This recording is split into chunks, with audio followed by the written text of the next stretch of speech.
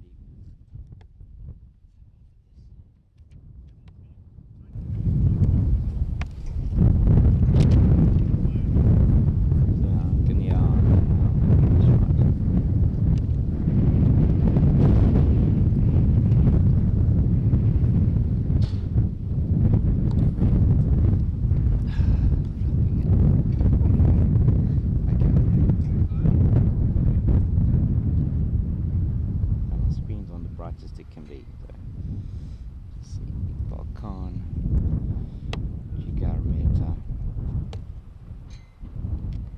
I don't know if this is the batting order. Sorry, not Gigarameta.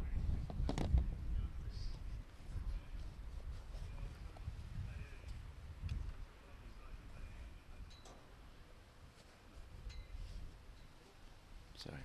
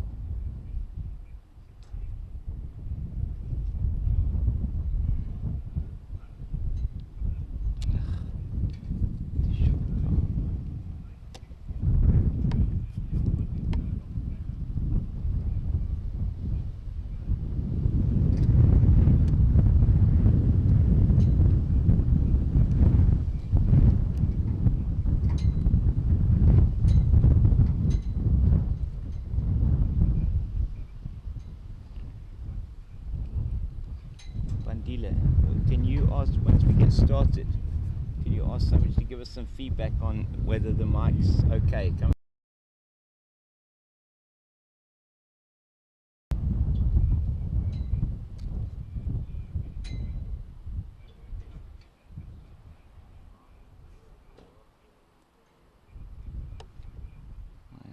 Kandwala.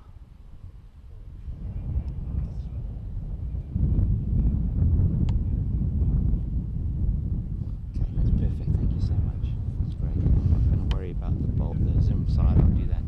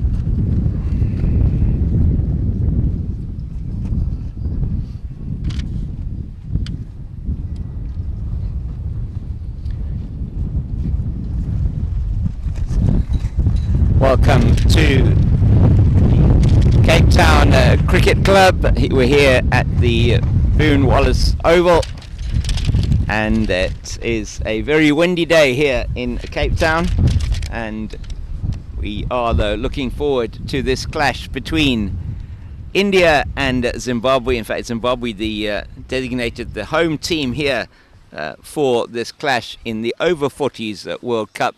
And apologies if you are getting a little bit of wind noise, but it's a very blustery Cape Town day. The southeaster pumping through straight into us here.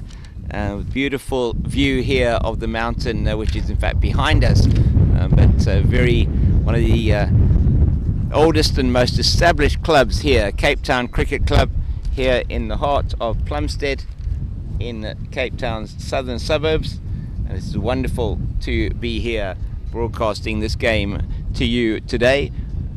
And just a reminder, you are listening to and watching the playoff for the 5th to 8th places. This is the team that finished 4th in Division A, that is Zimbabwe, against the team that finished 3rd in Division B, and that is India. And this is for a place in the final to see who is going to be taking 5th, 6th, 7th and 8th places. So whoever does not get through this game or loses this game today will be going into the 7 to 8 playoff, and whoever wins the game going to the 5th and 6th place playoffs. And really is a privilege to be here with the team from Pitch Vision, one of the main sponsors for this event. And I'm James King, the Cape Fox. And news from the middle here is that India have won the toss and decided to bat first on what does look like quite a dry pitch. It may take a bit of turn, we'll see once the game starts, but it does look like a dry pitch. The outfield is nice and dry, and should be potentially plenty of runs on offer here. It looks like it might be a little bit of a slowish pitch, but let's see how the game unfolds. And India, with some of their batters in really good form, will want to take full toll of deciding to bat first on this track. So just the news from the middle as well in terms of the team sheets is India have one change today from the team that lost to South Africa on Sunday, and that change is the wicket keeper Vijay Singh has been replaced by Saraya. Zimbabwe have 4 changes to their lineup that took on Australia at Groot Drakenstein on Sunday, and those changes to Stephen Trenchard, Bertie Erasmus, Mark Nicol and Robertson Chinyengatere, who are out, and in come Kingsley Went, Austin Corkin, Ray Buchanan and Sean Bell. And our umpires for today, who are making their way out into the middle now, is the South African Sadiq Meyer, a legend here in Western Cape umpiring circles, and with him a man who we welcome back from the Over-50s World Cup last year from the USA is Jatin Karveer. And we're really looking forward to the game getting underway very shortly, and we hope that you're going to enjoy this match with us here. This tournament organised by International Masters Cricket in conjunction with the Veterans Cricket Association of South Africa, and they are broadcasting this match on their website, VCASA. We also have it on the Pitch Vision site, and we hope that you're going to enjoy it, and on SuperSport, so as far as we are aware. So hopefully on whichever platform you are watching this at the moment, we hope you're going to enjoy the day with us. I'm hoping to have players from both teams in during the course of the day, and maybe even the club from the club here, a couple of members from the club just giving us an idea and the history of the club, and it really will be excellent to have them with us as the team here from Cape Town Cricket Club and organiser Roger Malt from the Veterans Cricket Association of South Africa are coming to give us a little bit of shade here. Thank you very much, gentlemen. This breeze, very, very hard, stiff breeze blowing today in Cape Town as the Zimbabwean team make their way out into the middle, and shortly to be joined by the Indian batters. And just to continue with that, the Veterans Cricket Association of South Africa bringing this broadcast, and it is proudly sponsored and brought to you by Sisonke Tourism and Events, and you can find them at www.sisonketours.co.za. That is SISONKE tours at .co.za, and also sponsored by Vita 24 Vitamin Boost drinks, and really have been wonderful to get their beverages here throughout the week. We're into the second week of this tournament now. Also brought to you with the visuals courtesy and sponsored by Pitch Vision, and finally one of the main sponsors, the Dragon's Peak Beer Company, and they have also been very good to the players here and everybody associated with the tournament. We just would like you to take some time, and we really want to say thank you to those sponsors. Further sponsors: cricket equipment sponsor smcricket.co.za, and then the communications from Softphone VIP. Really is a privilege to be here in the city of Cape Town, who are bringing you this tournament. So wonderful to have you with us, and it is going to be for Zimbabwe. It's going to be Pete Rinker who's going to be opening the bowling from the table mounted end. We'll try and get the ends for you. Proper naming convention for the ends from the club, as my papers rustle in the breeze here. And opening the batting for India, we have, just let's get to those players. We can see that it is number 7, Fakir Dongaria, and with him in the front at the top of the order, Ojas Mehta, who's going to be taking first strike, right-handed batter. Rinker's away from us. That's a good ball. They're just taking a little bit of swing away from the right-handed Mehta, and nothing to report into the gloves of Neil Ferreira behind the stumps. And just to say, I'm going to have to just get used to the 4 new players from Zimbabwe who are in the team today. But hope to get that up and running for you as quickly as possible. Got 2 slips for Rinker. That's played straight down to, I think this is Seeger in front of us, number 23. Tall man, is that Ray Buchanan? That is Stephen Seeger. Just trying to get my eye in terms of who the fielders are in the different positions here. We've got Austin Corkin here at mid-off. Another good ball outside the line of the off stump. So 2 slips, a shortish third man, backward point, short extra cover, and that is Arthur Healy. We've got a man at extra cover, we've got a man at mid-off, mid-on, and square leg. Nobody on the leg side backward of square. It's a 7-2 offside leg side field. Another very good delivery. Kept a little bit low there from Rinker. 2 left in the over, and so far nothing to report. Rinker, who was exceptional against Australia on Sunday, and took 3 wickets for 34 as Australia got into a little bit of trouble early on, but then recovered to post their total of just over 200. That's nicely played backward of square by Mehta. I don't think it's going to go all the way. It isn't, and it's cut off there. Looks like Mark Farrell on the to pick that up from the boundary, and been able to cut that down to just the 2 runs for India. They've opened their account, as has Mehta, and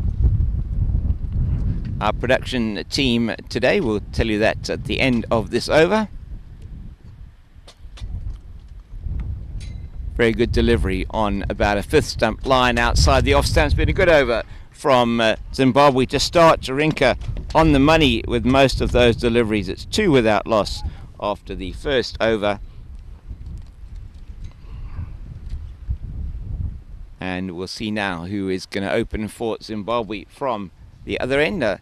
Sensing it might be Mark Farrell. We're just going to have a look at right arm pacer who did bowl on Sunday, and in fact I don't think it is going to be Farrell. No, it's not Gavin. No, let's just see. We'll see now when he turns around. It is Sean Bell. In fact, you didn't play on Sunday, so Sean Bell it is who's going to be opening the bowling for Zimbabwe from the eastern end of the ground, southeastern end of the ground here. We'll maybe call that the scoreboard end, the William Bartus scoreboard, and they have a manual scoreboard operating here, the old style where you roll the numbers over, I think it is, and we're looking at that scoreboard now, giving us that score of 2 without loss, as it is Bell towards us now, and that's down the leg side and will be signalled wide by umpire Karvir of the United States. And the first extra of the innings, just getting encouragement from his team members. It's a single slip, a man short at 45. He's bowled him! That's off the inside edge and onto the stumps. It dipped on him late. It did Dungaria and Zimbabwe, and Sean Bell get immediate reward, and that's the dangerous Fakir Dungaria that has to go. And he looked full toss. In fact, outside the off stump, he came forward to play at it, and I think we're going to be showing you. Have we got a replay on that one, Bandila? I'm going to show you that replay now, just as we see that delivery from Sean Bell. And don't have visuals myself of what you're seeing now, but just dipped on him, a full toss outside the line of the off stump, and he certainly seemed to get something on it as it cannoned into the off stump, and it is the dangerous Fakir Dungaria who has to go.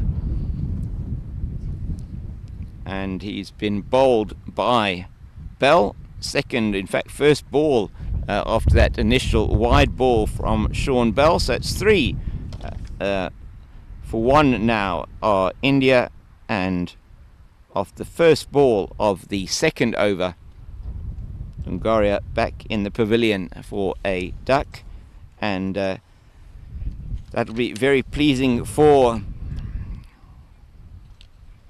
Zimbabwe to get a wicket early on. This batting lineup from India have been very successful. If we look at that, the captain, in fact it is now number 6 coming to the crease, and number 6 for India is Jitinder Diwan, who's at the crease now, right-handed batter, and Bell's into him again. That's down the leg side again, and there's a sort of half-hearted appeal as Ferreira takes behind. Yet another wide from Bell.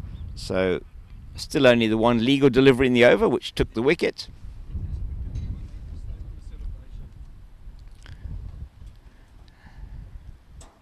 It's a better delivery, and he tries to cut that one, does Diwan, outside the off stump, and makes no contact. So Jita Diwan with JD on his back,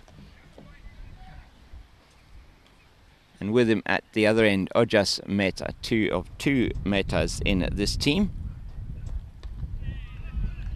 Jigar Mehta, who's been exceptionally good with the ball in this tournament so far, the opening bowler for India.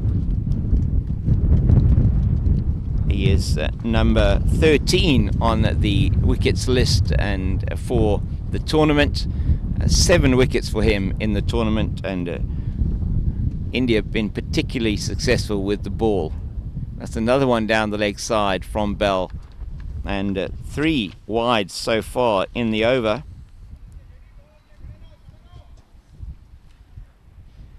So for Bell, we have a slightly different field. We've got a 5-4 leg side offside field. He's predominantly swinging the ball into the right-hander. Oh, and that's a beauty this time outside the off stump. So it's been a mixture of what can we say, loosish delivery, just trying to find with that southeaster behind him, Sean Bell, just trying to find the rhythm. Didn't play on Sunday, as I said, but into the team today.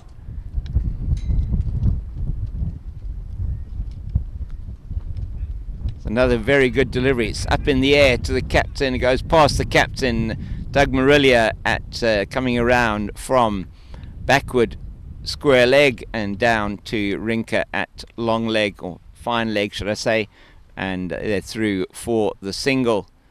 Single or leg by? leg bye signalled by umpire Karvir. So another extra to the score, so batter not yet off the mark, and that's the score moving to 7. So no runs off the bat in this over so far. It's the dangerous Mehta, Ojas Mehta, who is on strike. He's had a very good tournament so far. Ojas Mehta, he is number 10 on the run scoring list for the tournament. 5 innings, 196 runs with the highest score of 100 exactly. And wisely just lets that one go outside the off stump. It's the end of the over from Sean Bell. Successful one for Zimbabwe, and I think it's 6 for the loss of 1 India after 2 overs. So it is really a beautiful day here in Cape Town. Typical summer's day. Wind strong from the southeast, and they call it the Cape Doctor because it blows everything away, all the germs, everything else. So it really is the Cape Doctor blowing today. Very strong wind, as we see the batter Jitinder Dhawan, JD, taking his guard. That's a good delivery from Rinka. Once again, just angling away from the right-hander. So he's got 2 slips. That short third man. That's Sean Bell in there, short third. I think that's possibly. So we've got Gripper at gully. We've got Marillier in the slip, single slip position, and just trying to see who's in here at short extra cover. That's a very good. Oh, that's off the outside. It just drops short of Marillier in the slip. And he does good fielding there to prevent it going through. So some good work here from Rinka. And certainly on Sunday, we did see him bowling exceptionally well against Australia. The ball that he's got, the natural delivery that moves away from the right-hander, and then the one that actually does come in as well. It's going to be difficult to bowl that one today, one feels, and that's another great delivery and well left.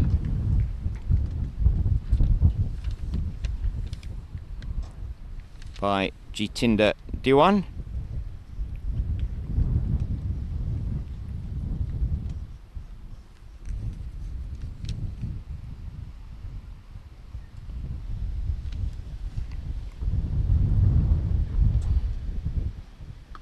Another angled out into the cover region, and that is Mark Farrell doing not only retrieving of the ball but also just of some plastic that is blowing across the field. Farrell is that? No, sorry, it isn't Farrell. We've got Farrell in an extra cover. I'll try and give you who that fielder is now. There's a full go at that, and it comes off the inside edge down to the man at square leg, and you can probably see in our effect in our cameras the wind is absolutely howling here today, so difficult to keep everything together in this wind. It's blowing pretty much straight towards us, so hopefully you can hear me loud and clear.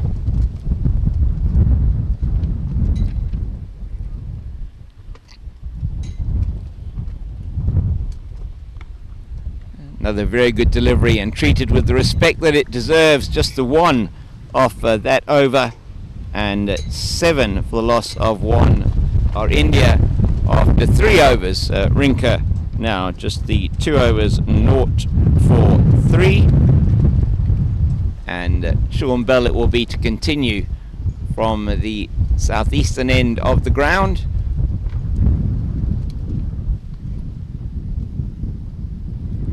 And we're hoping to have somebody in from the club a bit later on to give us some of the history of the club here, which I think we'll all find very interesting. I know at the opening ceremony before the anthems was giving some of that background for the club, and it really would be great to share that with you as Sean Bell's in, and that's much better from Bell. He's seemed to be finding his line and length now, just through to mid-wicket. Looks like Farrell we've got here in front of us at a shortish fine leg.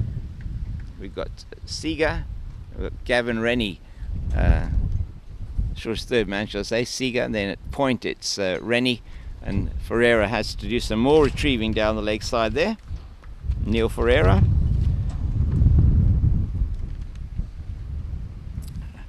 A man who has played a test for Zimbabwe and a long and distinguished first-class career as well.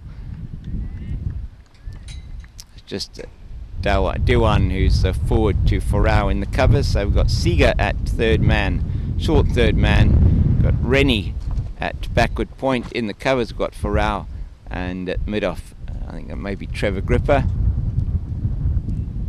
That's down the leg side once again, and that's over the leg stump, so not given wide by umpire Karvir.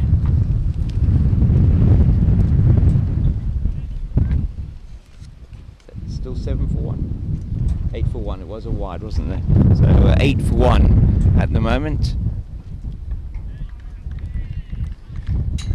Zimbabwean bowlers, and Sean Bell now, after that first over that he conceded 3 wides and a leg bye. So he in fact was 1 over, 1 for 3 so far. He's now into his second over, just conceded the 4 runs, nothing yet off the bat from Bell.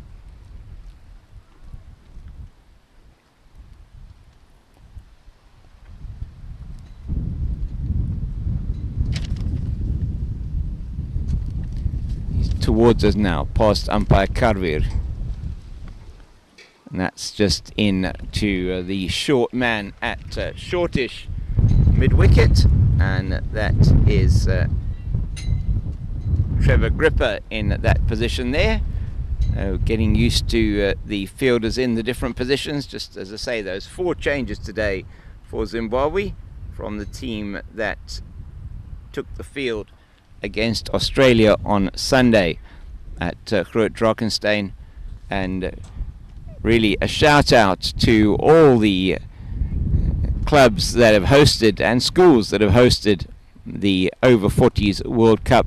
Really has been an outstanding event, and the clubs and schools around the Cape Peninsula have come to the party most definitely here.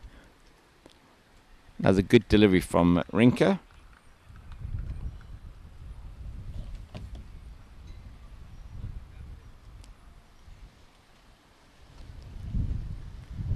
So it's 8 for 1 India into the 5th over. Into the 5th over of the innings.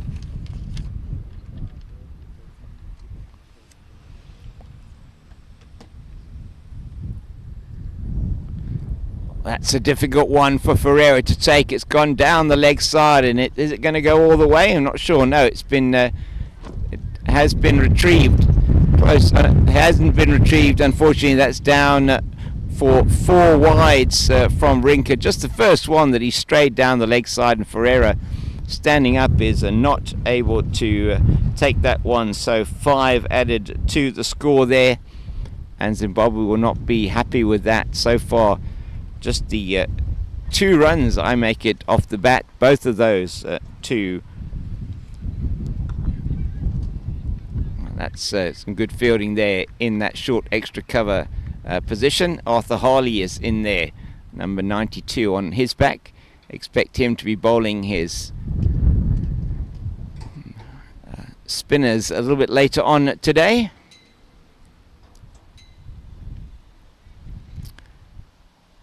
Has taken a number of wickets during the tournament for Zimbabwe, but Zimbabwe, their top bowler, in fact Simon Seeger, the first change bowler.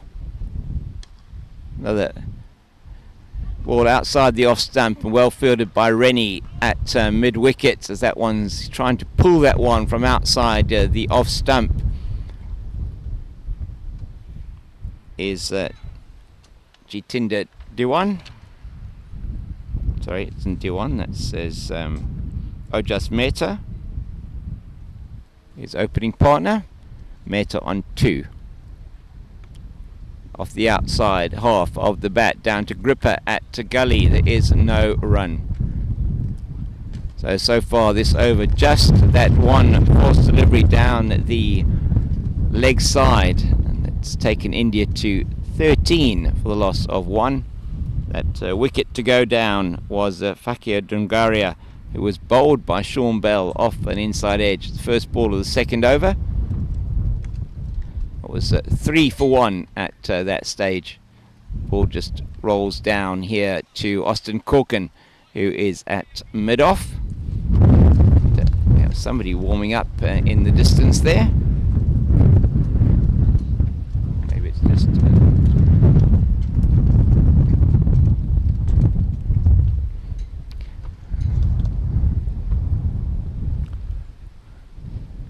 very watchful there is Ojas Mehta, man who'll be looking to add, hopefully for him, another big score. He has already scored a century in this tournament so far. So that 100 that he scored, I'll just try and get that information for you. That 100 that he scored in the win over Sri Lanka. We'll also go through just the tournament records of the teams so far in the tournament and the end of the over, and I make it 13 for the loss of 1. Is that right? 13 for 1, just confirmed by our scorer here, Labiba. Oh, that's a very good delivery from Bell.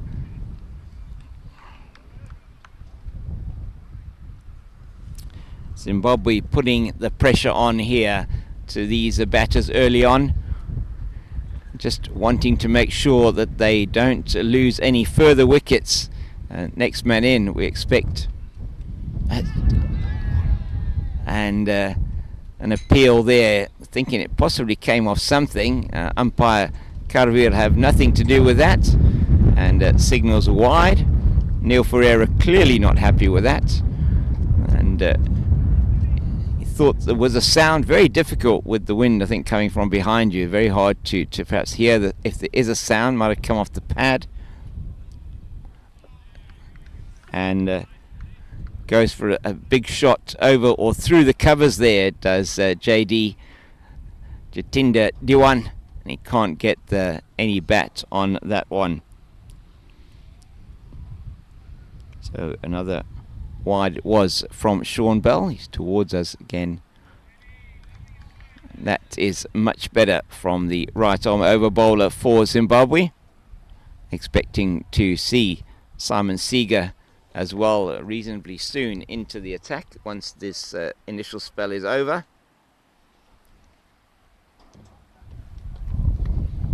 That's down the leg side again, and he is struggling today to get that line right. He's gone down the leg side a number of occasions. That's his 6th wide so far.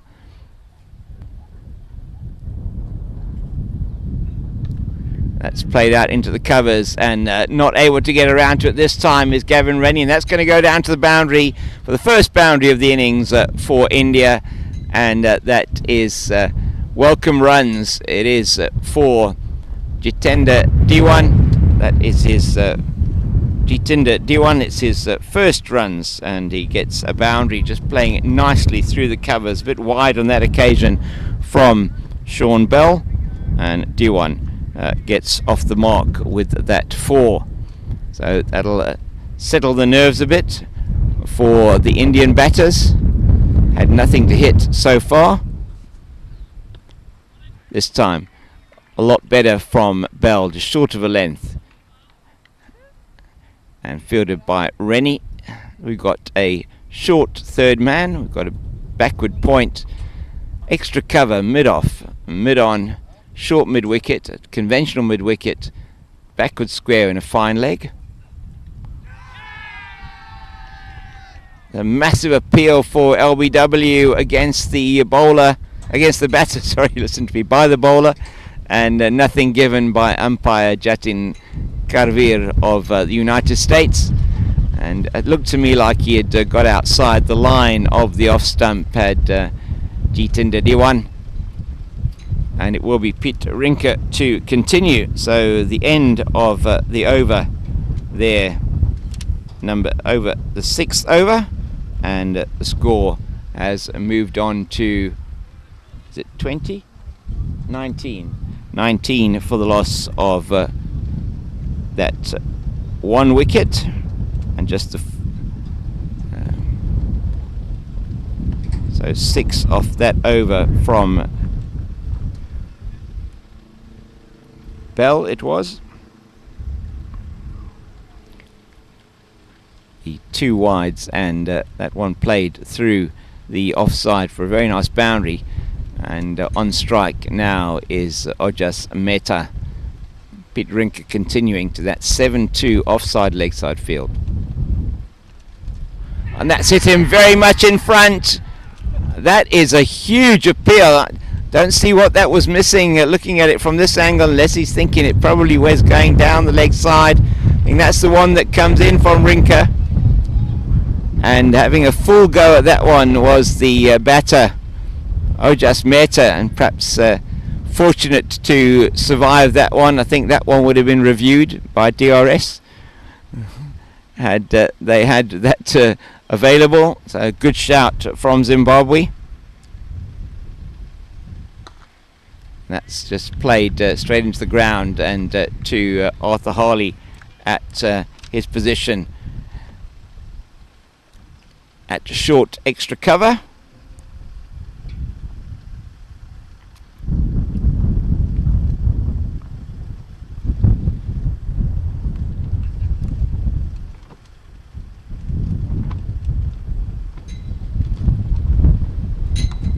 That's played into the covers, and fielding done there by Farao, who is in at conventional sort of cover position.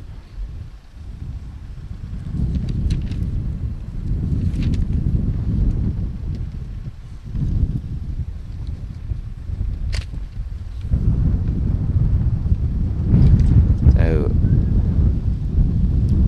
Rink in again.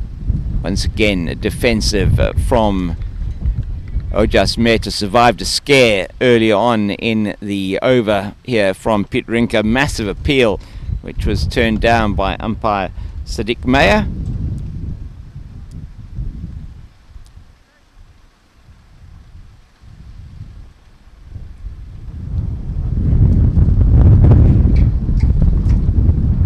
That one again down the leg side, but Ferreira does very well to stop this one on that occasion. So just the run for the wide as India moved to 20 for the loss of 1.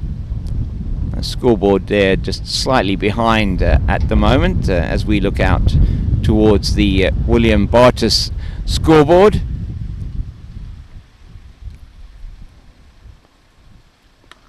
That's played very nicely into the covers, but Farao does the fielding after just 2 or 3 bounces, and played it nicely into his hands there at cover. And at the end of the over, and India are 20 for the loss of 1.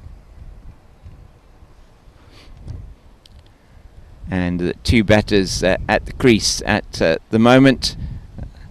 We have the opening batter Ojas Mehta, and he, I think, is on was he on 3, 2, 5? Okay, so it is going to be Jitinder Diwan facing number 06 on his back. Rennie comes around to field from his position at backward point. So slight change to the field as Sean Bell into his 4th over. That's a full toss again, and that coming around very quickly is the fielder at mid-off. And that is Kingsley Went, one of the additions to the squad today for Zimbabwe. So as I said, 4 changes for Zimbabwe to the team.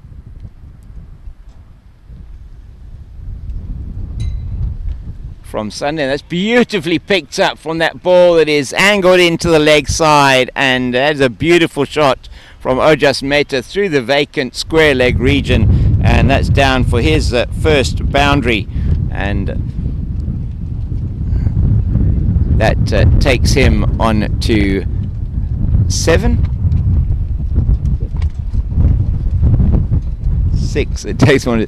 You can see that I can't actually see the scorecard at all from where I am, so hopefully you can see the score as it's coming up on your screen. And the scoreboard unfortunately is behind and is not displaying the batter's scores as Rinke does the fielding from that one. It was angled down the leg side, and just another run there for the batter Mehta. So it'll be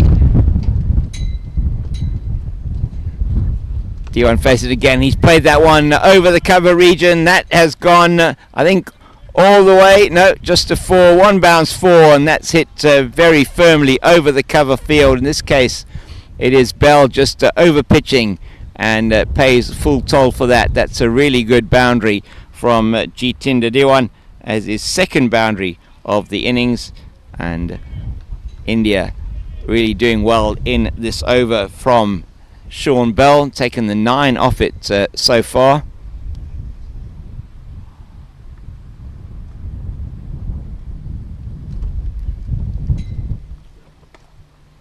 This one played into the covers. Rennie fields quickly, throws into Ferreira. Some good work there. Good shot, good fielding. Great throw into the keeper. It's the end of the over, and the score now for India has moved on to 29 for the loss of 1. Losing the first wicket in the second over it was, with the opening batter Fakir Dungaria, who was bowled by Sean Bell. So Bell has now bowled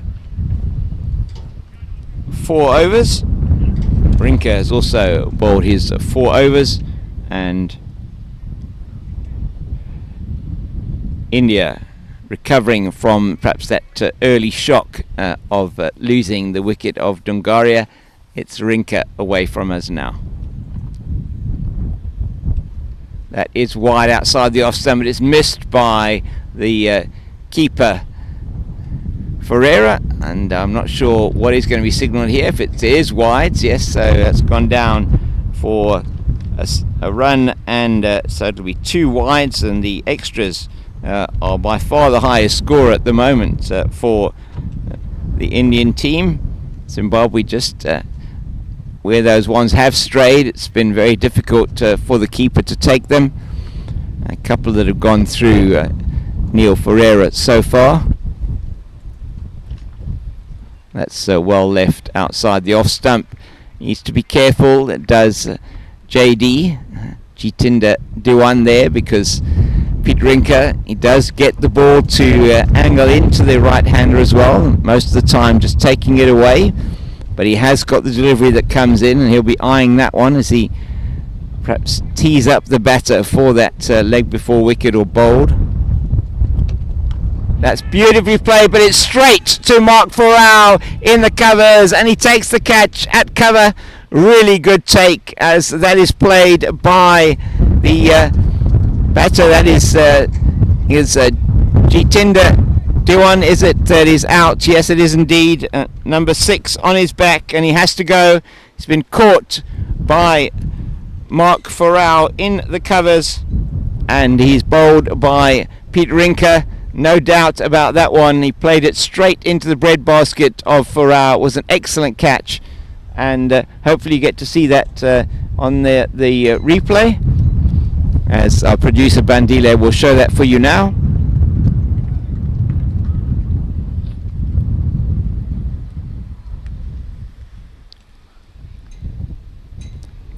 So India now at 29 for the loss of 2.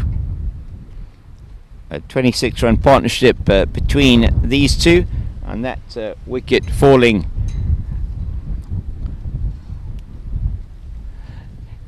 in the ninth over of the innings. And just a reminder that the power plays here in this competition work as such that you're allowed 3 fielders outside the circle in the first 15, 4 fielders in the second 15 overs, and 5 in the third 15 overs. And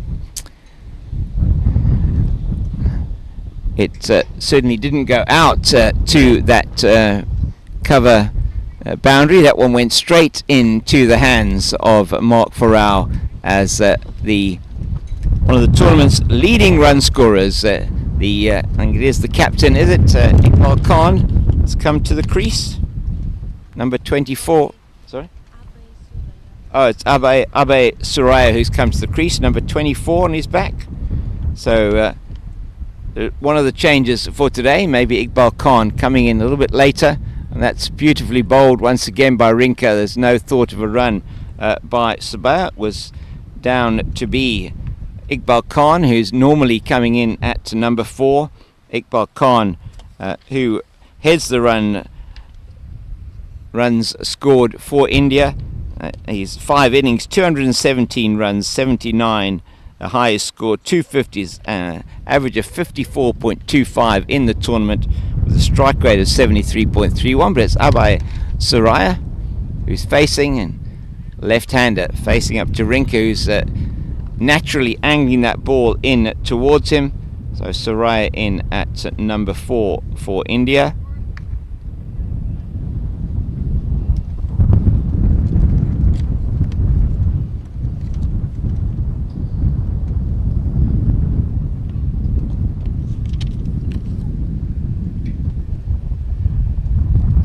That's a beautiful delivery, and again that one looked like, again, not given out by umpire Sadiq Mayer, and Zimbabwe there had the full choir going, and unsurprisingly, as it hit him, it looked like a very, very, very good shout from here. And perhaps you can make your own mind up on the replay, as Pete Rinka indicates that he would have certainly gone for DRS had it been available. But unfortunately we are not in a position to provide anything like that on this type of production. And that's another one that angles into him, and that's well fielded by Marillier at that wideish slip, and a successful over for Pete Rinka. And I think that may well have been a wicket maiden. It's still 29 for the loss of 2 now. 32 for 2. Sorry, 32 for 2 it is at the end of that over. Apologies that from a score point of view I'm not able to give you the scores at the moment. It's just very difficult for us here with the wind. We cannot put our laptops on the table. They do get blown away, so we hope you do understand. I'm going to try and get an updated scorecard for you that I can follow to make sure that I'm updating you correctly with the information.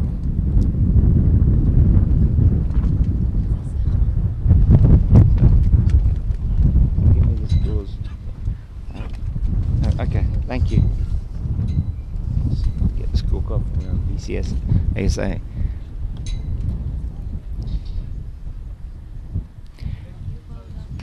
Is it a change of bowler? No. Yes, looks like is it a change of bowling from the? Yeah, it's number 13. That's Ray Buchanan that has come on to bowl, so replacing Sean Bell. Bell's lost over, quite an expensive one.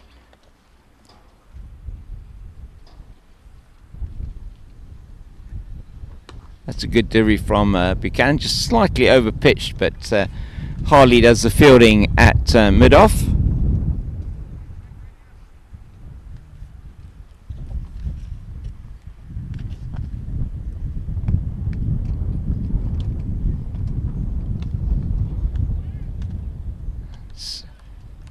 Played out into the covers, but straight to the man at a wideish sort of extra cover position. We've got shortish third man backward point, extra cover, or cover then extra cover, and that's played out into the deep.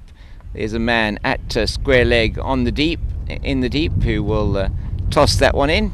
very strong arm from that fielder out in the deep, as they will change now for the left-hander. Buchanan into his first over. So it is going to be Abai Sunil Saraya. Abai Saraya on strike, yet to get off the mark. And he's faced 4 deliveries so far. Buchanan into the 5th ball of his first over. That's down the leg side, and it's been angled down. It's going to go down fine to the fine leg boundary, and that is a 4, just straying a bit down the leg side with the left-right combination. And that is the first boundary, and he's off the mark, is Abai Saraya, with that boundary down the leg side. So Buchanan's just straying a little bit. That one is played nicely down to deep backward square and tossed in very strongly. I think that's Sean Bell on the boundary down there. So Buchanan's first over comes to an end, and he's conceded the 6 off that over, as India now move on to 38 for the loss of 2 after 10. The 2 wickets to fall. Fakir Dungaria, who was the first to go without scoring, he was bowled by Bell of his first legal delivery. He bowled 1-2 down the leg side, and then he got the 1-2, just a full toss outside the off stump that was played on by Dungaria, and that was when the score was on 3, and the second man to go was Jitinder Diwan, who was very well caught in Pete Rinker's last over off the bowling of Rinker, caught by Mark Farrell. He scored 10 of 27 balls. Oh, that one absolutely bends around. That one, my goodness, the amount of swing on that as it went through to the wicket keeper. You probably saw it kept low and swung prodigiously from outside the off stump to the left-handed Saraya.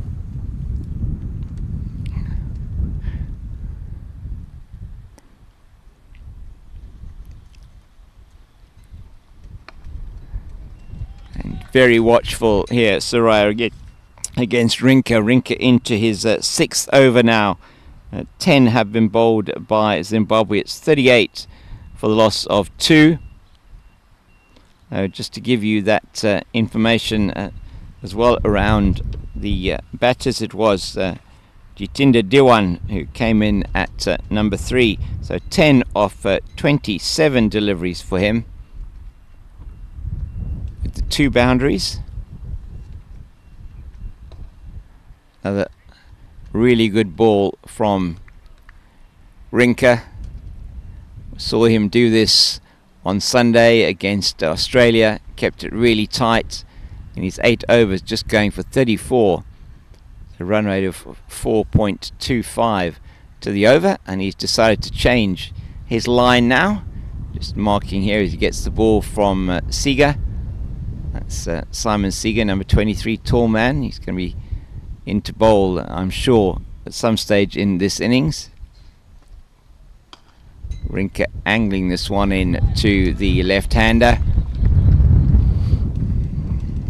It's got the beautiful that in drift to the left-hander. He does have the one that can go away. It is more the surprise delivery. His stock ball is the one angling into the left-hander or away from the right-hander.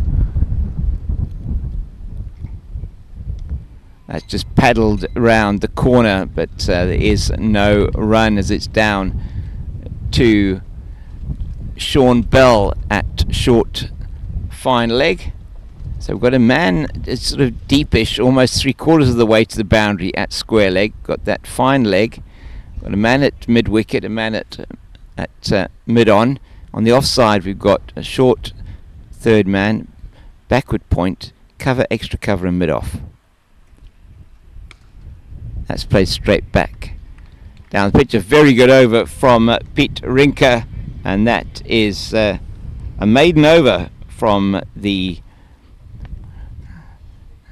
Zimbabwean opening bowler, man who's played 18 one-day internationals, did play in the past 18 one-day internationals for Zimbabwe, known to be a very hard-hitting mid-order batter and all-rounder, and it's been a stalwart for Zimbabwe in this tournament. Has come here from the UK, where he is based, to play for this Over-40s team, as Ray Buchanan comes in against down the leg side, and but got something on it, I think a pad. Umpire Jatin Karvir of the United States not calling wide, and Buchanan will be happy with that. So it's Mehta on strike. He just aborts there as he's on his way in, just perhaps lost his run up. He's bowling to Ojas Mehta on 8 of 26 deliveries, just the one boundary so far. A lovely shot that he played over the leg side for 4.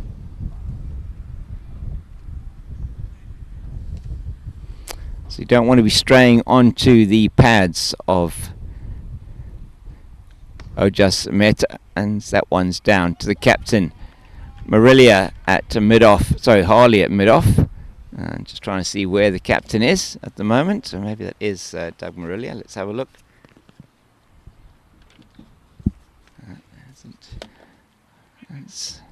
That one is wide outside the off stump from Buchanan, called as such by the umpire. So that's his first wide. So you do feel that the spinners for Zimbabwe, Marillier, Rennie and Harley, may have something to say later on, as that's into the pads of Mehta. I don't think that's going to be a run. Just wait for the signal from umpire Karvir, and he signals leg by. So another leg by to the total, another extras. I think they've got by far the highest total so far of this total of 39 for the loss of 2 for India.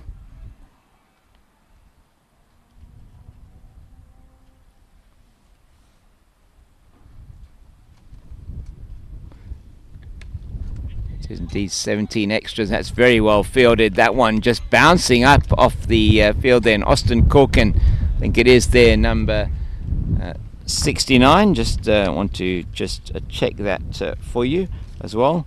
It is indeed Austin Corkin, one of the 4 changes today for Zimbabwe. Ray Buchanan, another change, is in towards us now. Straight to extra cover, and the pressure continuing here from Zimbabwe. India now at the end of 12 overs, sitting on 40 for the loss of 2. And 2 overs now that have gone past with just the 2 runs scored.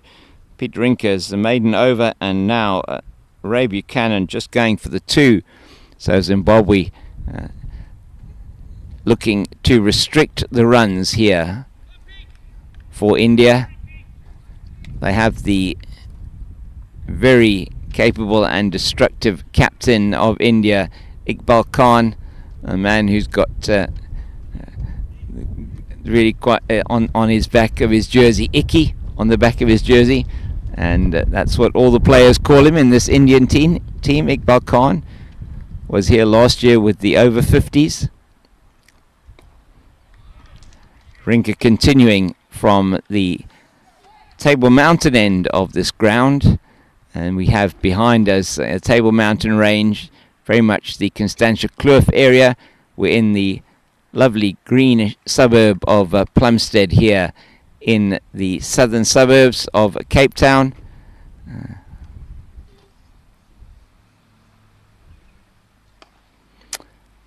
Once again, nothing to report. Just Farao, who took that good catch earlier on to take the wicket of Jitinder Diwan.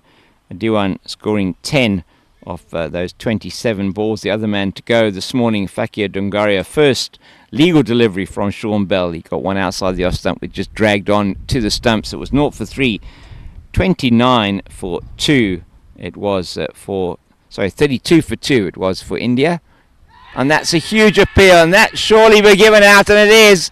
So he gets his man finally, does Pete Rinker. Umpire Sadiq Mayer on the third attempt by the Zimbabweans, maybe it's third time lucky, is putting up the finger and saying, I'm afraid that one was going to go on and hit the stumps. And we'll take a look at that again for you now, as umpire Bandile produces the replay and just angling in to the left-hander, and he has to go.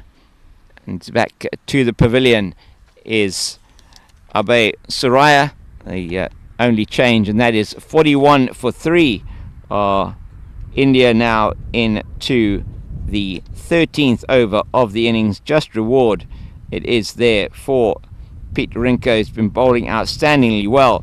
It's his second wicket, and that of the left-hander Abe Suraya. And coming to the wicket now looks like the captain. It does. Iqbal Khan, a man who's been in fine form with the bat, number 05, with Icky on his back, and he'll be coming in at number 5. So number 5 coming in at number 5, and 41 for 3 after 12.3 overs are India, and just a partnership of 9 between Suraya and Mehta. And now India have their 2 best batters of the tournament at the crease.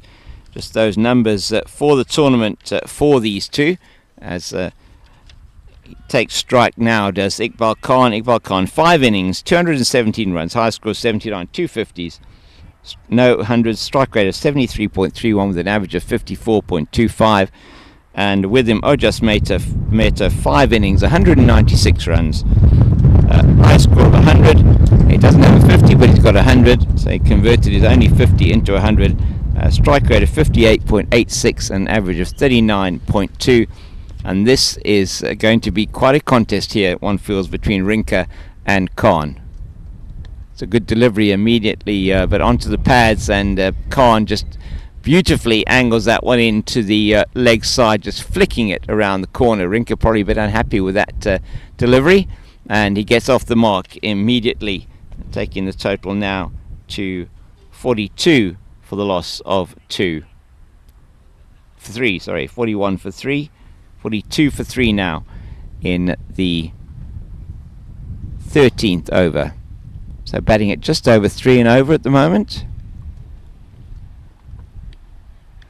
Taken well there behind by Neil Ferreira, standing up to the stumps. And those of you watching and listening, perhaps, just Ferreira, we noticed this in the match against Australia as well, just trying to make sure the batters don't advance down the crease to the medium paces, to try and hit them over the top and sort of make a for them to have to make an adjustment to their length particularly. And that's why, because Rinker's been very much on that line and length outside that off stump for most of the innings so far, for a lot of the time bowling to a 7-2 offside leg side field. The end of the over for India, 13 gone, 42 for the loss of 3. So another successful over from Pete Rinker, just the 2 runs off it and another wicket. And his analysis at the moment looking outstanding at 7 overs, 1 maiden, 2 for 12. You cannot ask for better if you're looking at your opening bowler. And going to be Buchanan, is it, to continue, or is it a change of bowling? No, it is going to be the bearded Ray Buchanan to continue. Ray, who spent some time with me on Sunday at Groot Drakenstein on commentary, was really good to have a couple of the Zimbabwean. And he got him! He's got him! He played it straight back to the bowler. My word, Iqbal Khan is gone. And India's top batter just plays it straight back, and Buchanan does a bit of juggling there, but then he takes the catch. That's a huge wicket for Zimbabwe. And he's just looking to the skies as Iqbal Khan. He's thinking, what on earth did I do that for? It's just a huge wicket. We're going to give you that replay now. Bandile, our producer, just looking at that and going to give you that replay now as you see him just plays one that perhaps stopped on him slightly too early on the shot, and a bit of a juggle from Buchanan that you would have seen there, but he held on to it, and I'm sure grateful that he did, and that's a huge wicket for him as India lose their 4th wicket with the score on 42. So it's 42 for 4 now, just a partnership of 1 between those two, and that wicket falling off the first ball of the 14th over. And now it is number 4 for India that is coming to the crease. Iqbal Khan's numbers. He was caught and bowled by Ray Buchanan for 1. That's that lovely flick off his pads, and he has to go back to the pavilion as it's number 4 now for India. Viral Amin, who comes to the crease at number 6. Cannon's into him, and he just plays it to Harley, who comes in from that short extra cover position. Zimbabwe with their tails up now. Lots of clapping going on out there. Very, very happy with that dismissal. We got a 5-4 offside leg side field for Buchanan. And Amin just behind that one. So Zimbabwe with their tails up. India batting at just a shade over 3. In fact, the shade under now will be at the end of this over. Will be 3 runs to the over. And they've lost 4 wickets already. That's just slightly in the air, but there's no run there. Sorry, there is a run there as the man comes around. That is Kingsley Went, number 77 on his back, who is at mid-on.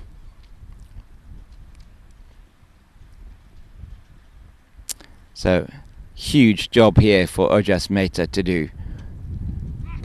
In fact, for both of them, and that's to the captain, Marillier, at mid-wicket.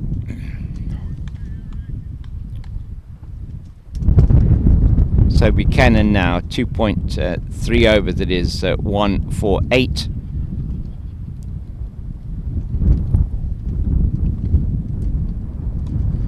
Oh, it's just bouncing short of the man in at extra, at cover, just at a conventional cover, and they take no run there. Ojas Mehta surviving. Another one that perhaps stopped on him as Mark Farrell does the fielding in the covers. And we have walking here in front of us Mark Nichol. Hopefully Mark's going to come and join us for some time here. That's great. So I'm going to just move it across slightly. We're going to need, have we got another chair here? Oh, there we have. We have got one. It's blown away into the nets behind us. How are you doing here? Yeah, very good. Thank you, Mark. We might have to get you to come a bit closer to the microphone. But 100%. With the wind blowing, but hopefully everybody can hear us. It's fine. I think we're good. Wind coming through quite strongly from the southeast, and a fantastic start for Zimbabwe. It has been, hasn't it? Pete on for what's now his. It's on now for his 8th over. Yeah, 8th over. He's taken 2 for. Should get those numbers for you. Sorry, I've got the wrong scorecard up in front of me. Into bowl here, number 43 on his back, drifting it with the wind. Yeah, away from the right-handed batsman. And that's his stock delivery. He does have the one that comes in. That's it. And he's certainly with that delivery that finally, after 3 very convincing appeals, got the 3rd one from umpire Sadiq Meyer. It was certainly DRS, I think, would have been called upon, perhaps in at least one of the other ones, had they had DRS. But he's been bowling exceptionally well. Drifting it again there, quite full to the bat. I think there's been a few mistimed drives, haven't there? There have been a few mistimed drives, and I think that one from Iqbal Khan that got his wicket off Ray Buchanan in the previous over just stopped on him a little bit. It is a slowish wicket. He didn't come on as he had expected, and just a good catch, really. Bobbled with it a little bit, but managed to take it, and that's a huge wicket. Iqbal Khan's been in fantastic form with the bat. during this tournament, and the other man for India, Ojas Mehta, who's there at the crease at the moment, number 99 on his back, has been the other man who's been in good form. He's got 100. He managed as well against South Africa. I think he batted slowly, but was sort of one of the mainstays of their innings there, together with the captain. But they struggled to 121 for 7 on Sunday against South Africa. Wow. It's down the leg side, off the pad, but Ferreira does well to get around and just parry it around the corner, almost goalkeeper style. Sounded like it came off the pad. In fact, I don't quite know what happened there. That definitely came off the pad. I'm with the umpire on this one. I think the bat hit the ground on its way did it? through, Okay, sorry. Okay, yeah. so that looked low. Well done to the umpire. Thanks very much for that, worries. Mark. Great to have Mark Nicol with us. Mark, who's on a rest day today, and his eyes were certainly sharper than mine on that one. Well, I think benefit of the doubt to the umpire. Absolutely, right? You have to give the benefit of the doubt to the umpire. They're the men out in the middle. They've got the much closer view. We're sitting about 60 meters away from there, so he's got far closer view. Just 20 meters between the stumps on the two ends. 22 yards is a cricket pitch. And Pete Rinke in again now, drifting it nicely away from the batsman. That's a great length there. Yeah, he's been bowling it almost on the button. Yeah, we were saying South Africa used to say on a ticky. There we go. Yep. What was that? Half a the cent? old coin. It was. Yeah, I think it was half a cent. Yeah, maybe in England they say on a sixpence. I don't know, but it's certainly been bowling outstandingly well, and you feel that will be bowled out for his entire 9. He's really looking into he's really looking into his work here. He has been almost from ball 1. Yeah. Another outstanding over from the right-handed paceman Pete Rinke, and that is 2 for 13 now. It is after 8, and we're going to have a drink now for the players, and we'll have a bit more of a chat with Mark. So yeah. Raymond Buchanan taking that caught and bowled wicket back at him. He's taken some blinding catches. That's his 3rd, if I'm not mistaken, in this series. He ran in, I think both were deep extra cover catches, if I'm not mistaken, before. Fantastic. Ran in from the boundary, and in his full sprinting run took a catch, and then did a very similar repeat of that a couple of days ago as well. And so 3 catches now from Ray Buchanan. The man's been working very, very hard at his fitness and his game in Chigutu, which is a very small farming community just south of Harare. So That's to all wonderful. those from Chigutu listening at the moment, Ray Buchanan taking a catch, caught and bowled, carrying on his good form. It's been really outstanding, and a key feature for me of the tournament has been how good the catching's been outstanding. I've seen some incredible catches. I mean, there's one that we saw on Sunday to Zimbabwe's detriment it was, but the couple of good catches. The one from Justin Poole, who just took a very sharp one-handed catch at short extra cover, and then the other one was on the boundary when Grant Milbank took running at full tilt around the boundary, took a great catch in front of the sight screen. So we've seen a couple of other outstanding catches. South African fielding as well has been really, really good, and a couple of good catches there in the matches that covered there. And certainly in talking to a number of the players, saying that fielding, they believe, is something that's going to make a big difference. So I'm not sure what your view is on that. Absolutely. I think fielding is a full product of the fitness and whether you're up for it. And this tournament in its makeup is a big test of that. Cricket has that element of endurance to it. Yep. This tournament certainly brings it out of you. You're over 40 now, and you are being asked to play essentially 7 games in about 10 or 11 days. It's a big ask of the bodies, and that's 45 over cricket. So fitness and the build-up for this tournament has been a big focus for many guys. Everyone's a little bit fitter than they would have otherwise been coming into this. Still a few kgs to lose in some cases. I would have loved a few more kgs off, but it's been a great test of that skill. It's certainly seen the teams working exceptionally hard on their fitness. Many of the teams, if not all of the teams, having a nominated fitness, either a player that's in the team or that they've got somebody in the touring party that's helping them with the fitness, maybe a youngster, but certainly nominated players or people in the team that have been helping them with that. So really it's great to see the work that the guys have been putting in. And just a reminder, as we're chatting here to Mark Nicol from the Zimbabwean team.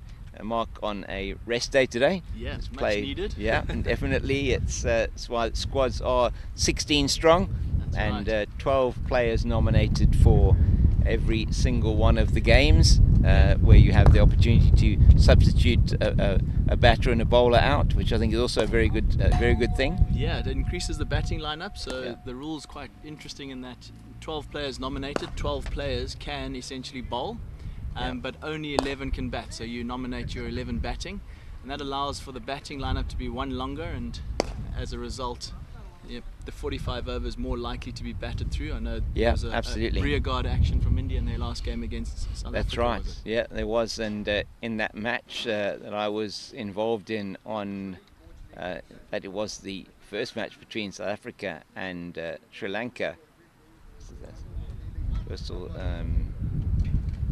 That Sri Lanka reduced to 80 for 8. Oh, wow. Ended up with 182.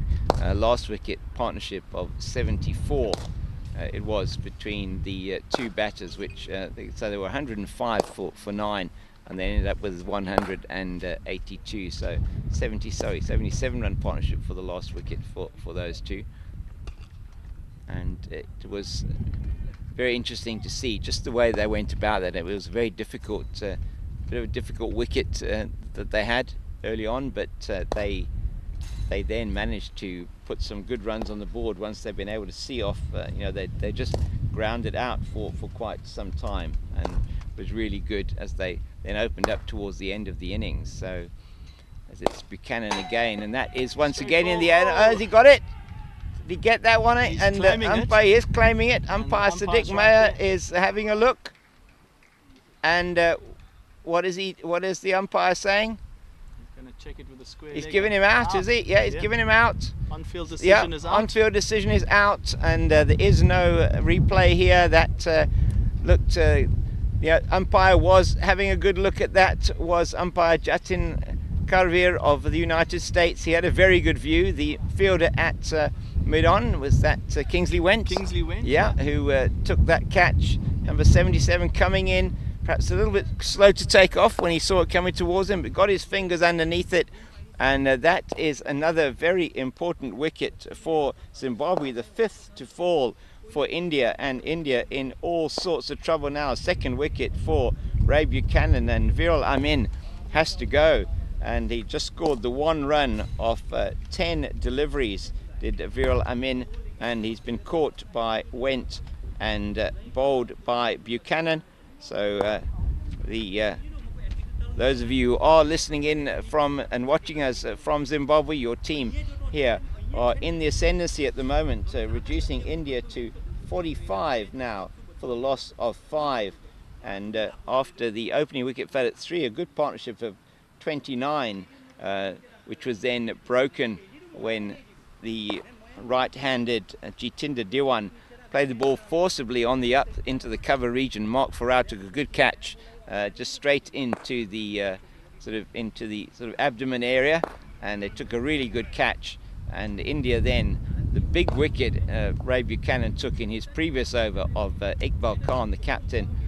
That's a nice delivery to the new batter, and a new man at the crease. Number 28 is, let's have a look at that, Paddy. Is it? Got Paddy, Pradeep it is. Okay, we'll get that now for you. Pradeep Kumar Kshir Sagar, he plays that one very nicely through the offside. I wasn't watching that one, so I was looking at my notes. Full toss outside off stump. Very good line from Ray Buchanan, just the wrong length. Full toss outside off, masterfully cut backward a point for 4 runs. And very good. So Pradeep is off the mark with that boundary, and boundaries have been very, very hard to come by for India today. Just a testament to how well the Zimbabwean bowlers have been batting. So Pradeep Kshir Sagar is off the mark, and it's the 5th boundary of the innings for India. Takes their total to 49, and we're into the 16th over of the innings. nearly at the end. In fact, we are at the end now, the 16th over of the innings. It's now 49 without loss. We're into the second power play. It's 49 for 5. I said without loss for 5. It is. And just losing my train of thought there for a minute, trying to update my scorecard. Pete Rinke it is that has done so incredibly well, and he's back in for his last over of his spell. And Rinke's numbers so far: 8 overs, 1 maiden, 2 for 13. Incredible stuff after his 3 for 34 against 32 against Australia on Sunday. And he really has pulled out all the stops today, hasn't he, Mark? It's been great. So Pete will be looking forward to what's to come after this over. It's yeah. invariably his turn to come off the field. Yes, he'll walk straight into our physio's room and be given the once over. Right. By our man on the job, Jamie. Jamie's Excellent. kept the team together. Wonderful. Pete will be on the bench face down and have his yeah. glutes probably pinned. Yeah. And he'll pull himself towards himself to come back and do a fielding spell after 10 overs. So Pete into his last over here.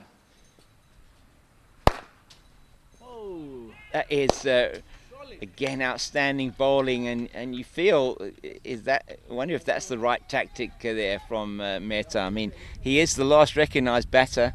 We're only 16 overs into the innings. We've still got nearly 30 overs left, and it's an aggressive shot coming down the wicket. Though the keeper was back and he is now up. So yes, which makes sense. That's exactly what we're talking about earlier on. Is with Rinke's line and length.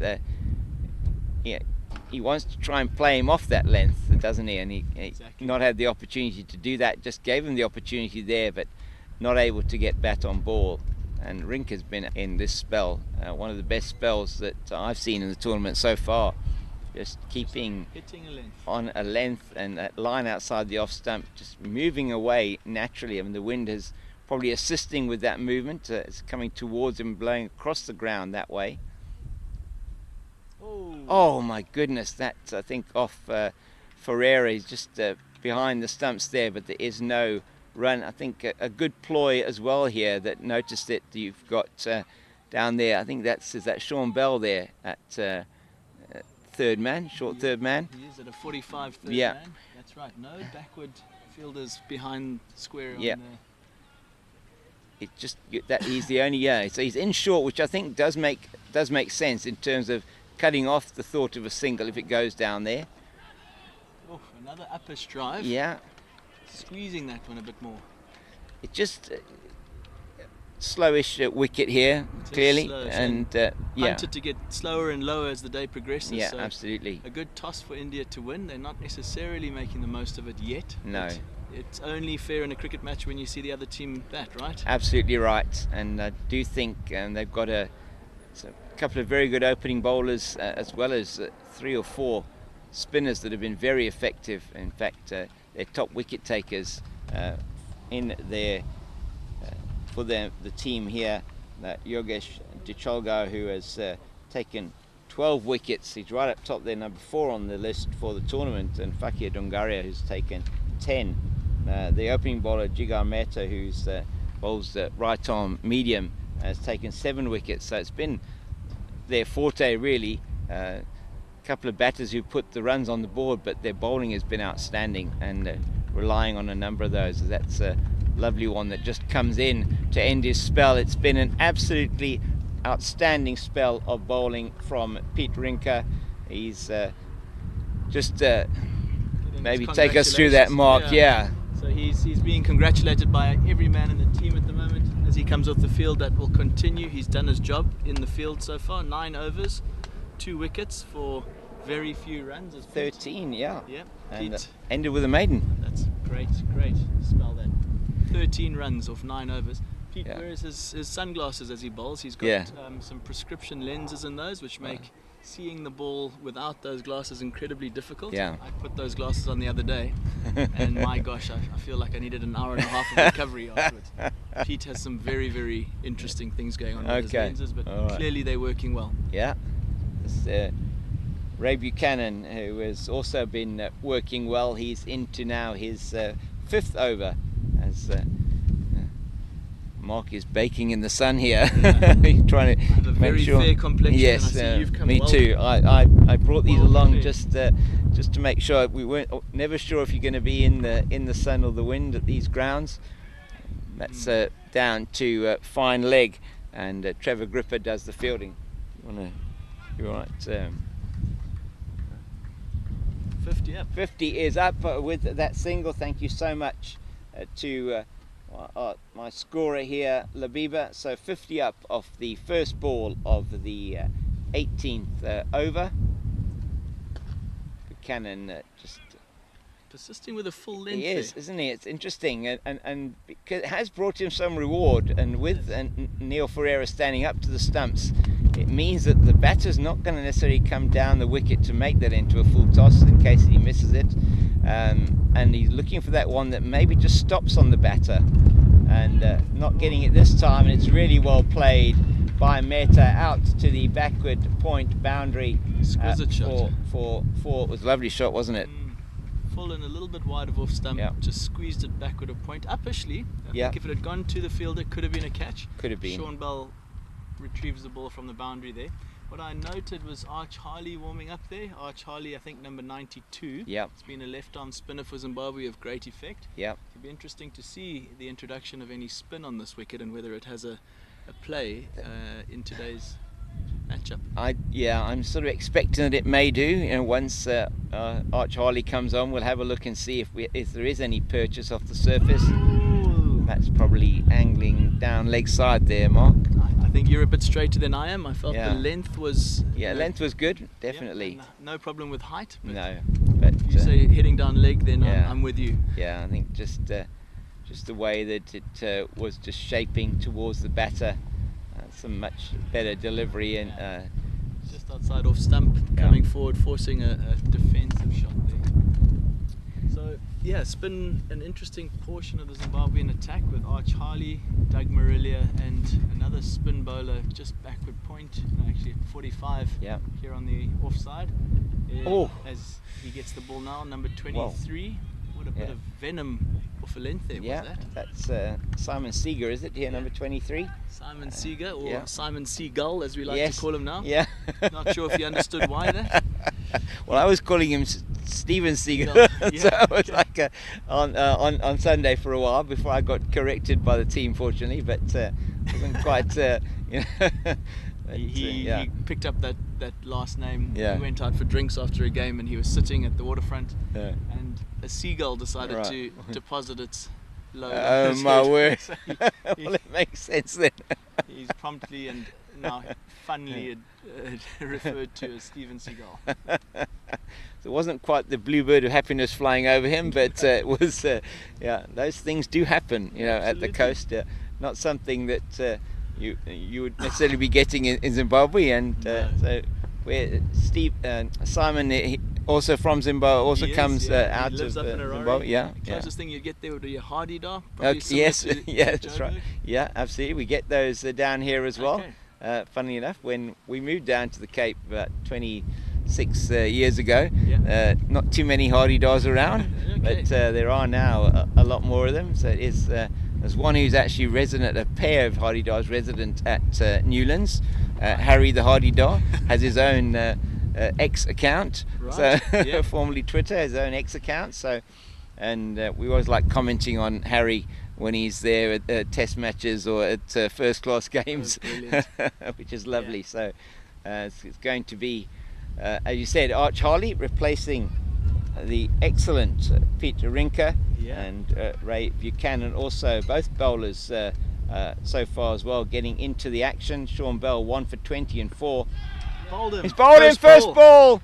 My word, the Arch strikes first ball, does it? Yep. My goodness. He bowls an incredible Yorker and he's gone first up with that. Into the wind, I was going to mention the wind. And it seems to have dropped out of the sky. Yes, it has dropped a little bit. It was certainly a lot stronger earlier on, and we'll see that replay now from our producer Bandile in 3, 2, 1, and now.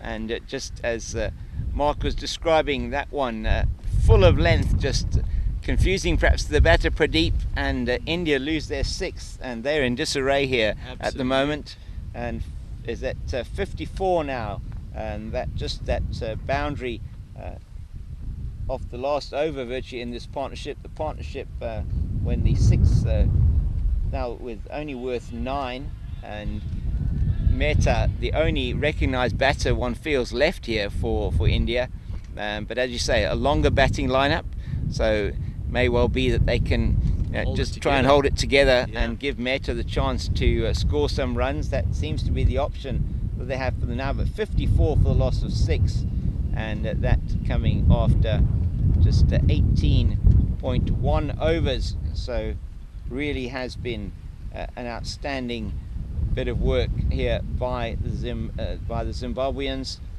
and just quite something seeing how these wickets have fallen. So another one gone bowled. That's the second wicket that is down bowled, and I'm trying to keep pace on my handwritten scorecard here.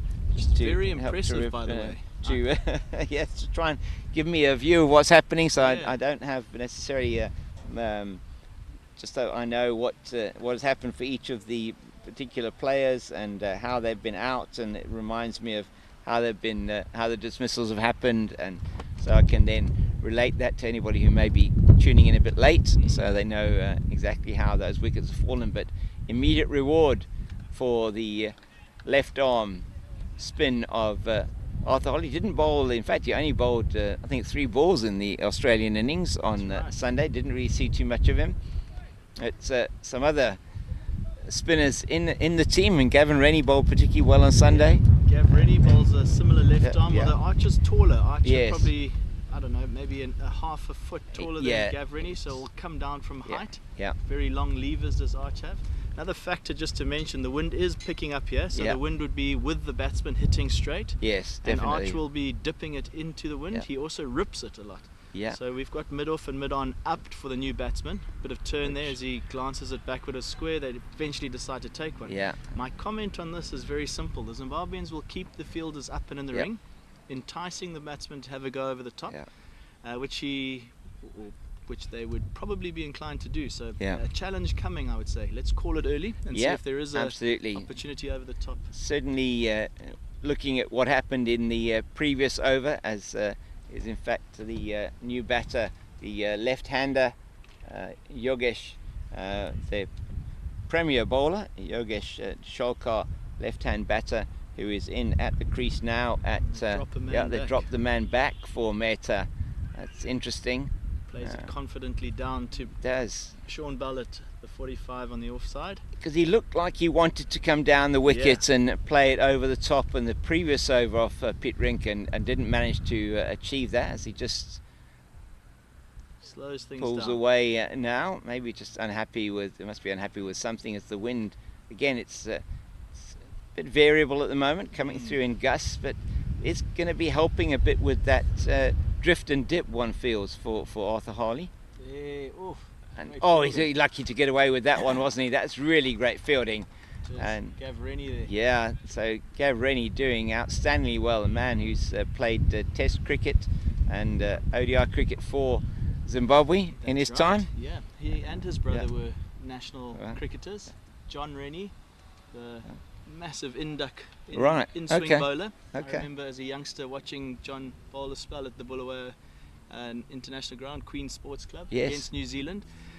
John Rennie bowled, I think, his 10 overs on the trot, so a bit like Pete Rinke, for very few runs, maybe got 2 or 3 wickets for about 21, 22. Fantastic. And I remember watching the highlights afterwards. He bent it like Beckham, quite frankly.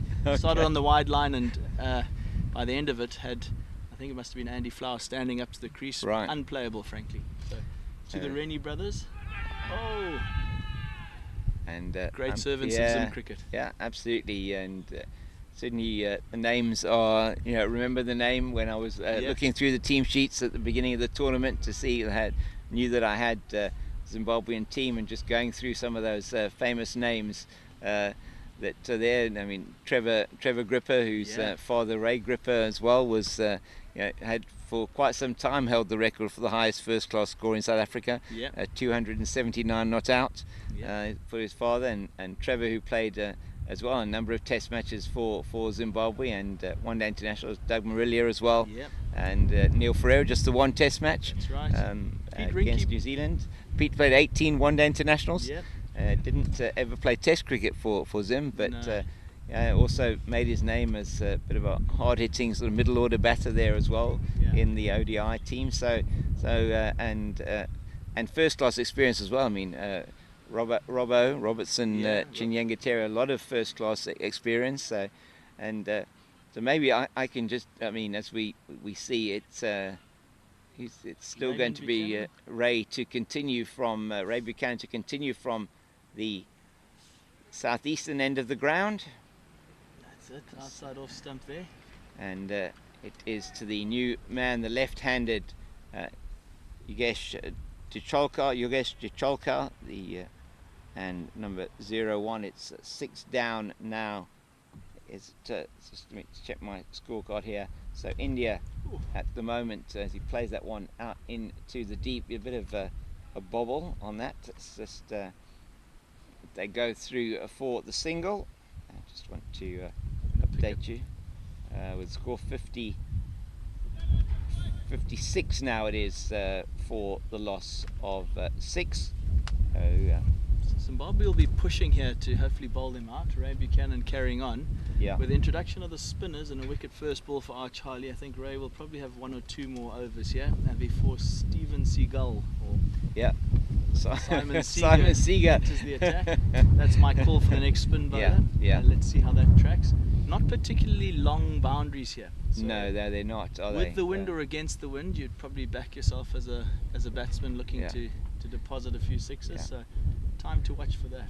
And certainly you would be looking, as you were saying earlier on, so just wait for this delivery from Buchanan. It's again nicely bowled, and he is pitching that up, isn't he? He's looking for the one that just sort of stops on the batter.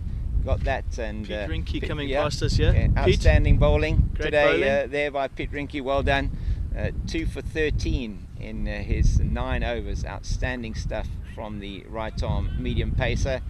And so just while I've got you on the microphone, just in terms of Zimbabwe and the different provinces that play cricket there, I know that now there are different names for some of them, Tuskers and Rhinos and Southern Rocks, I think it is. But a few franchise names. Yep.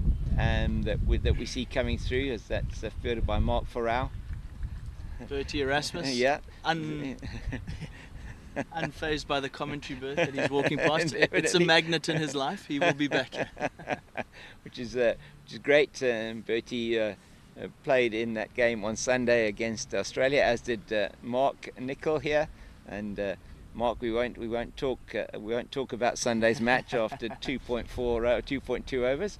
But that ball just slipping out of your hand a couple of times there. It was sticking in to begin with and then slipped out, I'm afraid. So my apologies to the Aussies, but was hoping to make amends with the bat towards the end, which we weren't either able to do. No, it was Charlie continuing here, and there's no sticking or slipping of that ball, is it? Not at all. On a string to begin with. Absolutely, and getting a wicket with his first delivery, and getting the wicket of Pradeep Sagar, and Pradeep with Praddy is on his back. Had to go back to pavilion, clean bowled with a lovely Yorker first up from Arch Harley, and he's now got the left-handed Jacholka on strike. He flights that one up nicely, just played into the leg side. There's good fielding there, Sean. Athletically, Sean's one of those people in the team. He opens the bowling, an incredibly fit man, likes a game of golf, played good golf yesterday. Oh, good. But he has a career in cricket coaching. He's a well-regarded international man of coaching. I wish I had a bit more of an apt name for it, but he does a lot of the fitness for some of the teams. I think he's done spells across the world. Right, fantastic. First with Zimbabwe and then with several other teams. So we've benefited from that as a team of old and aging individuals. Sean's kept us pretty limber.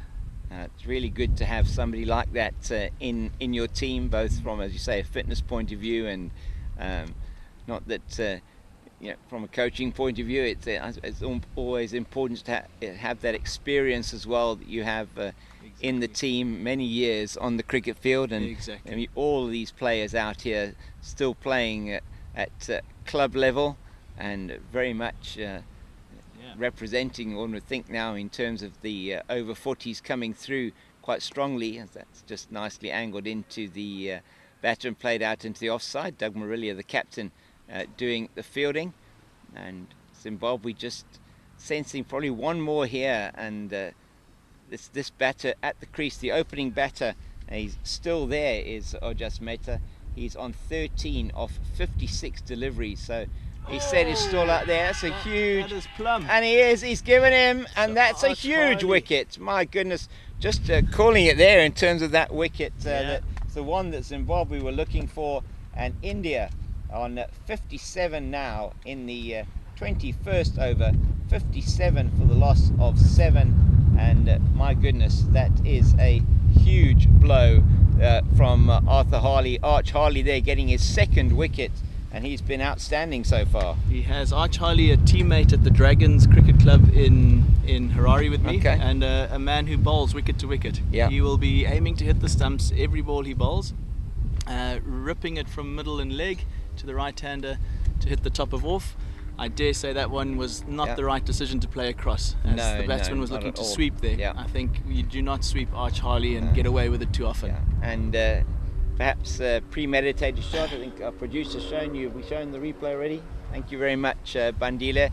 Just to explain why I can't tell you whether we're playing the replays or not, is because we are sitting outside under a cover here, and the wind is pumping through. So unfortunately, the monitor that we have does have to be restrained to keep it on the table, so it's not able to be put here in front of me. It's with the producer, and we're not able to get our set up such that we're able to be next to the producer. So it's been outstanding bowling from Harley so far. His 2nd wicket, he's just got the 1 delivery left in his 2nd over, and so far after 1 over and 5 balls, he's now taken 2 for 2.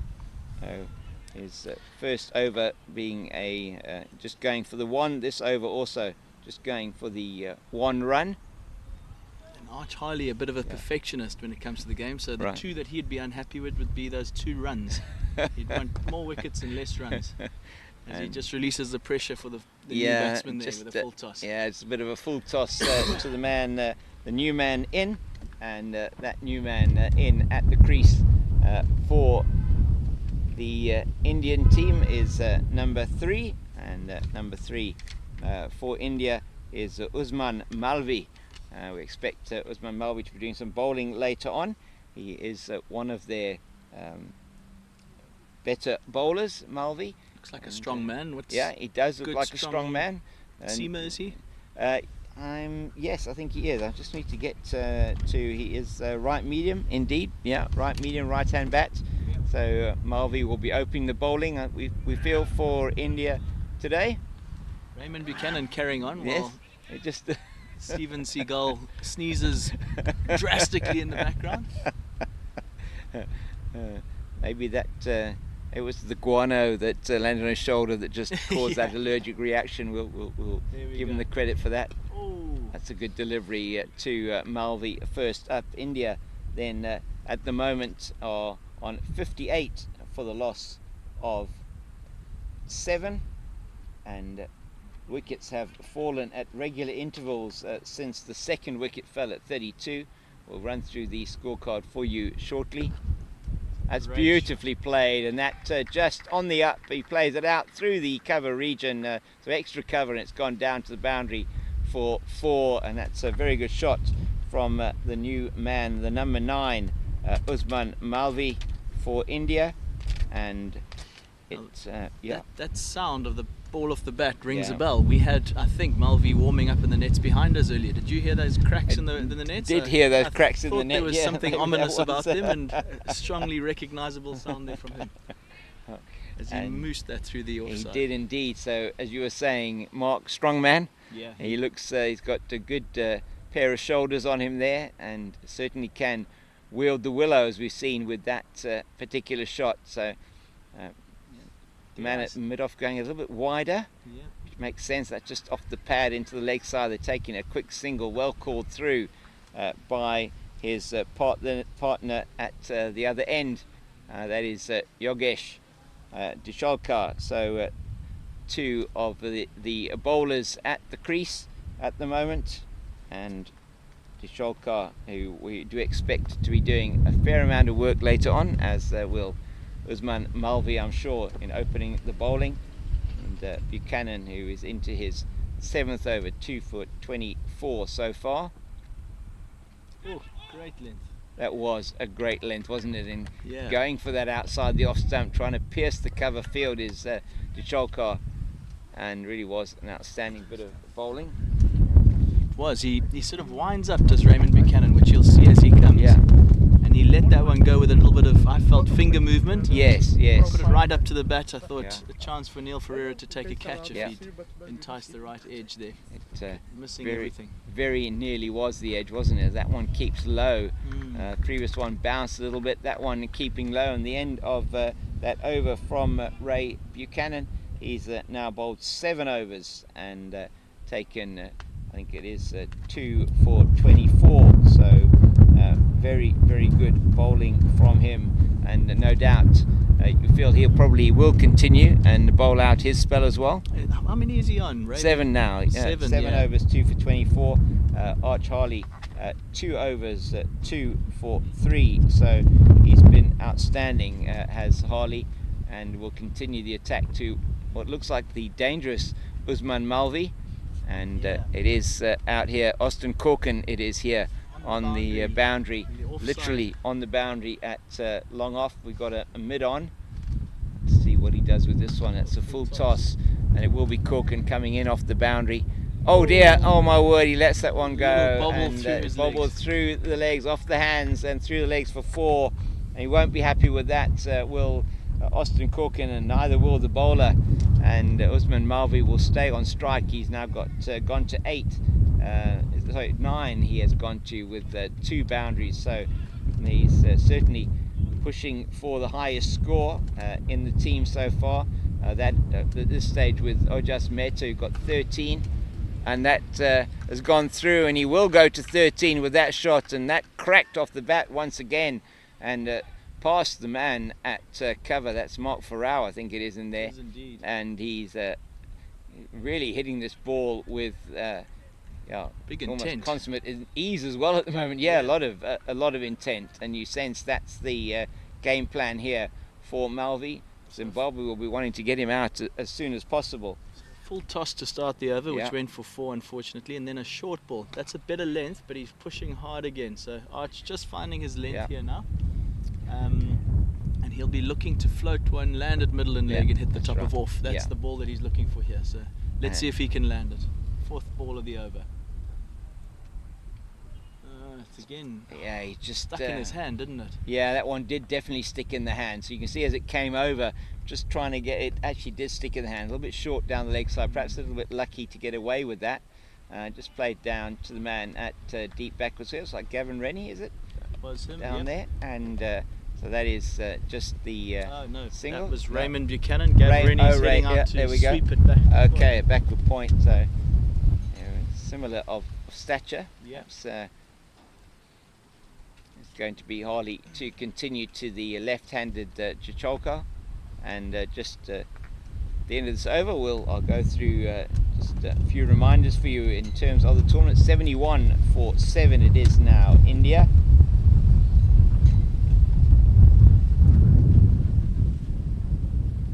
We'll be much happier with that one, will Harley. Signal wide down the leg side, but certainly the length and the drift was there on that one. But just angling down the leg side, his first wide. And a defensive shot there. So it is tough, when as a bowler, and Mark is, when you start getting hits, you start to maybe overthink things a little bit, and you decide, okay, I'm gonna, as a spinner. Oh, that was a good ball outside the off stump, but Disholkar going for the cut, missing and taken behind by Ferreira. No damage to India though, and Zimbabwe at the moment feeling, I'm sure, like they are on top here as India moved to 73 for the loss of 7 after 23 overs, and has been an outstanding bowling effort from Zimbabwe so far. Just to remind you, this is the International Masters Cricket, bringing you this over 40 Cricket World Cup in association with the Veterans Cricket Association of South Africa. We are here today at the Cape Town Cricket Club, and we're watching Ray Buchanan in for his 8th over in his spell for Zimbabwe, 2 for 24 he has got so far. The tournament here sponsored by Sisonke Tourism and Events. That's Sisonke, Sisonke tours.co.za. Buchanan in again. That's in the air, but it's yeah, well played, isn't he? He's really got the measure of that. Outside the off stump, played over the field and down to the boundary for 4, and now moving on to 18 is Usman Malvi, top scorer for his team so far, and that now his 3rd or 4th boundary. And we're going to say thank you very much to Mark. Thank you very much. It's been baking in the sun a bit here, and thank you very much. Sun cream I think on, that's and very I'll be back good. Later on. Wonderful. Thank you so much, Mark, for your insights. Really great to have you with me today. It's Buchanan in again. That's in the air. It's going to go down to the man at deep backward square, and they're going to turn for 2. It's just knocked on a bit in the deep there, bobbling in the field. Really was wonderful to have Mark Nicol with me here in the commentary box. And Zimbabwe putting India under some pressure here, but it is the new batter Usman Malvi who is looking to take the bowling on. He's doing that very successfully so far. This one he can't, though. It's defensively forward. He's looking very, very comfortable at the crease is Malvi. And India, as I say, now moving on to 77 for the loss of 7. These two put on 20 so far. That's a good delivery from Buchanan. For Buchanan we have a short third man, that's Simon Seager, and as we've just heard, now he's being called Stephen Seagull, because the seagull, the bluebird of happiness, or the seagull of happiness, flew over him at the waterfront the other day, and so he's been given a new nickname. That's another very good delivery by Ray Buchanan, and the end of the over. So just the boundary off at 79 it is India now, after 24 overs, 79 for the loss of 7,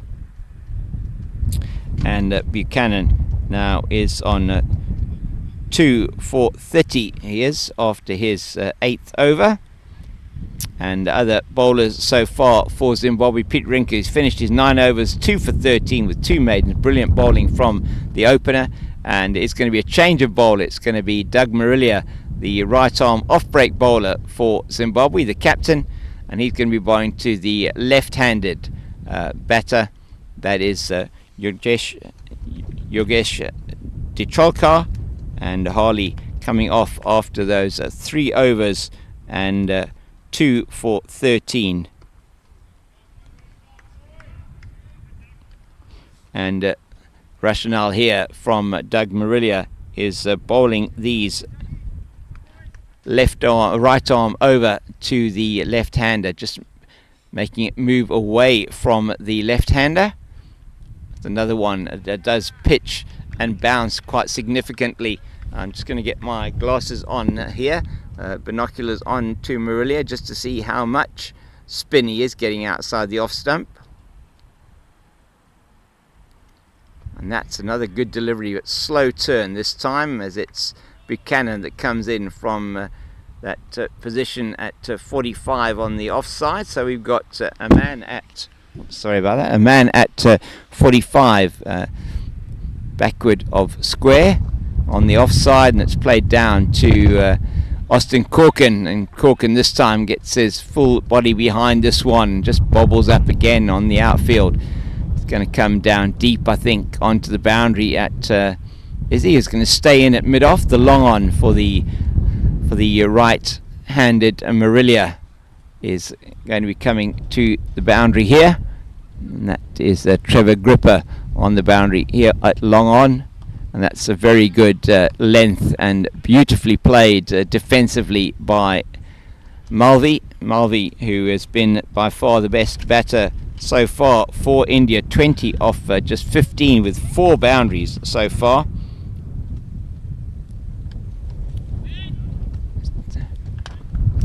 Certainly has been a good over this from Marillier.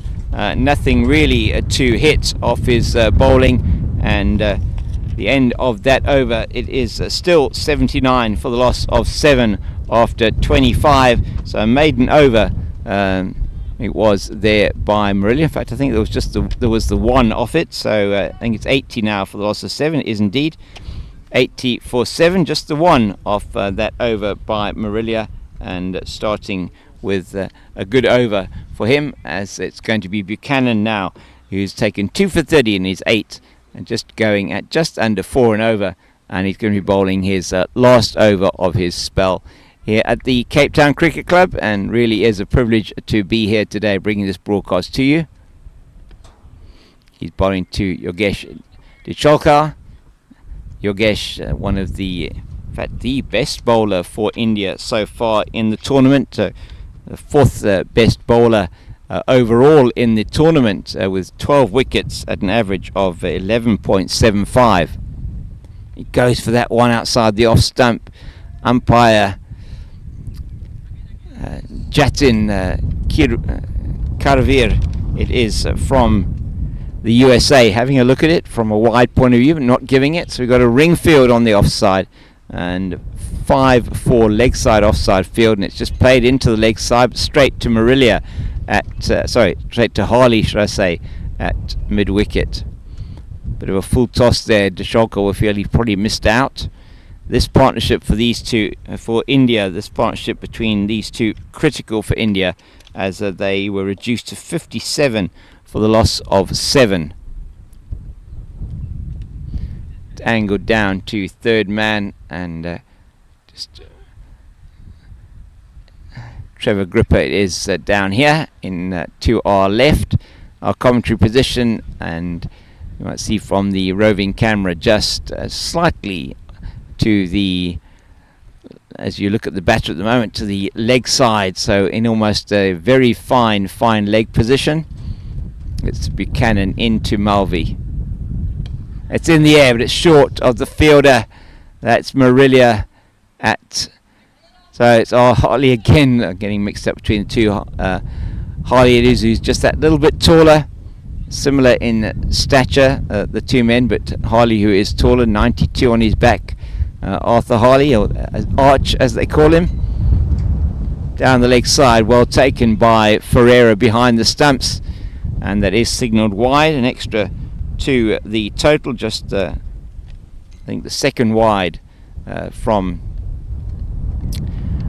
Buchanan. It is indeed, he's only bowled the 1 wide so far. It has been a feature from Zimbabwe.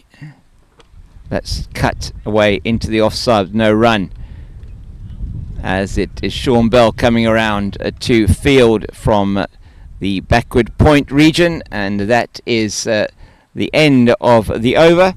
So we've now had 26 gone, and it's time for a drink, as the umpire think it's time for a drink, and the Indian players definitely are having a bit of refreshment there. Just wait and see what the umpires are doing. It is quite warm today. We're in the shade here. The southeaster is blowing across the ground quite strongly. You may have heard it in our microphone a bit earlier on. It has been very strong southeasterly wind blowing today. But overhead, beautiful blue skies, and a very good day to be out on the cricket field. Just as I say, taking on some drinks there, Marillier and Dicholkar. It's going to be Marillier to continue. So after 25 overs, 26 overs, India now 82 for the loss of 7. So just to carry on with my information from earlier. The tournament sponsored by Sisonke Tourism and Events, by Vita 24 Vitamin Boost Drinks. Please have a look at both of those and our other sponsors, Dragon's Peak Beer Company, Pitch Vision, who are bringing this broadcast. We'll go through that now. And so Pitch Vision bringing you the visuals and commentary here. We have a team here. Our team here today, producer Bandile, cameramen Shoaib and Scott, and scorer Labiba, myself James King, the Cape Fox, bringing you this broadcast from Cape Town Cricket Club. And that is going to be signalled wide by the umpire. Attempt by the fielders to perhaps disrupt the umpire's decision has not been successful. And it's Marillier in again. It's just played to the man at 45 on the leg side. I think that's Gavin Rennie, and there is no run. Sometimes difficult from a distance to pick up the exact fielders, and that's very nicely defensively forward. So India here, these two you feel have got a job to do to get them anywhere near a competitive total, but it is it looks like quite a difficult wicket to bat on. They may well, in deciding to bat first, have decided that it was going to be quite difficult, and that one once again angling away, but this on the line of middle and leg that it's about pitching, so doesn't really bring the edge necessarily into play for off the Chalker's bat into the gloves of Neil Ferreira, and that's much better line outside the off stump, but length a bit short on that occasion, and it is cut away through the offside, and Seeger is going to do the fielding, and they are through for 2. So Disholka with that 2.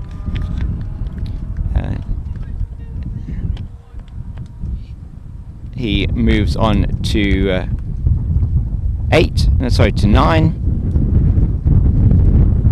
7. It is actually he's on 7. Apologies, and Malvi on 20, and they move to 85 for the loss of 7 after 27 overs, and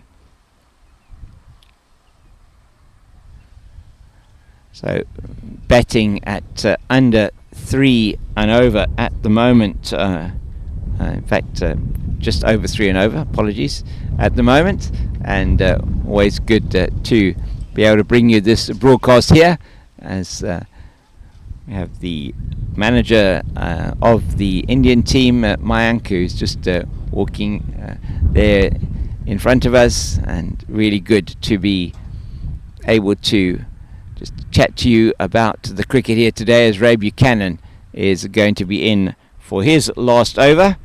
In fact, he can't be, because he's actually finished his 9, so I'm not sure what's happening here. It is Buchanan. I think some of the scorers are going to have to tell them. Buchanan has finished his 9 overs. Just stretching. I'm not quite sure what the discussion going on there, but he has actually bowled 9 overs. I think that's what Sadiq Mayer is saying to that. He's bowled 9 overs, has Ray Buchanan, so he can't actually bowl this over. He's bowled his maximum spell.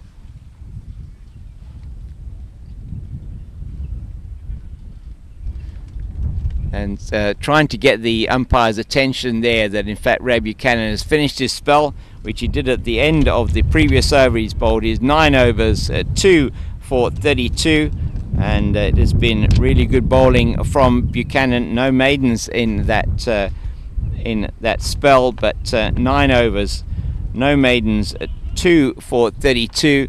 And the big wicket early on of Iqbal Khan, the man who has made so many runs for India in this tournament. And it is then going to be the change of bowling, and looks like it may well be is it Mark Farrell that is going to be coming on? It is indeed Mark Farrell, the medium pacer. So Zimbabwe not going with their spin options too much at this stage, just Marillier and Harley Marillier it is, who's bowled 2 overs, 0 for 4. Harley 3 overs, 2 for 13, and 2 big wickets there. It was for Arch Harley. You got the wicket of Ojas Mehta, huge wicket, LBW, and Mehta, who had set his stall out to bat through the innings for India, and unfortunately for him, LBW to Harley. It's one that he tried to play the sweep shot to the left arm orthodox spinner, and just trapping him in front, but it was the first ball dismissal by Harley of Pradeep Shirsagar as well that set India back even further, and 57 it was for the loss of 7. This partnership now is the second highest of the innings, 28 between these two, and it is the batter Usman Malvi who has been playing exceptionally well here. 20 is on off 19 delivered with 4 boundaries as 4 hours into him now, and that's down the leg side. Played beautifully on the full toss past Pete Rinker at backward square, and that has gone down very quickly to the boundary. Just a full toss from Farao first up, and Malvi doesn't miss out. That was hit crisply, and the sound coming off the bat was absolutely gorgeous. Just that sound that you hear, and those of you that are used to watching on television, and you get that sort of Heinrich Clausen sound as it sails over the boundary. Very similar sound from Usman Malvi as he played that one off the meat of the bat down to the deep square leg boundary, and he's moved on with that 5th boundary now. He's moved on to 24, score into the high 80s, 89 for the loss of 7. For our right arm medium pacer, straight down to Simon Seeger at short third man. So we've got a short third man, backward point cover, extra cover, and a long off. Sorry, we've got a man at deep mid on. We've got a mid wicket. We've got a man at deep backward square and a man at fine leg on the boundary. It's angled in. That's played straight to Arthur Harley at extra cover. There is no run. Hitting the ball crisply here is Usman Malvi, and Zimbabwe will be wanting to finish this off now. They'll be wanting to get this wicket, and that's a good delivery. It's a bit wider. You just sense that you want to make sure that Malvi is not given anything in his hitting zones. Strong man, going to be running in with the new ball later for India. And once again, this time not with as much power out towards Rinker on the boundary.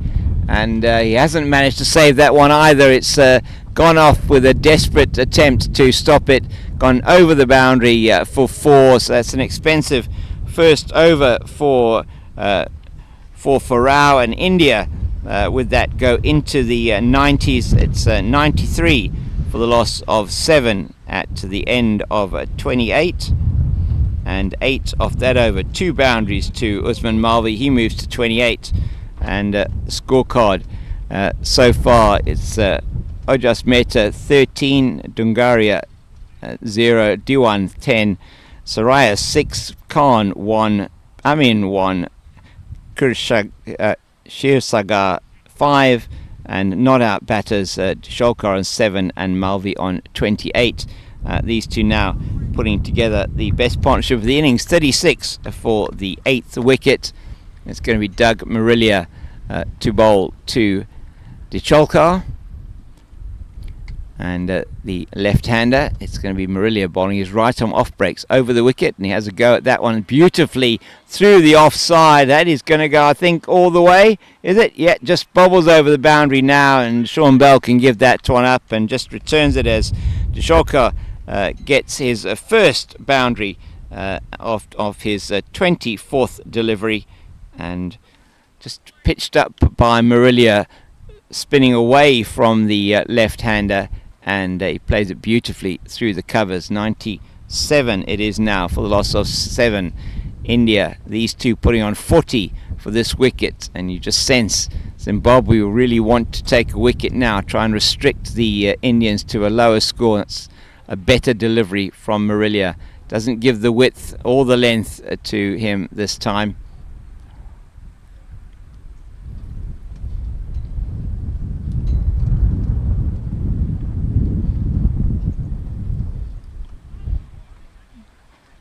And just a thought of an appeal from Marillier, but nothing doing. Umpire Sadiq Mayer, not a man that actually does give a decision unless he's absolutely convinced that that is out. That's just clipped to mid-wicket. 2 balls left in the over, just the 4 so far conceded off this over. The Sholka, man, shortish in stature, very good left arm orthodox spinner is the current batter, and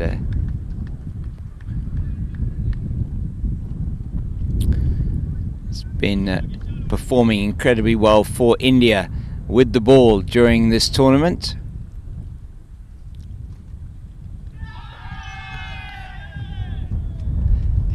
And he's given him, that is out. He got the edge to that one, and umpire Sadiq Mayer has given him out.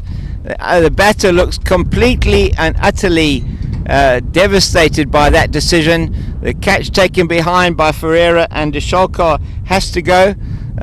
Certainly did hear something from this side, and it is going to be drinks now that are going to be coming out onto the field, and that is the end of Desholkar. And the Indian team, he did look very upset with that decision. Difficult to tell. We might see now from the replay. Bandila is going to be hopefully giving you that replay, and to see what happened there, as we have the team manager for India, Mayank, who's come around, and is going to be also having a bit of a look at that one, and umpire Sadiq Mayer. We certainly heard something, whether it was bat or pad, umpire deciding was certainly off the bat, and Yogesh Desholkar, umpire's decision, he has to go back to the pavilion, and everybody here is taking a drink at the moment. And just to then update you there with that 8th wicket falling with a score on 97, so it's 97 for the loss of 8, and that wicket falling there, one of Desholkar, and it's now Sachin Deshpande, who's come to the wicket at number 10.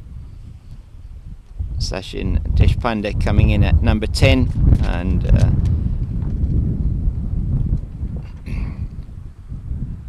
and he will be joining Usman Malvi on 28, and says Sholka, who was out in that over. 11 he scored off 29 deliveries. He was playing the sheet anchor role just with the 1 boundary, and running through the scorecard then of the Indian team for you. The first man to go was Fakir Dungaria. He was bowled by Bell.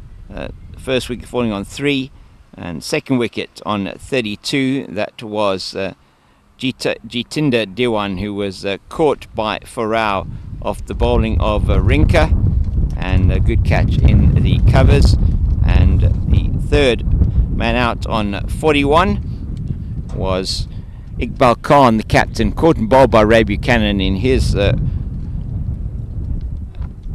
third over. Buchanan just getting one to stop on Iqbal Khan, and playing it straight back to the bowler, who bobbled the catch but did manage to take it in the end. That was 41 for 3, 42 for the loss of 4, as Viral Amin was caught by Kingsley Went off the bowling of Buchanan. Just played it in uppishly into the cover region. A good catch by Went, and then the 5th wicket to go down, that of Pradeep Sagar, who was bowled by Arthur Harley, and it was then that was the 5th wicket to go down on 45. 6th wicket went down on 54. That 6th wicket was the was Ojas Mehta, was LBW Tahali, and he at that stage had the highest score. He batted for a long time for his 13 of 58, as it's Farao to start his over, and just defended by Usman Malvi back to the bowler. So the end of that over, it was end of 29.97 for the loss of 8, and that wicket coming off the last ball of the 29th over.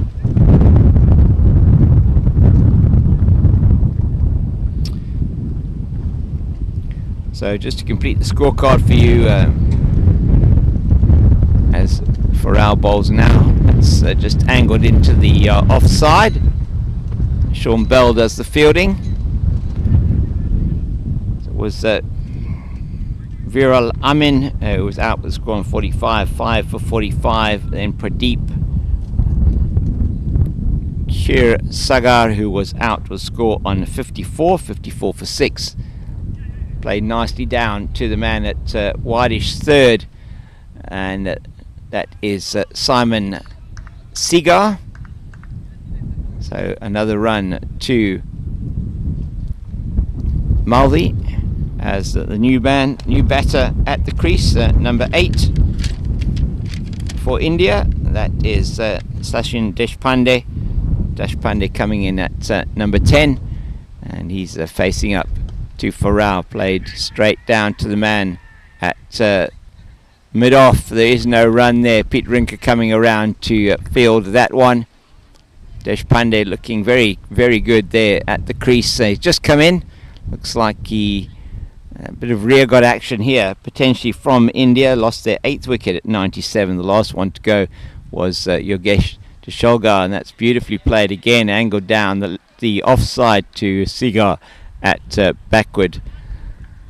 In fact, sorry, a shortish third man, and that takes India to 99 for the loss of 8 at the end of that over. So 30 gone, 99 for the loss of 8 are India.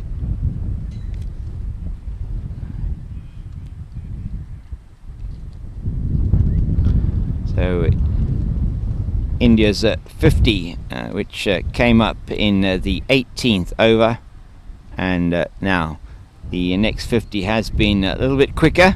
The reason for that was because Usman Malvi has been batting exceptionally well, as Doug Marillier, the captain of Zimbabwe, is going to continue his attack. He's bowled 3 overs so far, and he's taken the 1 for 8. He got the wicket in the last over of Yogesh Tisholgar, caught behind by Neil Ferreira. That's very nicely pitched up, and that's Farao coming around from his position at mid-wicket. Just prevents the batter from going through for the run. Trevor Gripper fields from mid-on. They've kept the mid-off and the mid-on up. Angled down the leg side, and in quickly from his position at 45 there is I'm trying to see who that is. I think actually that may be the man who was with me on commentary earlier on, just coming on as a 12th or 13th man, and that's was Mark Nicol, but I'll have a check on that now. Looks a bit like Mark Nicol out there. Farao now does the fielding. Rinker is back on the field. I think Ray Buchanan is off the field at the moment. Comes down. That was a stumping chance for Neil Ferreira, you feel, as just comes down and doesn't quite get to that one. The batter living a bit dangerously.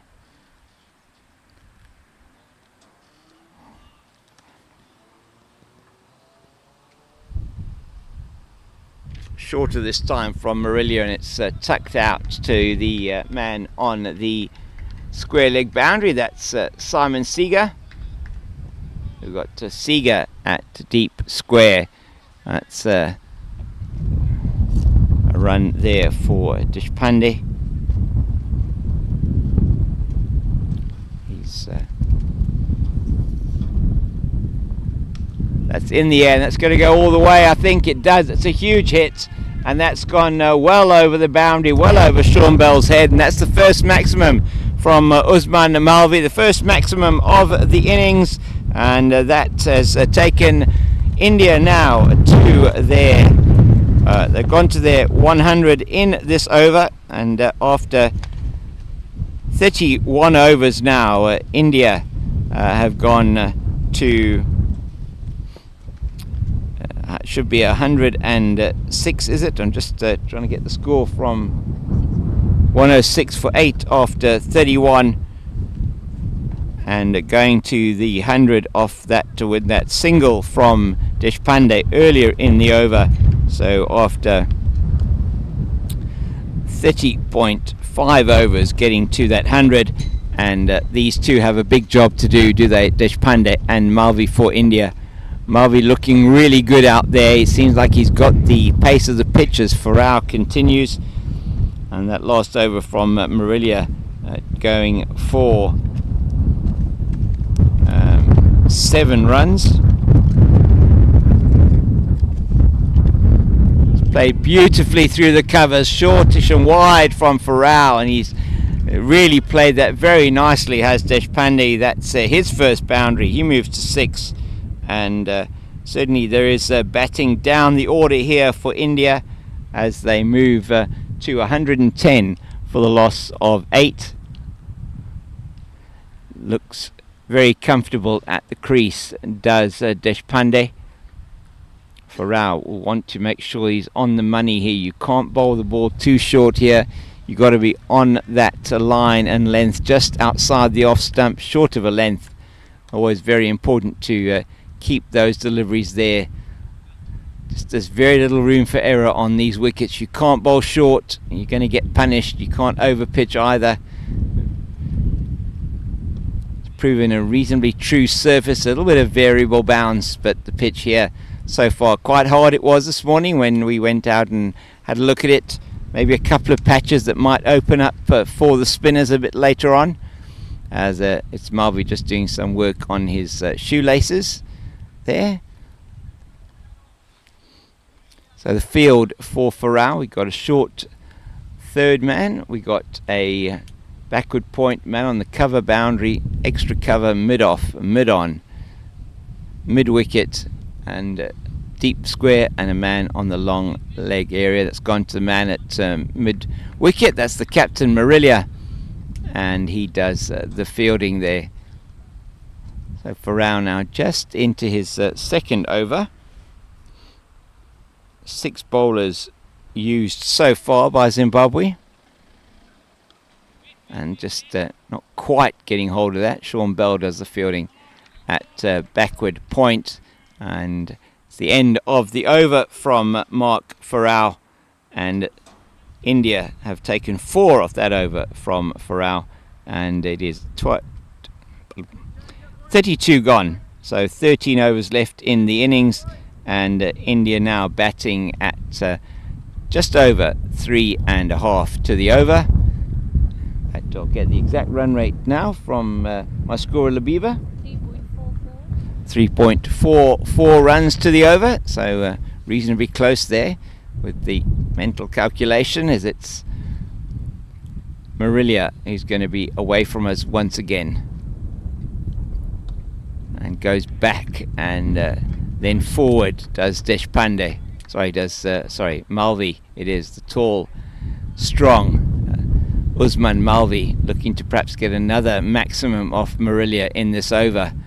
Comes down the wicket and he has a full go, and he manages to get something on it. Otherwise you think perhaps Neil Ferreira would have been in business there, as it's Seager who comes around from his position at 45 on the leg side. So we've got a 5-4 leg side offside field for Marillier. We'll go through it at the end of this after this ball. That's angled to the man at mid wicket. That's for us. We've got a short fine leg, we've got a man at deep square, we've got a mid wicket, man at deep mid wicket, man at long on, we've got a mid off, extra cover point, and a man short at third.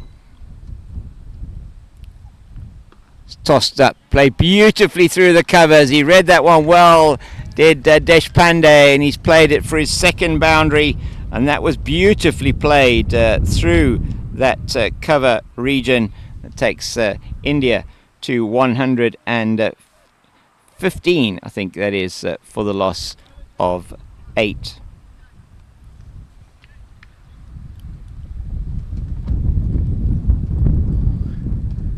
Flatter this time, as expected by Marillier. He doesn't toss it up as much after he was punished off the previous delivery. So Arthur Harley here in front of us at mid-off. Got Trevor Gripper on the boundary at long on, defensively forward. And the end of the over, 5 off it, 115 for the loss of 8. And Marillier now has bowled the 5 overs from Doug Marillier. So 5 off that over from him, and his figures, get those for you now. Just waiting for them to update on the scorecard. It's 115 for the loss of 8, and Malvi will take strike again to mark for hours. Another strong gust of wind comes through and threatens to blow us all away here. It really is a strong Cape southeaster, typical summer weather here in Cape Town. It's a good delivery on the line of middle and leg stump from the bowler. So 2 of the bowlers have finished their overs for Zimbabwe. Pete Rinker, an outstanding spell, 9 overs, 2 for 13. That's clipped very nicely by Malvi off his legs down to square leg, and it's bowled in by number 13. That's Ray Buchanan out on the boundary. Buchanan has also finished his spell, so just as good that he was down there. 2 for 32, including the important wicket of Captain Iqbal Khan of India. That's played very nicely, and Rinker does great work there to come around and stop that one. Not the fastest in the field, Pete Rinker. Good pair of hands though, and stops that one very nicely, running to his right. And it's just another single for Deshpande.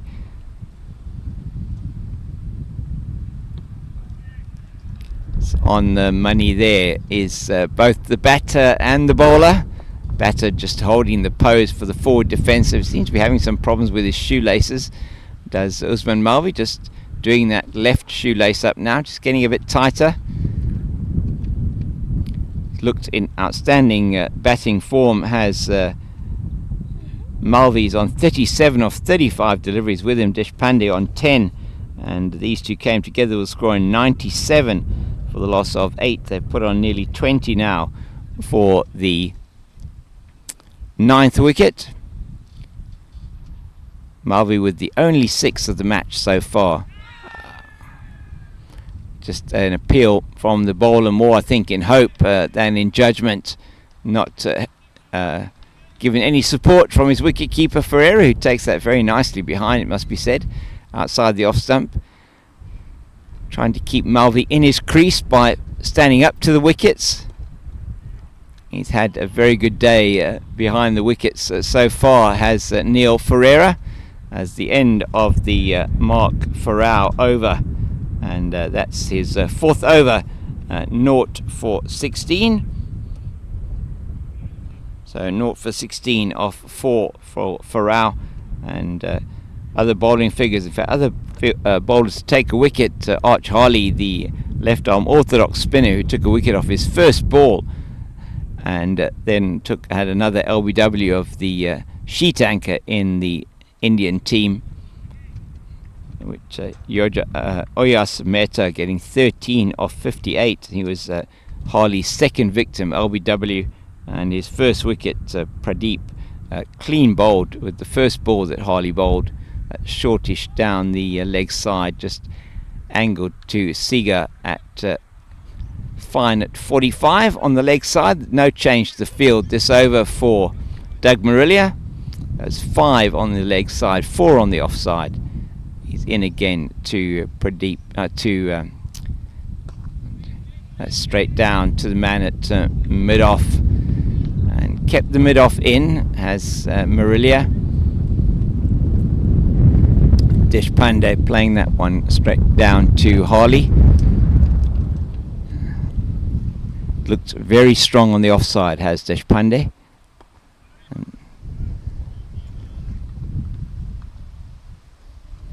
Farao coming into field from his, it's an interesting position. That's not quite a short mid-wicket, it's more between mid-wicket and mid-on, shortish, and that's in the air, and he can't quite get to that. It's going out towards the boundary on the leg side, but it will be picked up very nicely in the deep by Sean Bell, and they'll come back for 2, and Deshpande playing that one very nicely off his pads, just angling in perhaps a little bit more than Marillier would have wanted, and past the man at that shortish mid-wicket position. That, I think, just maybe tickled off the bat or his pad. We'll wait and see what umpire Sadiq Mayer says, and he does say it was off the bat, so another single is to Deshpande. Sachin Deshpande's got Sachin on his back with his number 8. This one down the leg side, looking to bowl a lot faster.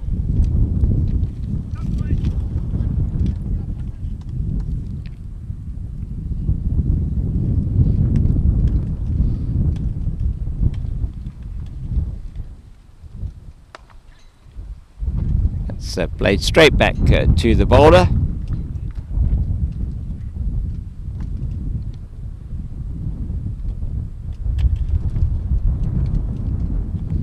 And no run off that last ball of the over.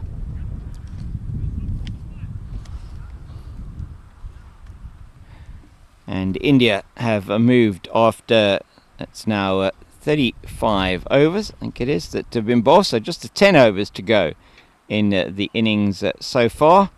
And India, after 35, are now 120 for the loss of 8. And Marillier has bowled 6 overs so far. 6 overs, 1 for 24.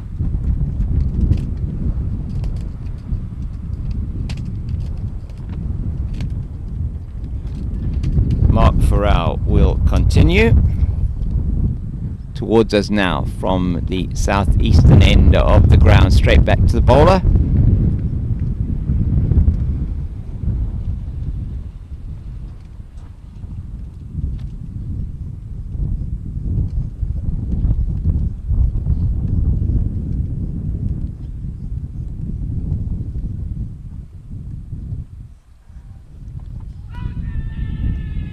Just trying to dab that one down the offside, and I think it came off the bat. In fact, umpire Karveer from the USA indicating as such. So just a single to Deshpande down to Simon Seager here at short third.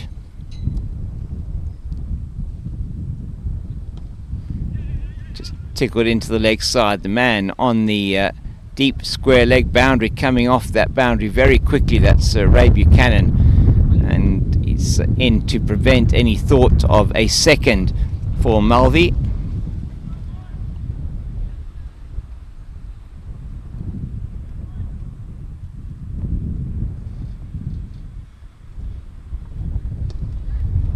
Played straight back to the bowler, and he's got to go. It's died a little bit on him, Deshpande, and he's going for the shot and just died on him, as it has done on this wicket. And Mark Farao takes a very good caught and bowled there, and we will also show that to you again. Our producer Bandili will show that to you again. And India lose their 9th wicket now with the score on, just get that score for you.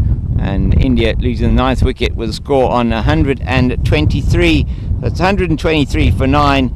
26 run partnership between these two, and it will be the last batter for India coming out to the wicket, number 10 on his back, and that will be Jigar Mehta, who's the opening bowler for India. And Mehta with Jigar on his back, and number 10 coming to the wicket now, and just getting some advice perhaps from his partner there at bat, Usman Malvi, as to exactly what is happening out there, and that one perhaps just holding up in the wicket, and a good return catch from Farao, and it's the second catch that he has taken today, and Sachin Deshpande must go, caught and bowled by Mark Farao.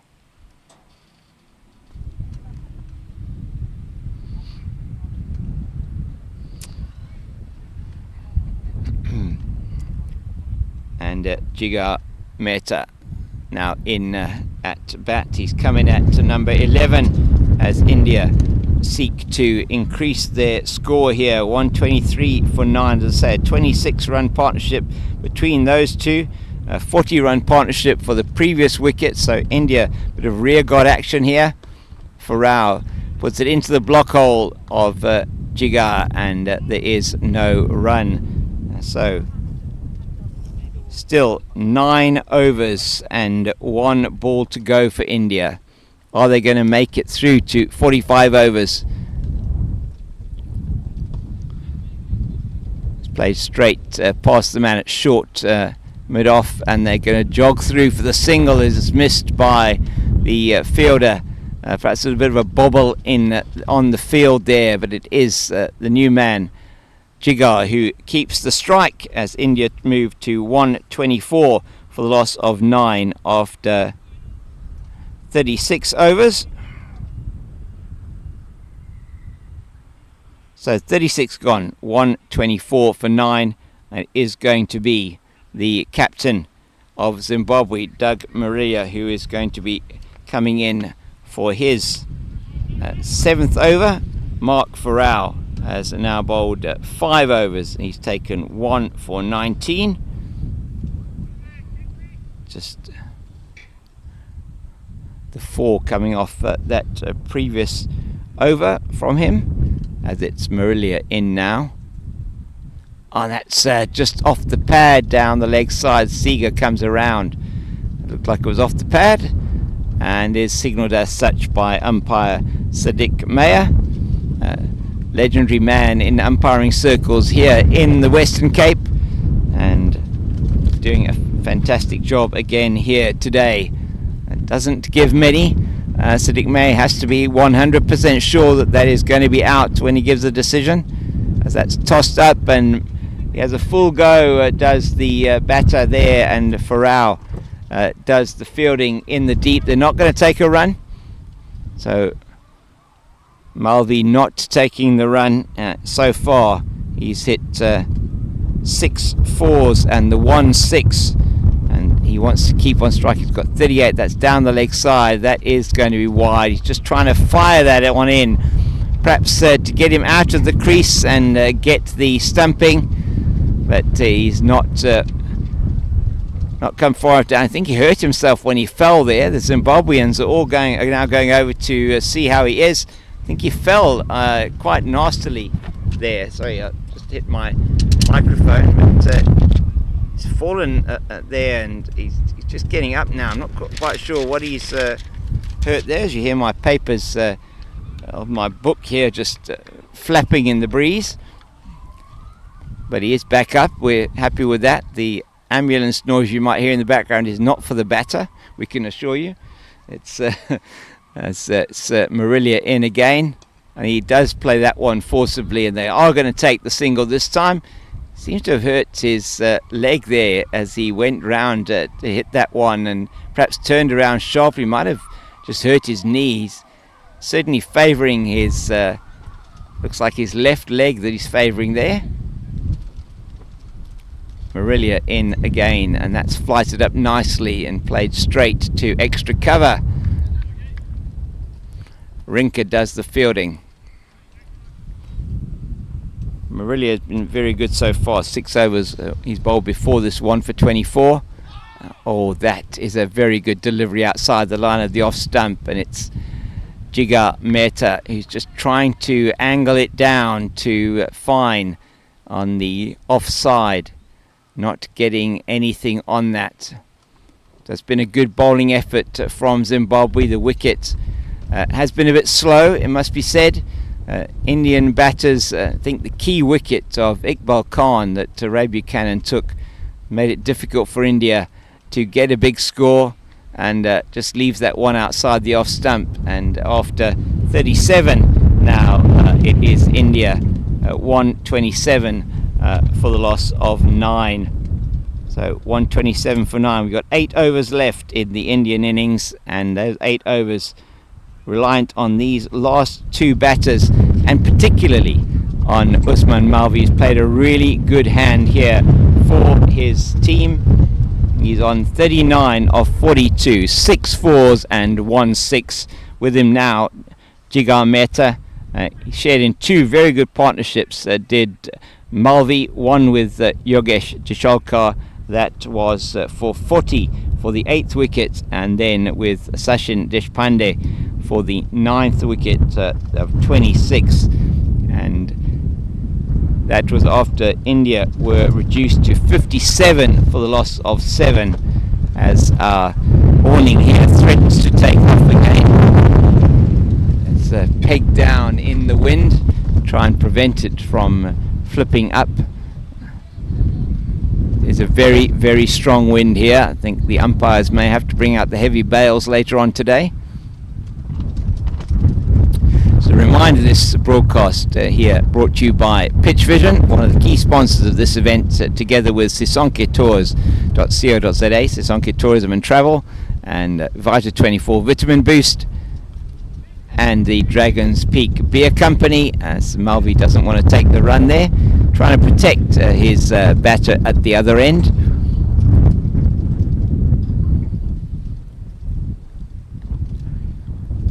So India looking to bat out their full 45 overs. It does depend a lot on this man, Usman Malvi. Mark Farrell of Zimbabwe bowling his right arm medium pacers, trying to make sure that they don't do that. This has been a really interesting contest so far, and whilst it looks like India at 127 for the loss of 9 have not got a high score, which they haven't, it's a good delivery outside the line of the off stump, beats the batter coming forward. Bale's taken off by Neil Ferreira, but no chance of a decision there. You know, one doesn't know, as Mark Nichol, who was with me earlier on from Zimbabwe here in commentary, was saying, you never know until the second team has been out to bat. It's just into the offside, and they will take the single this time as Harley comes in and throws left-handed back to the keeper. 2 balls left in the over.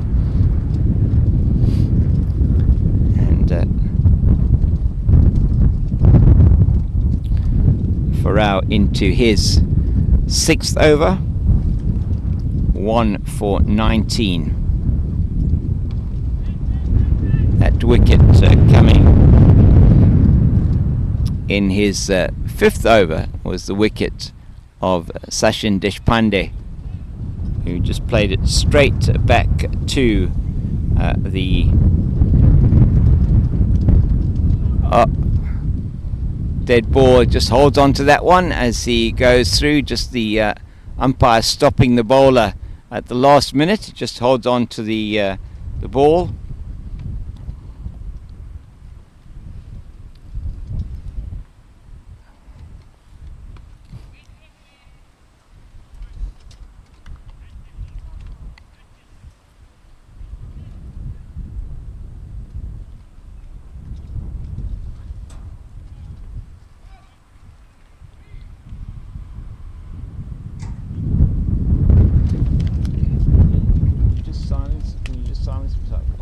I've got an urgent thing I have to deal with my son. Can you just silence me? So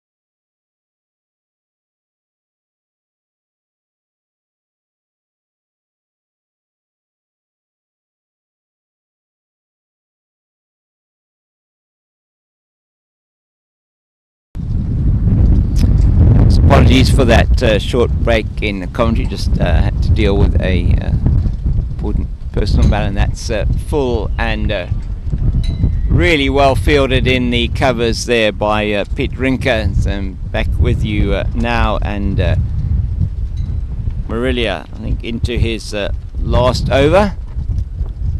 Tossed up very nicely to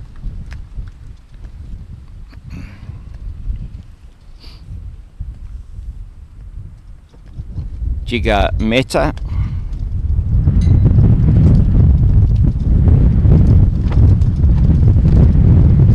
That's a 138 for 9, and we're into the 41st over here.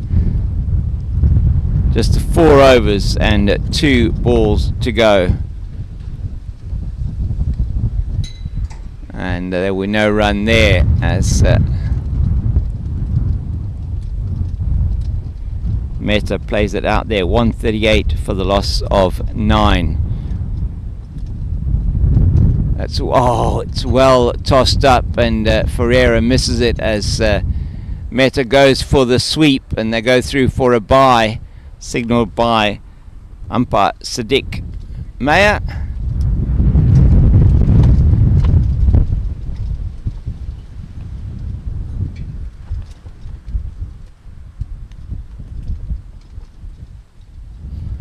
This over's gone for 1 extra ball. Maybe. Is it? Yeah. Tosses it up, and that's going to be over the head of the man here, just over the head of Arthur Harley, and it's gone for 6. That's a big blow there by Usman Malvi, and the 50 up then for Usman Malvi. Well played to him with that boundary, and he goes to 54 off 55 deliveries with that 6. Outstanding stuff from the number 9 for India, and that takes India now to the total of 100 and what's the total? Should be 145. It is indeed 145 for the loss of 9. And after 41 overs, 145 for the loss of 9.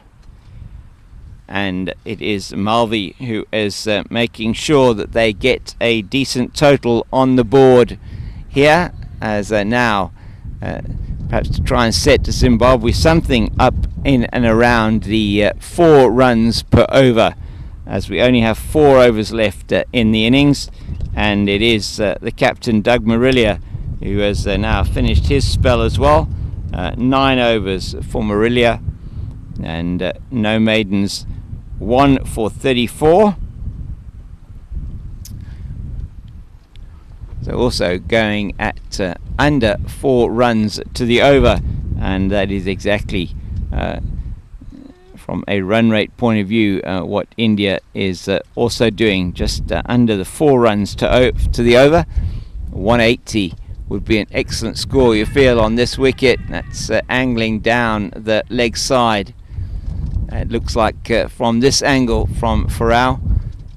It's been a good partnership as well between these two, taking the total from 123 for 9. Now the 10th wicket put on 22 already. It's coming in quickly off the boundary. It looks like Sean Bell, or is that Buchanan? We'll tell you now, it is actually Ray Buchanan.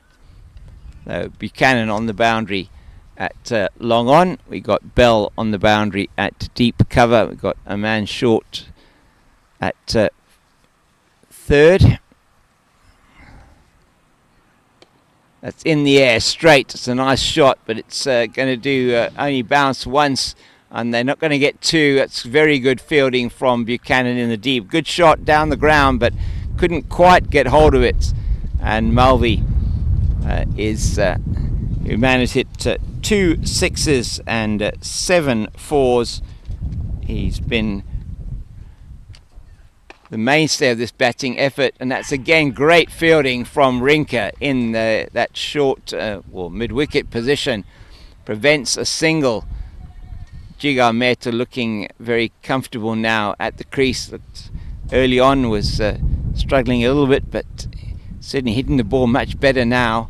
And that's into the deep. Looks like Trevor Gripper out on the boundary there, and just a single for India.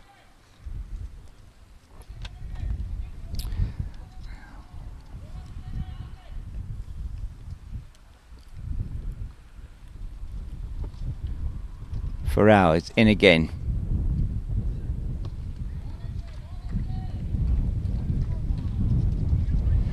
And that is over called by umpire Jatin Karveer of the United States. And Zimbabwe have got through their overs pretty quickly here. It's time virtually exactly 1 p.m. South African Standard Time.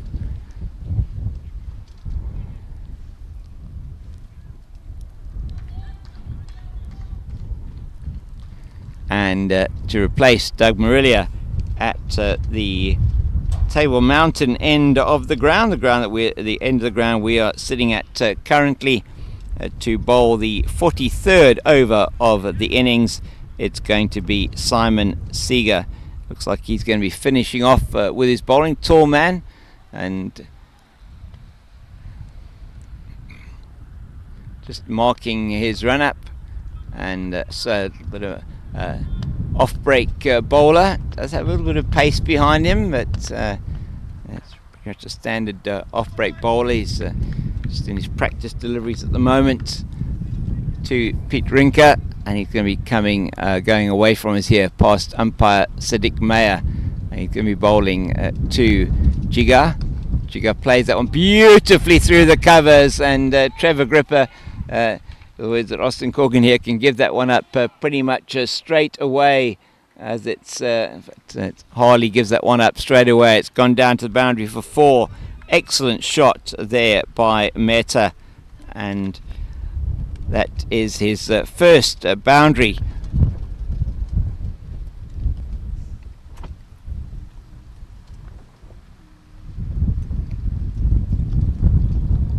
Better delivery this time, just short of a length, not giving him anything to hit.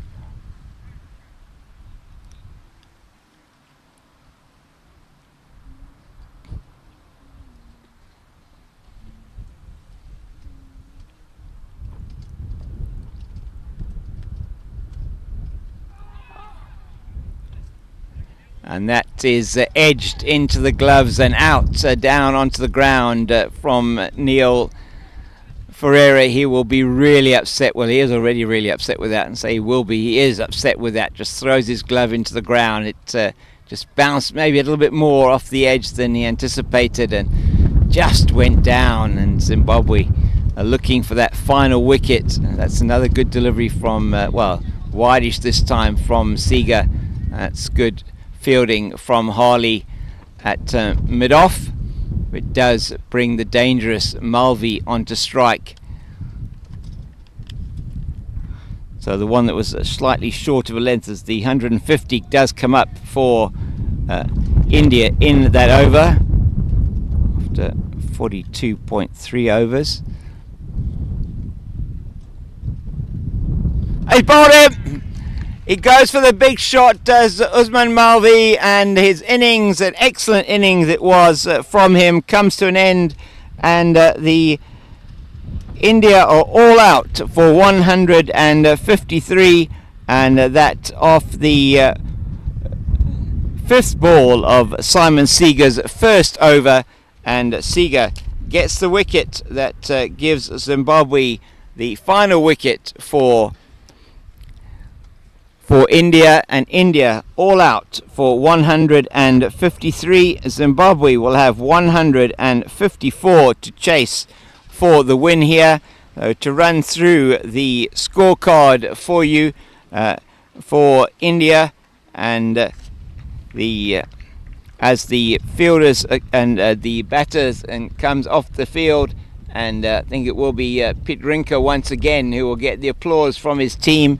Rinke, who took 2 for 13 in 9 overs up front to really get Zimbabwe going in taking those couple of early wickets, and it was though the first wicket to fall, that from Sean Bell, who had Fakir Dungaria bowled off his first legal delivery. 3 it was for 1, and then a 29-run partnership between Mehta and Diwan for the second wicket before Diwan was caught in the covers of Rinke for 10.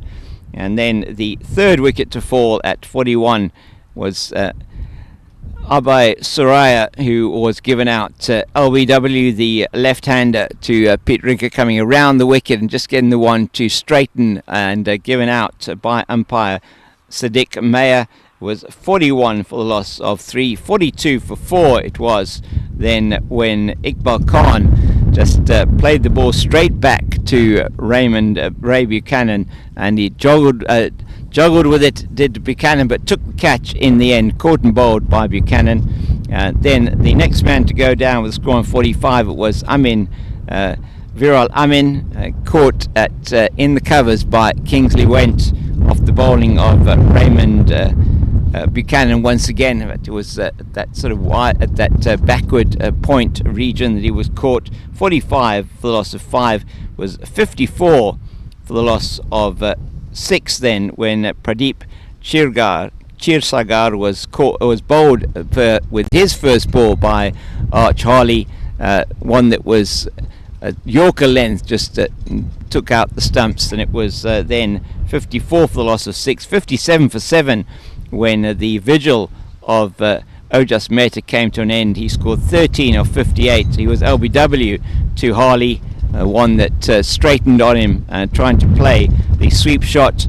The 8th man to go after a very good partnership between Malvi and Desholkar was Yogesh Desholkar for 11, given caught behind off Doug Marillier for 11.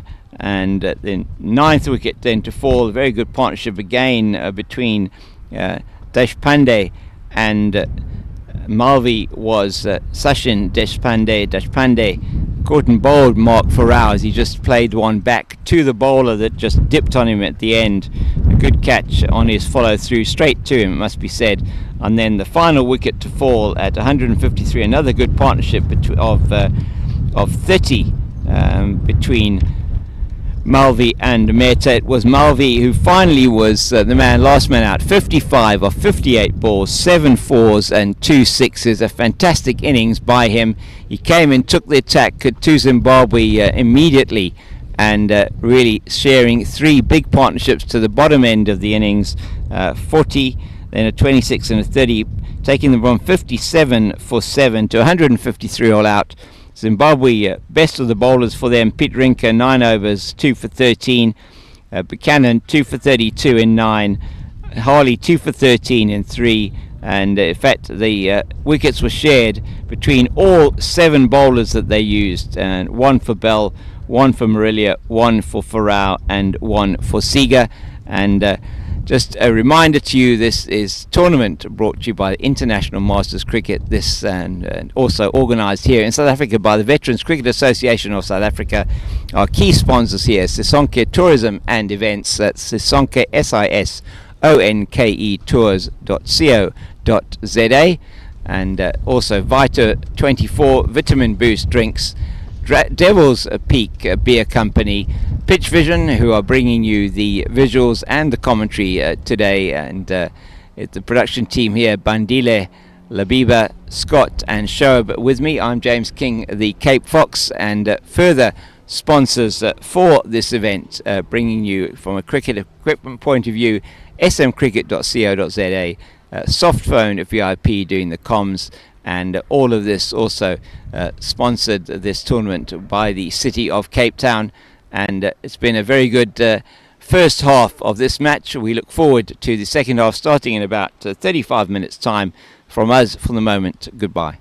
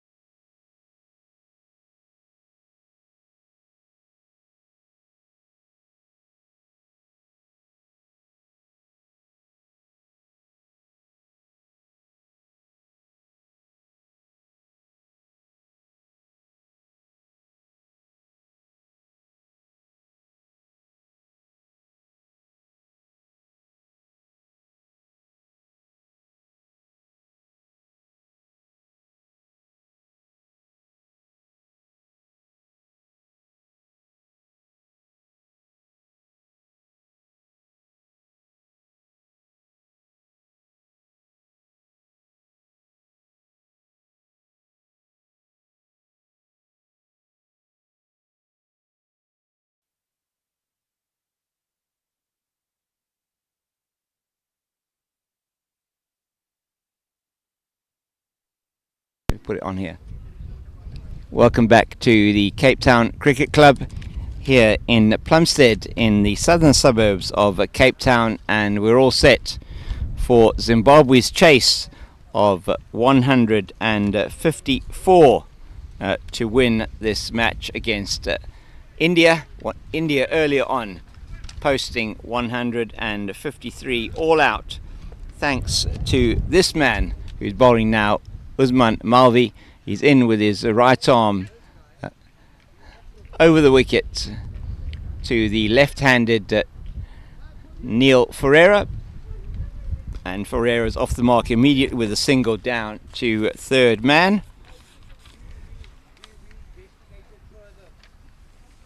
So left-handed Ferreira, right-handed Trevor Gripper, who is marking his guard as other West Indian batters with the bail, and noticed that when we first saw him on Sunday. And Trevor Gripper, who is the top scoring batter in the tournament so far for Zimbabwe, 14th on the list for the tournament, 176 runs, the top score of 87, an average in the 4 innings of 44. He's facing Usman Malvi, and he plays that one in the air, but it's gone wide of the man at point, and it's gone down to the boundary at point for 4, and just that one slightly outside the off stump, and Yogesh Jachalkar has gone down to collect it from behind, sort of backward square on the offside.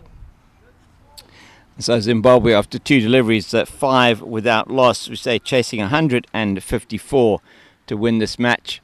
Malvi, who scored an excellent 58 earlier on in the day, and he's towards us now. And outside the off stump again to Gripper, just slow outside the off stump, slow bounce, and not able to get anything onto that, really, just bunting it out to the offside.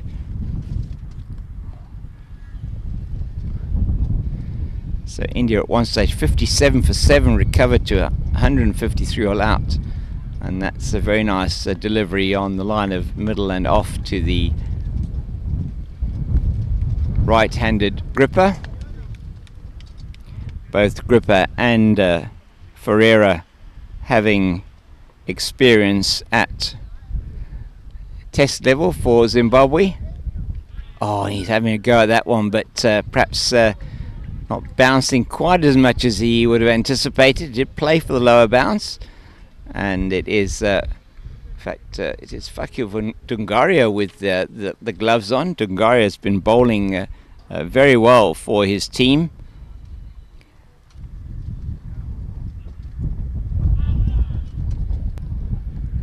And that's the end of the first over for India, and at the end of 1 over it is 5 without loss for Zimbabwe. And the first over there, say, bowled by the man who came in when the score was 57 for 7, and played a great innings for his team, managing to get them to a total which they will feel with the quality they have in their bowling lineup, that they would certainly be able to defend, and they're going to be doing that from this end. It should be Jigar Mehta who's going to be bowling. It is indeed. Jigar also shared in a very good partnership with Malvi at the end of the innings for India,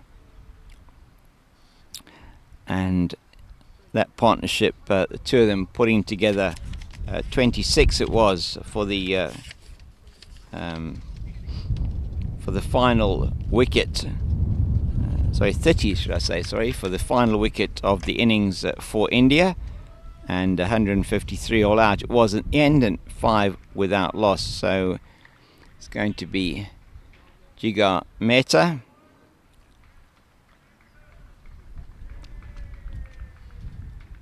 He's away from us now, right arm over the wicket to the left-handed Ferreira, and is no run.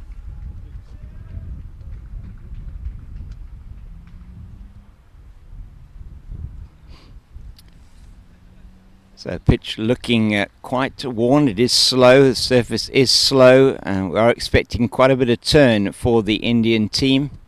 And that is coming into the left-hander quite significantly. It goes down to backward point, and just trying to have a look at who the fielders are. I'll give you the field to the right-hander once it's changed over, and just getting my glasses now on to the field. And who is that coming around? Difficult to tell. I'll try and give you the field. So it's a 6-3 leg side offside field. We've got a slip, wideish sort of second slip, third man. Got a backward point, cover, extra cover, and a mid-off, mid-on, mid-wicket. So mid-off man at square. He just was deciding whether to go to square or mid-wicket, and a man at long leg. Gripper on strike to Jigar, and that's down the leg side, and will go to the man in the deep. And so 2 runs so far off the Jigar Mehta over. So Zimbabwe needing to bat, and I'm going to ask my scorer here, Labiba, to give me those required run rates that we have. Required run rate 3.38, and the current run rate is 4.67.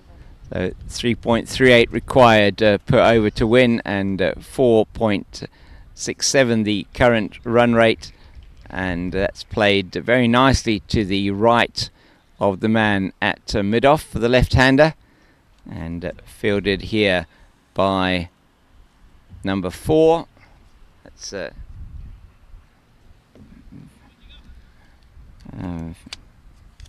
VA on his back, number 4. I'll try and find out who that is. That's again played nicely. This one they should get 2, and it's an easy 2 as Gripper comes back. They didn't run the fast one very quickly at all, but they get back for 2, and it's Viral Amin, number 4 here, who fielded that one, VA. Gripper then through for 2 to go with that boundary he scored in the first over. So Zimbabwe now 10 without loss in the second over, and just getting a feel for the wicket on the money there, Jigar Mehta. And we know the left arm spinners from India are going to have something to say in this match as it progresses. The wicket is looking worn. It is a little bit slow. Pacers are expected to, if they do take a bit of pace off the ball, that they may make it difficult for the batters. And so 10 without loss, 5 coming off both of the first 2 overs from Malvi and Jigar.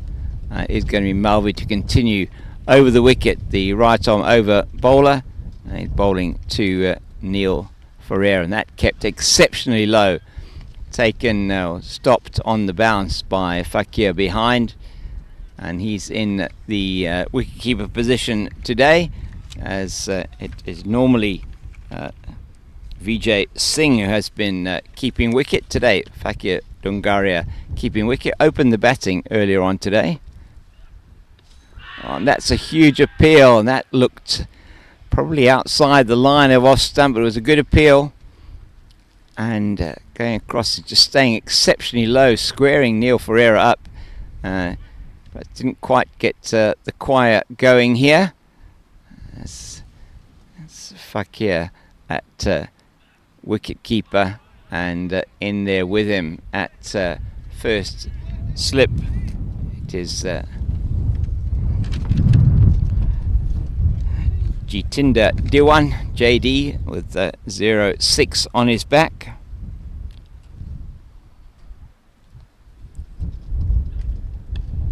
That's into the pads, straight to the man at mid-wicket, number 99, Ojas Mehta. And he's in quickly to prevent any thought of a run. So for the left-hander Ferreira, same field as we had for the right-handed gripper in the previous over. You are allowed 3 players outside the circle in the first 15 overs of the innings. 4 fielders outside between overs 16 and 30, and 5 fielders outside between overs 41 and 45.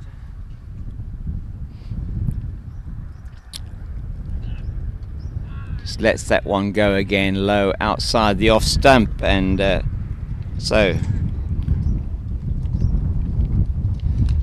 at the end of the 3rd over, Zimbabwe have moved to get 12 without loss. We'll just update that for you.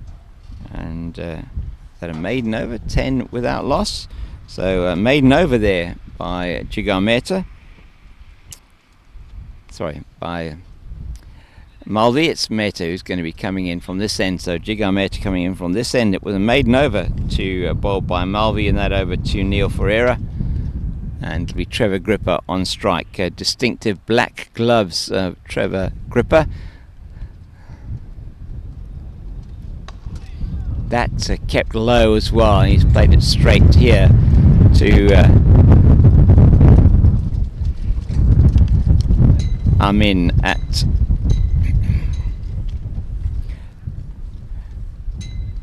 mid-on. So we've got slip, 3rd man, backward point, cover, extra cover, mid-off, mid-on.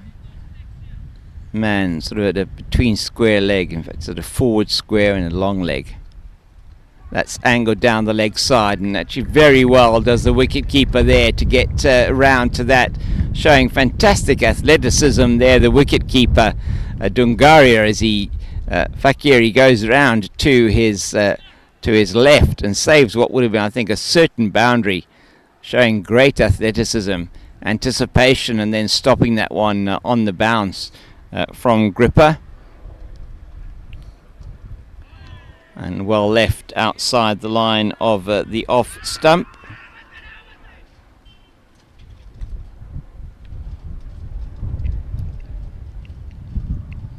And taking things very seriously here, just throwing the wicket down at the batter's end.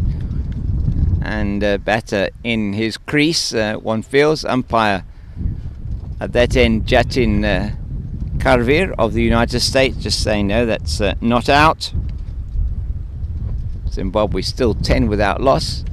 And Gripper taking a quick single here. And Ferreira comes through very well for that quick single, as the fielder is in very quickly. That's number 99, is it? Mehta. Or just Mehta. And this match is India scoring 153. They'll feel they need to bowl well here to Zimbabwe to restrict them. Not a high run rate, but the wicket not one conducive to stroke play.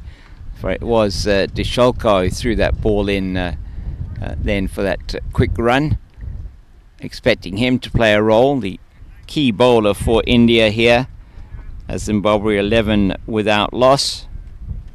Gripper on 8, Ferreira on 3. So wideish outside the off stump. Another good over from India, and just the one off it for Jigar. And Zimbabwe now, after 4 overs, 11 without loss. And just chatting to both teams over the luncheon interval, just to say thank you to our hosts here, Cape Town Cricket Club, for a delicious lunch and for their hospitality. It's been great being here. It's a beautiful blue sky day here in Cape Town. We have the wonderful Table Mountain range of mountains behind us in our commentary position, looking out towards the southeast in the southern suburb of Plumstead here in Cape Town, and one of the oldest cricket clubs in Cape Town, the Cape Town Cricket Club. Gripper leaving that one alone outside the off stump. Trevor Gripper, man who's played Test and ODI cricket for Zimbabwe. Listen to me, South Africa, Zimbabwe in his time. And with him, Neil Ferreira. Ferreira also playing one Test match for Zimbabwe against New Zealand. Yeah, and that's too short, and that's been paid the price for that. You can't bowl short on this wicket. It just sits up, and Gripper plays that beautifully into the leg side for a boundary. Takes Zimbabwe to 15 without loss in the fifth over of the innings. And when the ball is there to be hit, the important thing is that you get behind that and you can take full toll of those deliveries, and he plays that one straight back on the bounce. And Malvi, who really did, as we say, save the Indian team from what could have been a total closer to 100, took them to 153 with an excellent 58 that he scored 55 off 58 deliveries. So just had the deliveries and the runs mixed up there. 55 off 58 deliveries, 7 fours and 2 mighty sixes. The one played about 10 meters over the rope onto the both of them onto the leg side. In fact, one to the leg side, the other one straight here over mid-off. And really was some excellent hitting from the lower order batter. Strong man, not tall, but certainly very powerful, and hitting the ball powerfully he was to get India to what may be a defendable total. So as the one slip, the third man backward point, cover, extra cover, and mid-off on the offside, waiting for something false from. That's a huge appeal, but umpire Carvier is not going to give that out, is he? Or is he? He is doing. He got the slow death for Trevor Gripper, and that arm finger goes up very slowly. It must be trademarked, and India are overjoyed with that. And it was certainly, if anything, was middle and leg stump that it was going to hit. Gripper trying to play it down the leg side, and that's where I felt it might have been that the umpire wasn't going to give that out, but he started slow and low and raised that finger, did umpire Jatin Carvier. And we're showing you that one. Are we not showing you that one again? No? Okay, and so not being able to show you that replay. That's Trevor Gripper, who has to go. First wicket down for Zimbabwe with the score on 15. And Trevor Gripper, the first batter to go, he scored 12 off 18 deliveries, and it is a wicket for India, and it came with the last delivery of the fifth over. So 15 for the loss of 1, and it is Gripper who has to go. It's now Gavin Rennie, I think another left-handed batter coming in for Zimbabwe.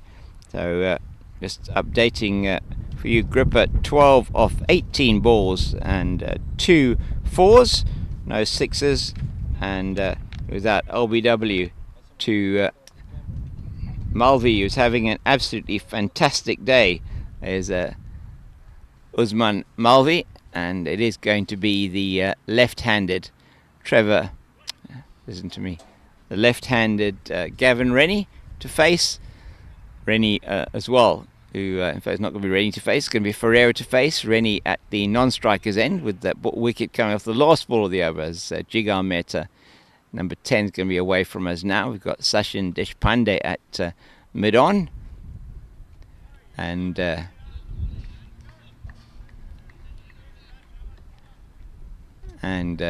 Viral Amin, should I say, at mid-off. Captain Iqbal Khan with Icky on his back. Had a lovely chat with him at the luncheon interval, just chatting about opportunity on this wicket. Certainly not an easy wicket to score on.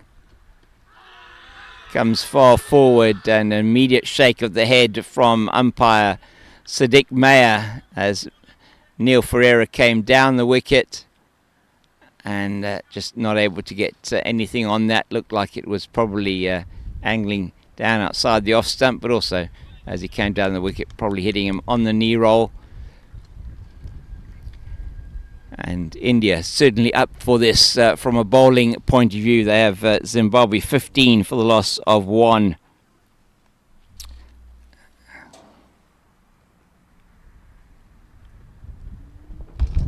It's very nicely played by Ferreira, but doesn't pierce the offside field.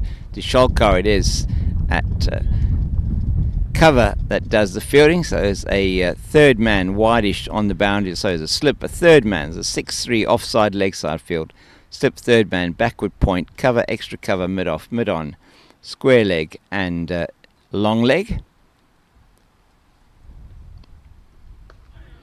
Ferreira's in nicely behind that, and already accuracy has been very good here from the Indian bowlers, nothing given away so far. Feature of the innings for Zimbabwe was certainly they gave away a number of extras, and just looking at those now, it was 22 wides, few of those coming as 4 or 5 wides going through past the wicket keeper Ferreira, who's at bat at the moment.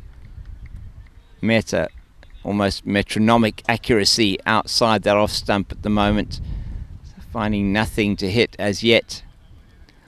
So it was interesting as well, chatting with the Zimbabwean team, and just chatting to Mark Nicol, who we had on commentary earlier on today during the luncheon break, and saying, just watch that one, what will the approach be? And there's another maiden over is bowled, so it's the second maiden of the innings so far. It remains 15 for the loss of 1 after 6 overs. So it is Jigar, his first maiden, and at the other end Malvi it is that has also bowled the 1 maiden over. So 6 overs gone, 15 for the loss of 1, and whilst they got off to quite a bright start to Zimbabwe, now just batting at 2.5 runs to the over. I just want to keep this run rate required within reasonably gettable range, maybe 4 runs to the over, and keep wickets in hand, whereas it's sort of, I was saying, perhaps a cautious approach. Mark Nicol saying they believes that there's a ball here that's probably got your name on it, with the wicket not performing as well, and that unfortunately goes for Gavin Rennie, goes straight down and hits the stumps at the bowler's end. It's a straight drive from him, first delivery that he's facing. So for the left-handed Rennie as well, we have the same field, exactly identical field that we've had for the majority of the sittings. Just the slip's gone slightly wider because the ball is being angled across from the right arm Malvi, and that's why. And they're going to take a single. In fact, they'll get 2 here, I think. Turning now as that's angled past the man at that backward point position, and 2 men go into the deep to retrieve that. I think the Sholkar it is, and is that next to him number 3, that is.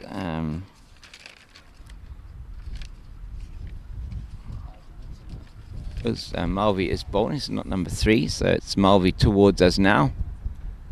Oh dear, that one slipped and it's gone as a no ball. It's going to go for 5 no balls. It just slipped out of the hand, that one, and it's flown all the way over the slips full and gone down here to the boundary for 4. So that's 5 no balls for Malvi with that delivery. It's going to be a free hit, signalled by umpire Karvir.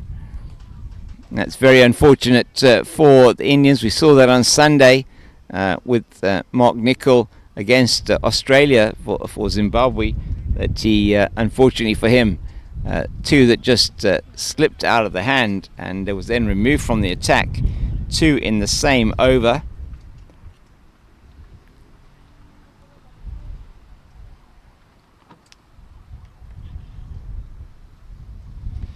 So he'll hope not to repeat that, otherwise he will face the potential of being removed from the attack as Zimbabwe move now to Should be 20 without loss.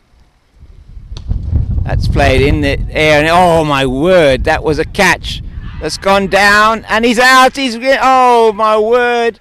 So the catch went down. Ferreira was on his way through for the run. He got sent back, quite rightly so, and he doesn't look very happy at all with something there that's probably been said, but he's also perhaps not happy with the decision. Difficult to say, but he's on his way back to the pavilion either way. He's been run out with a direct hit from the fielder who put down the catch at the mid-on position and really did well to get to it, did the man at mid-on. I think that's his Viral Amin there, number 4. He's been fielding at mid on this side, went through to mid on that side. Neil Ferreira, not sure if he felt that he was back in his ground or what happened, but we don't know. We don't have the benefit of a replay from the side to be able to give you any information on that. But he loses his wicket, and Zimbabwe now 2 down, and the score on 22 for the loss of 2. Oh, that partnership there, just the 7 between Rennie and Ferreira, and Ferreira has to go run out, and I think it was Amin that got that run out. Just going to have a look and see if I can see better in my binoculars who it was. Yeah, I think it was Viral Amin who just didn't manage to take the catch, but then picked the ball up and had the presence of mind to throw it in and hit the stumps directly. And just retrieving the ball in front of us here is Jigar Mehta. So not sure if there was some verbals on the field there, but India looking to chase, to restrict Zimbabwe here. Zimbabwe now 22 for the loss of 1. We're in the 7th over. That's nicely played by Rennie. And to Sachin Deshpande, and just looking at that dismissal again, you may have seen that throw coming in, hitting the stumps directly. Umpire Carvier having no hesitation in giving that run out to Neil Ferreira, and a very good run out there from Viral Amin.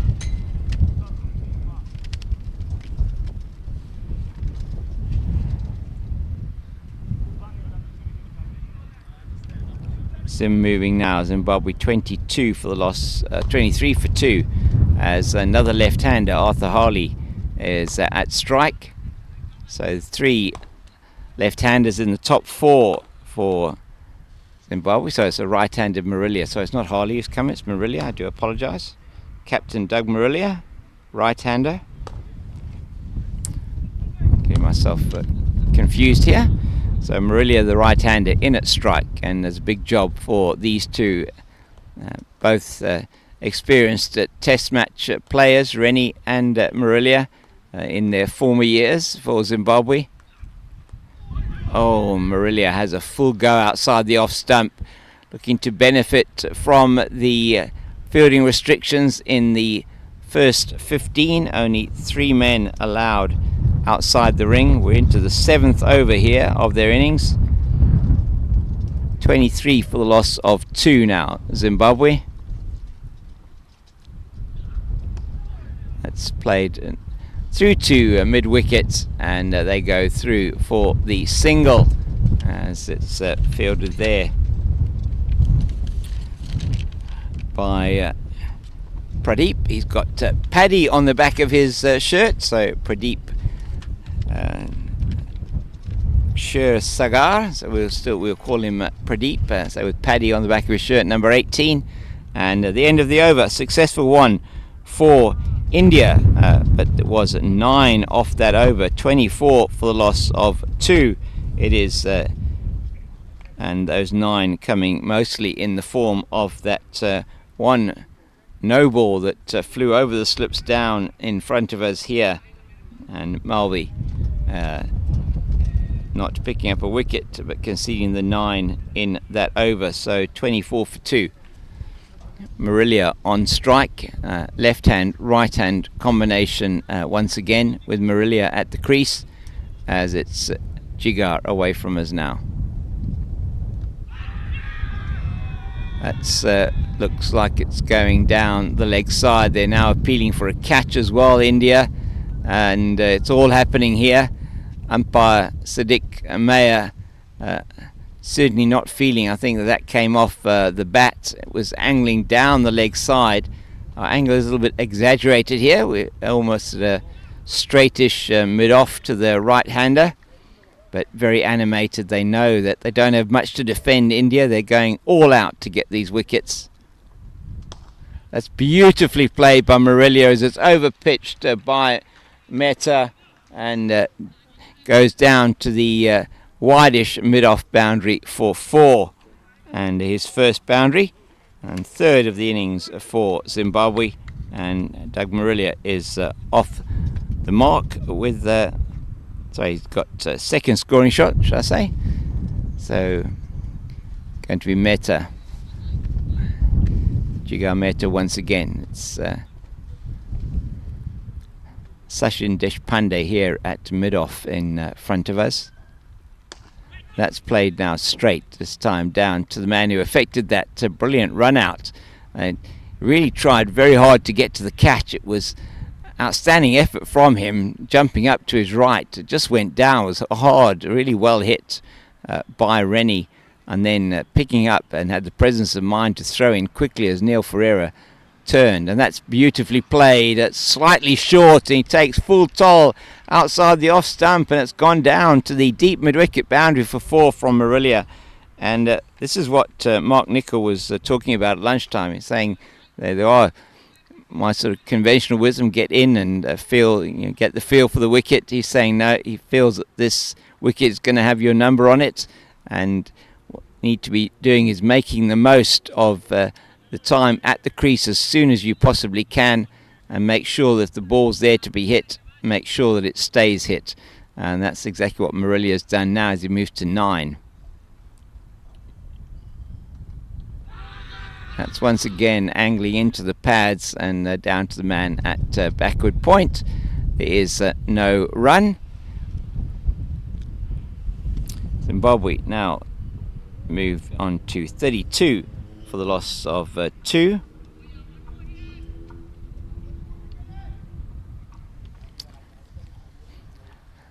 See a lot of chatter out in the field. It's a warm day here in Cape Town with the breeze certainly helping to keep it a bit cooler.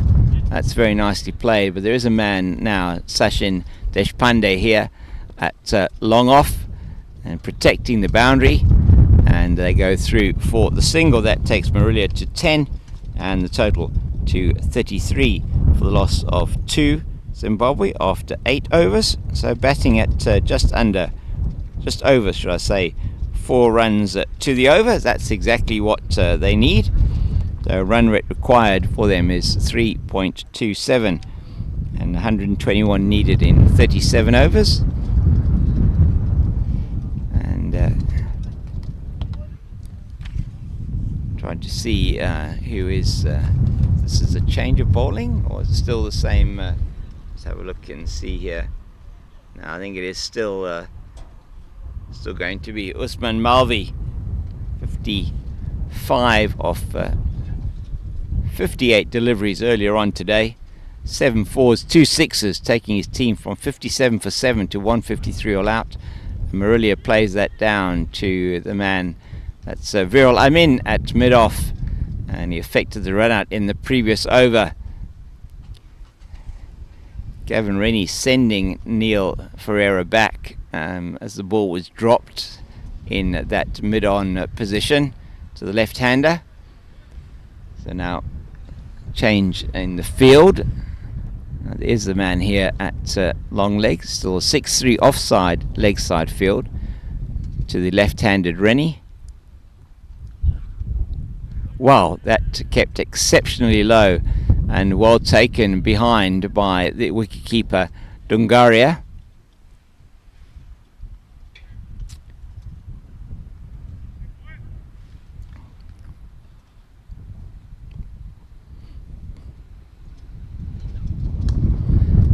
Played into the leg side and not going through for the single.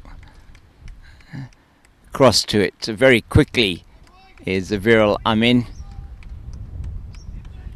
And certainly fielding once again here, making the difference today with that direct hit. That's down the leg side, and umpire Karavia signalling wide. It's the first wide of the innings, just the 5 no balls otherwise for India. And Zimbabwe conceding a total of 22 wides in their innings, bowling innings. And clearing the throat, the bowler there to the umpire, just hitting Rennie probably outside the line of the off stump.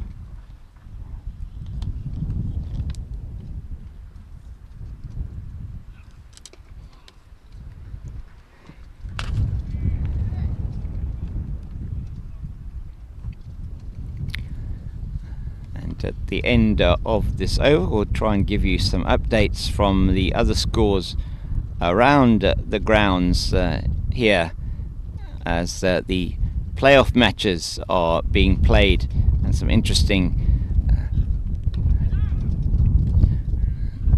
scores that we see there from some of the other matches. And just to give you those, so far Sri Lanka over-40s scored 252 all out against the USA. USA now 19 for 1 in 4.1 overs. Canada 218 all out against Wales. Wales 17 without loss after 2 overs. UAE 179 all out against Namibia. Namibia 59 for 1, and they're really going all guns blazing there, of only 5.4 overs, batting at over 10 and over at the moment. And Australia 177 for 7 against New Zealand in their 45. 40 for 1 New Zealand after 9, and batting at about the rate required. India, as we say, we're here in this match here, and South Africa versus England. South Africa 224 for 9, England now 39 for 1 after 6 overs, and they need 5 runs and over to win. They're currently batting at 6.5. That match looks like it's going to be very interesting. So the 2 matches in the semi-finals, South Africa 224 for 9, another contribution there from Jaco Castle of 46. There's Brandon Buckley on with 42, and England now 39 for 1.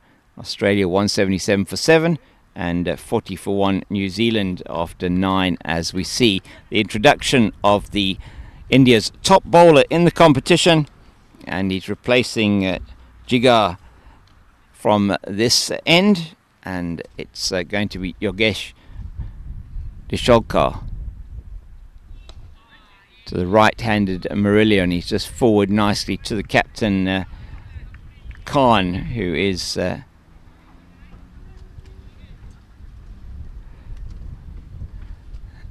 extra cover. So for Disholkar, or Yogesh, we'll call him Yogesh. He's got Yogesh on his back there. Yogesh, he's got a 6-3 offside leg side field.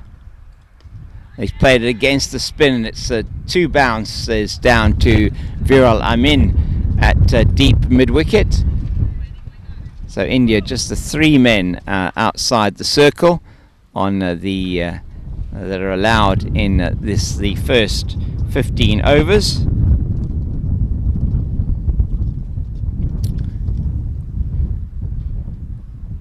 Zimbabwe was 34 for 2 after 9.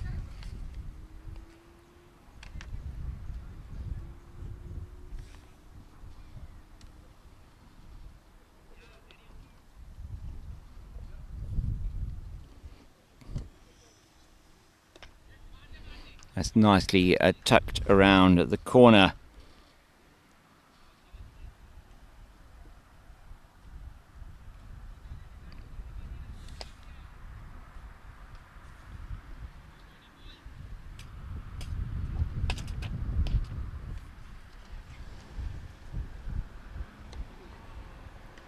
Another easy single, as the field is quite widespread on the leg side. So the 3 singles so far of this Yogesh over his first man who's taken in this competition so far.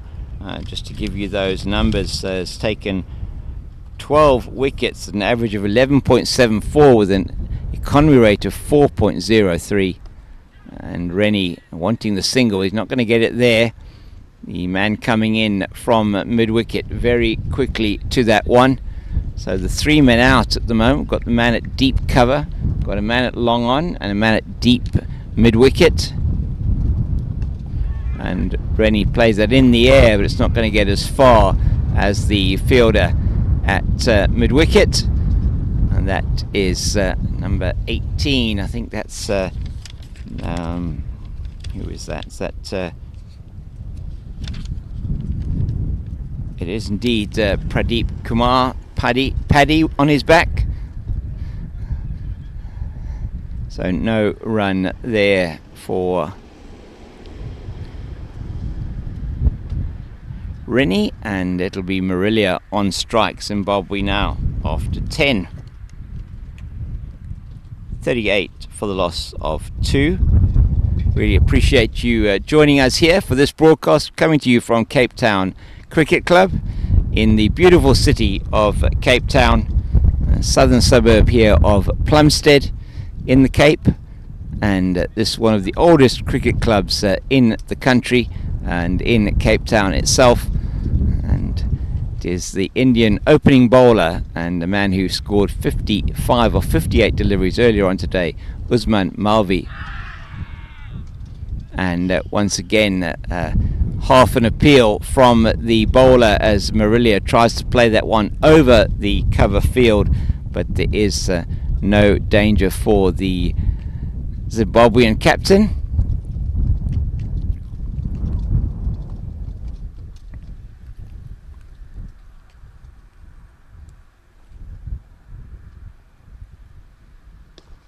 Plays that one very nicely coming down the wicket. Wicketkeeper Fakir Dungaria, who is standing back to Mehta, who allows Marillier to come down the wicket and play it nicely on the up through to the man at that long off position, or a deepish mid off position. So the men really on the edge of the circle there at mid off and mid on. We've got the 2 men out here on the boundary backward of there. We've got the fine leg and the 3rd man.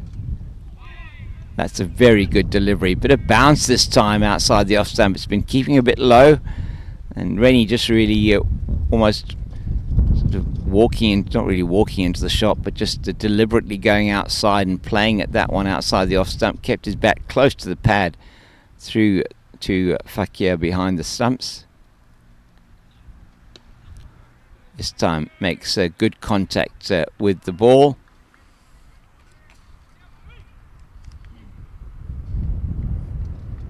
So Zimbabwe 2 down. The first wicket to fall, that of Trevor Gripper, giving out LBW to this man bowling at the moment, Usman Malvi. And then it was a run out of Neil Ferreira, Viral Amin at mid-off to Gavin Rennie, mid-on to Gavin Rennie, just not taking the catch. Was hit high to his right-hand side. It went down, but had the presence of mind to see Neil Ferreira had gone down to try and get the run, had been sent back and was run out with a direct hit. That's played into the covers. Well fielded by the captain, Iqbal Khan, IKKY on his back, Iqbal Khan.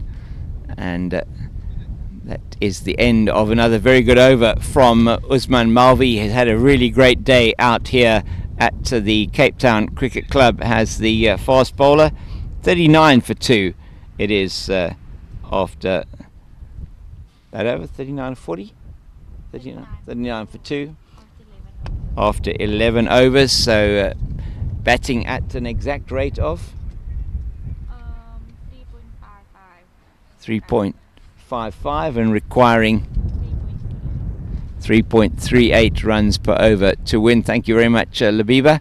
This broadcast here on the Visuals courtesy of Pitch Vision, and we hope you're enjoying this broadcast we're bringing you today. We've got producer Bandila, cameramen Shob and Scott, and our scorer Labiba, all doing an outstanding job in a very strong southeasterly wind.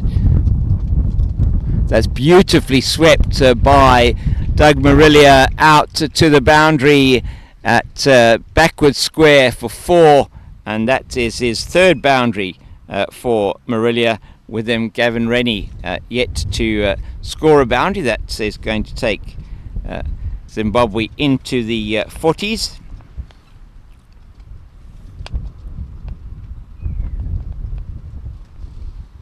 So just deciding what they want to do and how they're going to adjust the field. A reminder that only allowed to have 3 fielders outside the circle in the first 15 in the first power play.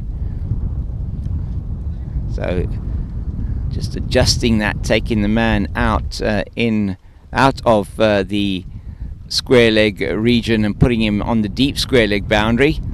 And now a lot of gaps, and not say gaps necessarily, but with the fielders deep on the leg side, anything lapped into that leg side by the right-hander is certainly going to be runs, maybe 1 or 2 depending on where it is hit into that leg side. So a single off the legs there, so leg by for Doug Marillier. I think it was a leg by. I missed it. No, off the bat by the umpire, so no leg by. Yogesh into his second over.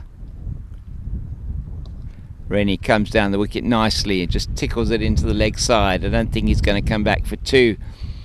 Don't want to take any chances with unnecessary runouts after that run out of Neil Ferreira. Ferreira not looking happy when he went off the field. Not sure the reason for that, but certainly would have been very disappointed with the mode of the dismissal. Rennie not moving out of his crease and not able to respond quickly to send him back. And the umpire giving everybody a bit of a heart attack there. Umpire Sadiq Mayer is moving his counter in a way that it might have looked like he was going to give the decision. To me, that looked like it was probably going down leg side, but not. And some what's the right word for it? Amusement from the spectators on the side. So Yogesh, or Yogi as they're calling him out in the field, there is in there, and they'll get the single as it goes off his left hand. His bowling hand has hurt him a bit there. Down to Abai. It is the man who opened the batting, the man who came in to replace Vijay Singh today. Abai Saraya came in at number 4.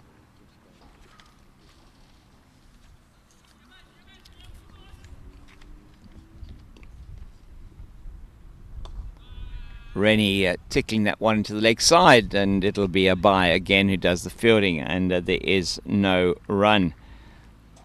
So end of the over. 45 for, so is it 46 for 2? Is it 45 for 2?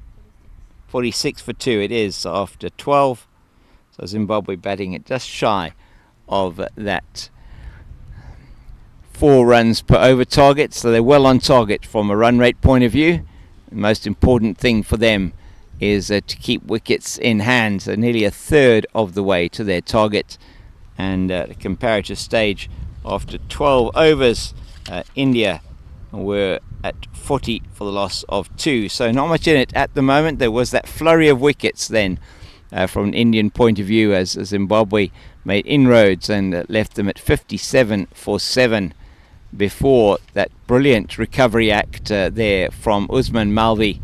And it's going to be Malvi who's going to continue the attack. Is now into his 7th over on the trot.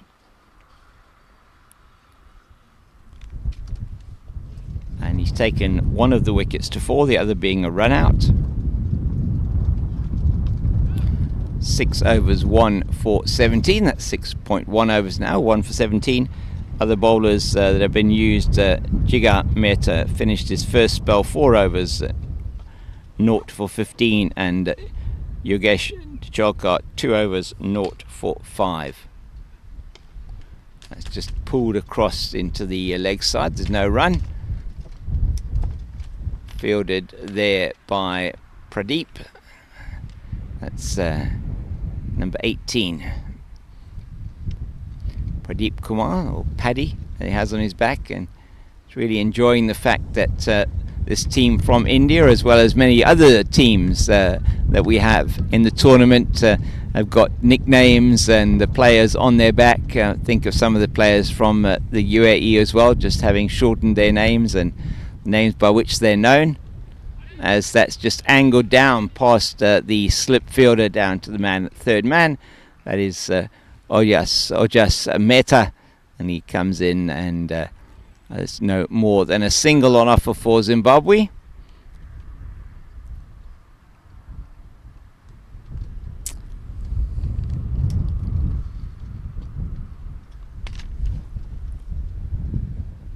So India winning the toss today, electing to bat first on what did look like quite a difficult track, it must be said, and confirmed by both batting and bowling teams at the luncheon interval.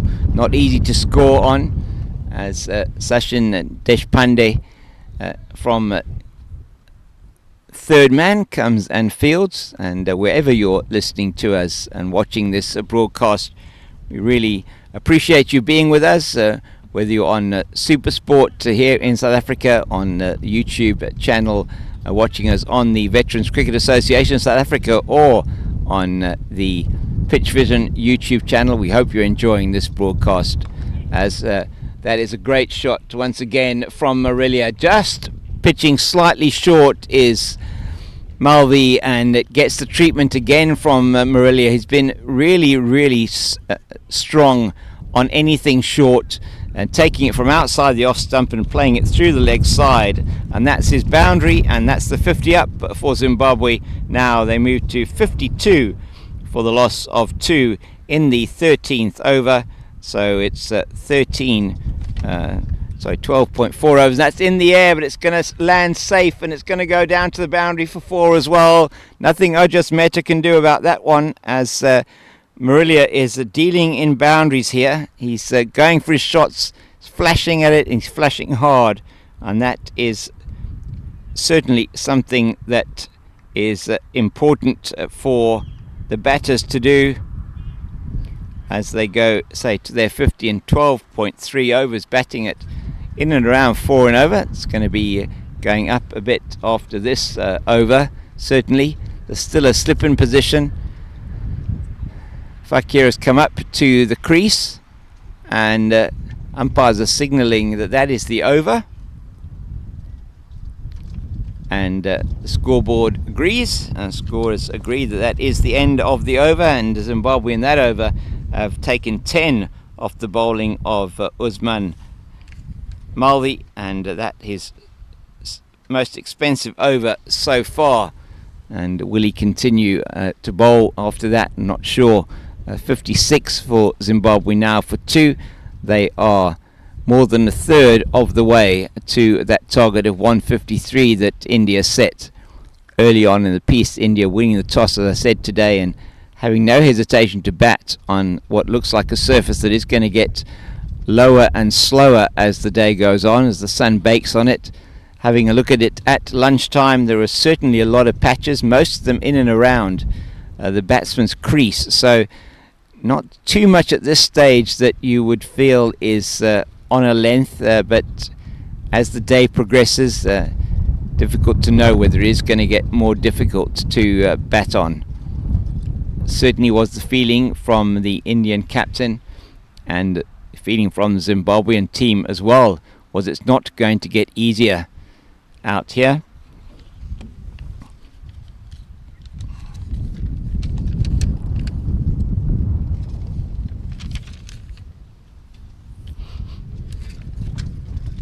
We are also expecting player coach Mayank Kadiwal to bowl today, as they don't have no. Okay, so deciding that one. So they both started to run at different intervals and eventually deciding against the run. And calling here going to be very important. There are runs on offer if you play it into the gaps. We're not quite yet at the 15 over mark, which is the end of the first power play. Rennie just edges it past the first slip. There's nobody down at third man there, but they're going to come back for 2. Rennie just gets that back, gets that down past the slip fielder for 2.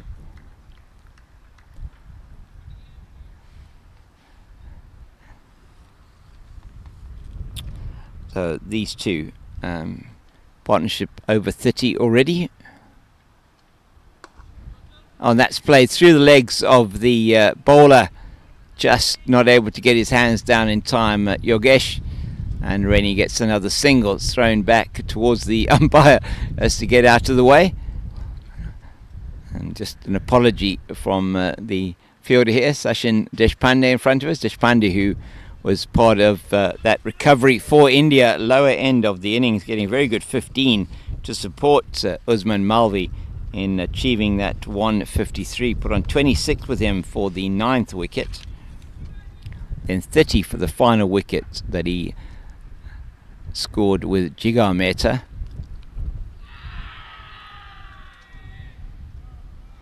Appeal for stumping behind from Fakir, and no, not out, says umpire Karveer, umpire from the USA, who also umpired at the Over-40s World Cup last year. Wonderful to have him back here in South Africa.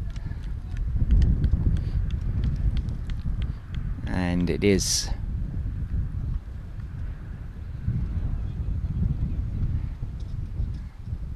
Yogesh again. Swept nicely by Marillier, and it's not going to get to the boundary. It's been chased down there by Malvi. Looks like he's struggling with an injury. Did pick up a bit of an injury when he was batting. He was trying to go down the wicket to the spinner, and just turned very sharply to get back into his crease, which he did successfully, but like he pulled something when he was turning around. He's now really limping quite badly, hence I think why he's in at slip at the moment. Just the 2 there to Marillier. He's lap sweeping again, and that may well be another 2 to him. So this is just a single, in fact, this time. So I think he'll keep the strike at the end of that over, as that one coming in from the boundary hits the wickets directly. No thought of a second, though, from the 2 Zimbabwean batters. And at the end of the 14th over, it's been another good one for Zimbabwe. They've now moved into the 60s, and they are now 62 for the loss of 2. So another 6 off that over from Yogesh. And I think, are we still going to see Usman Malvi? No, we're not. It is in fact going to be the other opening bowler, Jigar, who's bowled 4 overs so far. He's going to be coming into the attack from the more southerly end of the ground here. In fact, it's more a southeasterly end of the ground. The wind almost directly behind him. He opened the bowling from the Table Mountain end of the ground. Table Mountain Range and Constantia Neck behind us. You may have heard of those names. Beautiful. The Table Mountain Range extends all the way from Table Mountain right down to Cape Point, a distance of some virtually 50 kilometers that it goes down all the way to Cape Point. It really is an incredible feature of the countryside here in Cape Town. Beautiful city at the southwestern tip of the African continent, and we are privileged to have the 12 teams from the Over-40 World Cup here with us at this tournament. A reminder, this match is to determine in the positions 5 to 8 who goes through to the match to determine who finishes 5th and 6th, or if the loser would go into the 7th and 8th place playoff. Those to be played on Thursday, and the final to be played on Friday.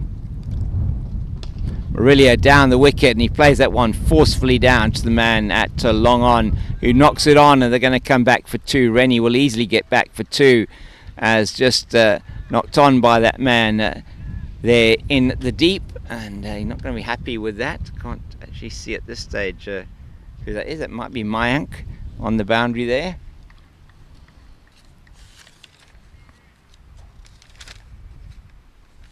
Not sure.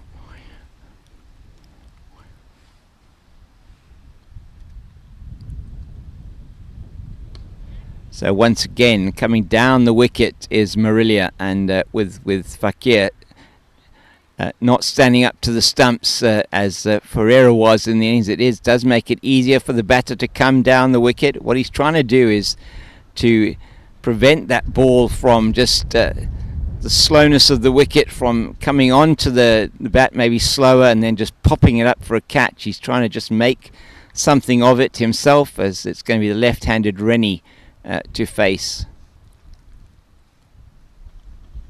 That's nicely played by Rennie, and that's through the gap at mid-wicket, and he turned that one beautifully, and it doesn't think it's going to make it, or is it going to make it? It does make it to the boundary, so that's Rennie's first boundary, and that's played through mid-wicket, as Jigar just getting his lines wrong with the switch over between left and right-handed batters, and Gavin Rennie plays that one very nicely through the vacant wide, sort of straightish mid-wicket region for 4. At the end of this over, India will be able to have 4 fielders outside the ring. This stage, just the 3 fielders outside the ring. And for Rennie, they've actually now put the man out at deep cover. Jigar's going to try and bowl outside that off stump, and he does. And Rennie just defends back down the crease, down the pitch, should I say. And we have got Mayank actually at backward point. So we've got a slip, that's Malvi. We've got Sachin Deshpande at third man. And it will be Mayank, who just I think caught his foot there, perhaps in something on the field, and goes over, does manage to field that one effectively. And it'll be Marillier on strike. All change for the left-hand, right-hand combination. And the man at that deep point, who's Viral Amin, runs all the way from deep point to come to his position at backward point for the right-hander. 2 men on the boundaries, Yogesh at deep cover, and down here, I'm not sure who it is on this side, and that's down to the man at third, and that's Ojas Mehta, who's been patrolling that area for the entire day so far.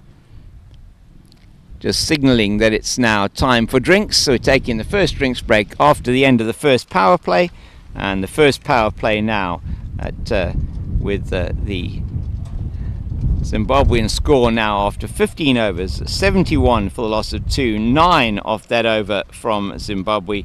That's Jigar's second spell, goes for 9 once again, and the score 71 for the loss of 2 Zimbabwe after 15 overs. Just by comparison, after 15 overs for India, score was 45 for the loss of 4, and they were then in the phase where they were starting to lose wickets at regular intervals, and going down to 57 for the loss of 5 in the 20th over, and India then just struggling in the middle part of their batting. And it's time as well for us to take a drink while the players out in the field are doing that as well, and I'll be back with you in about a minute.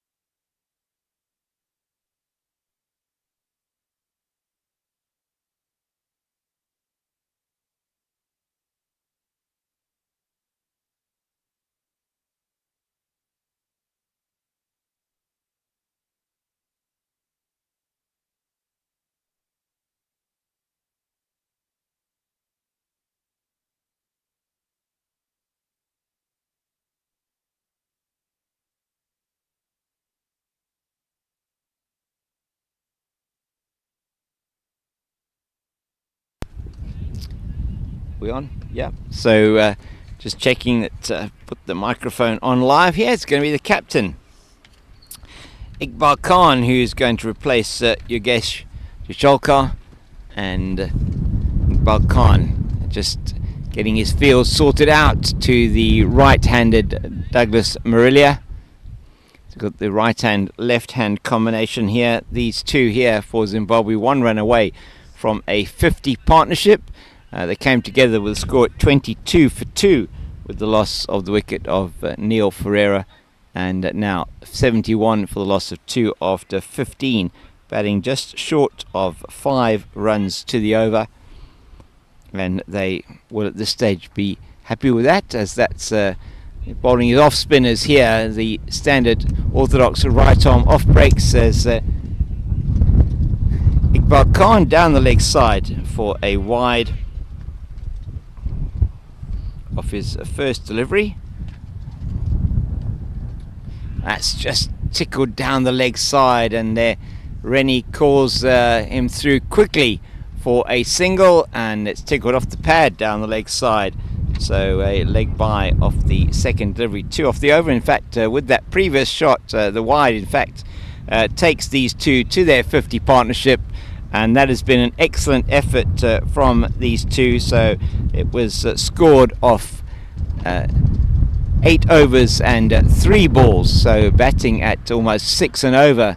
That's a very good delivery to the left-hander by Iqbal Khan, just getting a bit of purchase off the surface. And I'll get the glasses on him now and see if he is getting a lot of turn. Just have a look at this, and yeah, quite a nice amount of turn, but it's slow turn, and that one Rennie able to just rock back onto the back foot and play it into the leg side for a single. So the second power play we're into now. This is over number 16. You're allowed 4 fielders outside the circle, and Marillier is going to play it out to one of those now. It comes in from deep mid wicket. That's Amin, and he's going to be staying in where he's came to in fielding, because he's going to be at extra cover for the left-handed Rennie.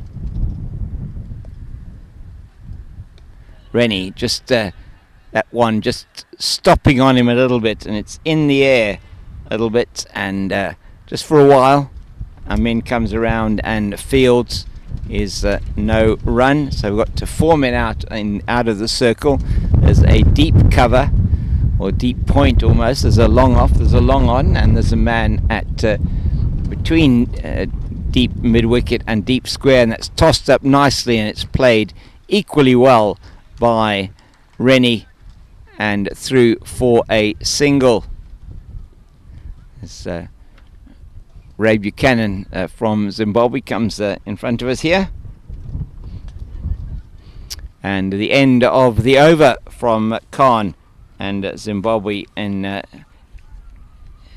Iqbal Khan's first over.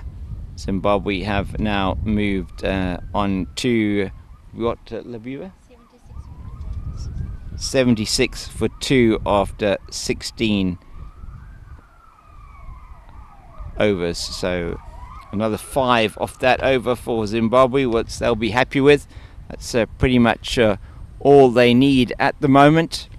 Batting at just shy of 5 and over, with Marillier leading the charge for them. Him and Rennie, this partnership now grown to 54 it is between these two. Marillier on 36, Rennie on 14. No, he's actually on more than that now. I just don't have the update here. Just waiting for my scorecard to update. We'll get that now for you. 76 for 2. Rennie facing. Got a slip. Man at backward point. That's a change of bowling, as Malvi's finished his spell, and it is the player coach Mayank who is bowling. He's bowling his left arm orthodox spinners from the southeastern end of the ground. Number 27 on his back. That's Mayank Kandwala. Mayank Khandwala. He is the 12th player, so did bat in the innings but is in to bowl, and it is his first over.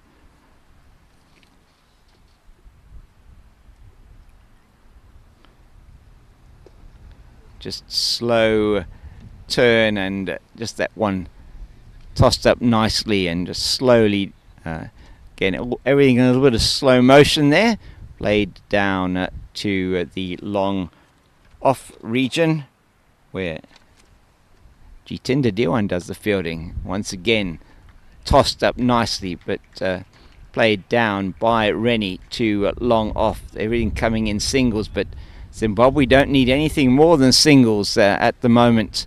Just need to keep wickets in hand, you feel. This just played straight to the captain at mid-wicket. It's a shortish mid-wicket. In position, gets past that man. There's certainly a single on offer anywhere in the outfield. Just into any gap. Shortish this time, but not able to play that one away. And difficult to see from this side how much turn may be on offer. Looks like you've got very nice high arm action. That's played again back to the bowler. There is no run at the end of an over. End of the over, very good one from Mayank, and Zimbabwe in that over now have moved on, and I don't have the update on the scorecard here. So what are we on now? 78? 79 for 2, so 3 off that over. And Zimbabwe moving along at between 4 and 5 and over. Going to be captain Iqbal Khan to continue. Tickled into the leg side, and every run at the moment is being applauded by the Zimbabwean contingent off to my left. They are now halfway in their run chase, in fact just over halfway, as they move to 80 for 2 in the 18th over. That's again tickled very nicely. They'll look for 2, they're not going to get it though. Man, Viral Amin off the boundary very quickly. He's been really lively in the field, has Amin. That produced that direct hit to take the wicket of Neil Ferreira. It's beautifully tossed up, lovely flight, beautiful dip, and well played defensively by Rennie. Realizing wickets in hand are very important. It's going to be very difficult for a new batter coming to the crease. That's edged past the man at slip. Good fielding and attentive work by, I think that's is that Yogesh. Looks like Yogesh at that. Sorry, the wall there was for Labiba's laptop that just blew off the table into her lap. Maybe that's why they call it a laptop. Not sure, but it's fielded here in the deep. Was a terrible joke. I do apologise to everybody around the world for that one, as it's Jigar Mehta, the opening bowler, who has done the fielding here to our right at long on, long off to the left-hander. Long on, they will take the single here. Marillier just stops starting there as Iqbal Khan finishes yet another over.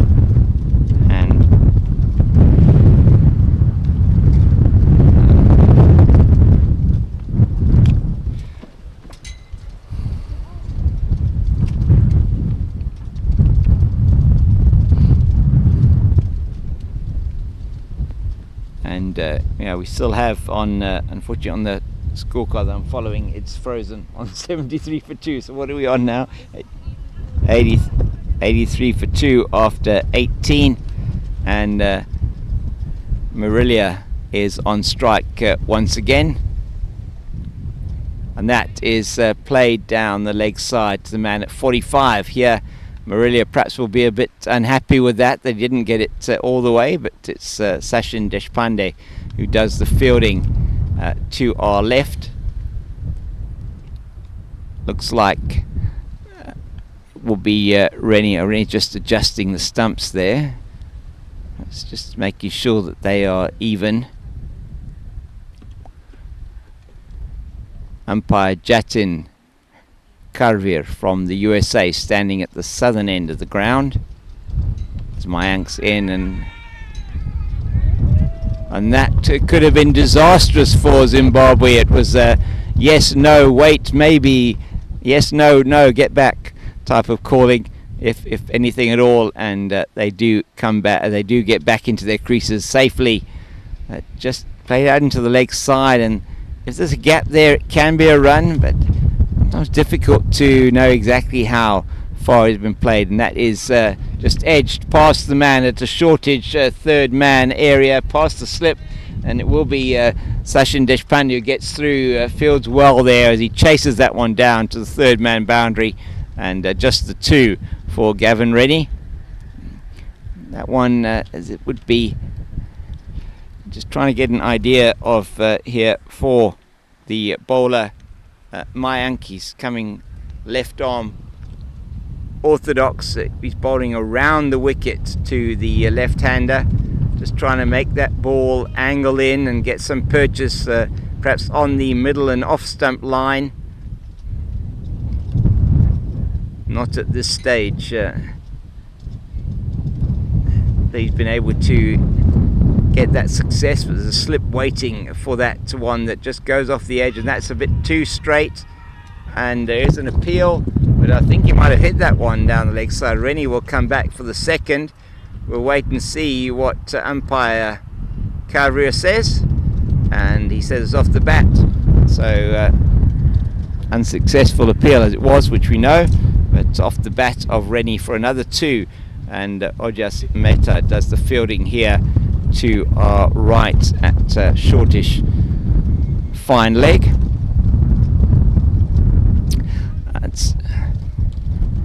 That will be Viral Amin coming in off the boundary at deep mid wicket, and that's a beautiful throw. I mean, that would be a throw that you'd be happy with anywhere on a first class or senior cricket field, just perfectly over the top of the stumps. And so there's going to be a bit of a conference here between the wicketkeeper Fakir and captain Iqbal Khan. Iqbal Khan is going to be continuing with his off breaks from the Table Mountain end of the ground, so he's into his third over now, and at the end of 19 Zimbabwe have moved on to 89 for 2 after 19. So let's say batting at somewhere between 4 and 5 and over.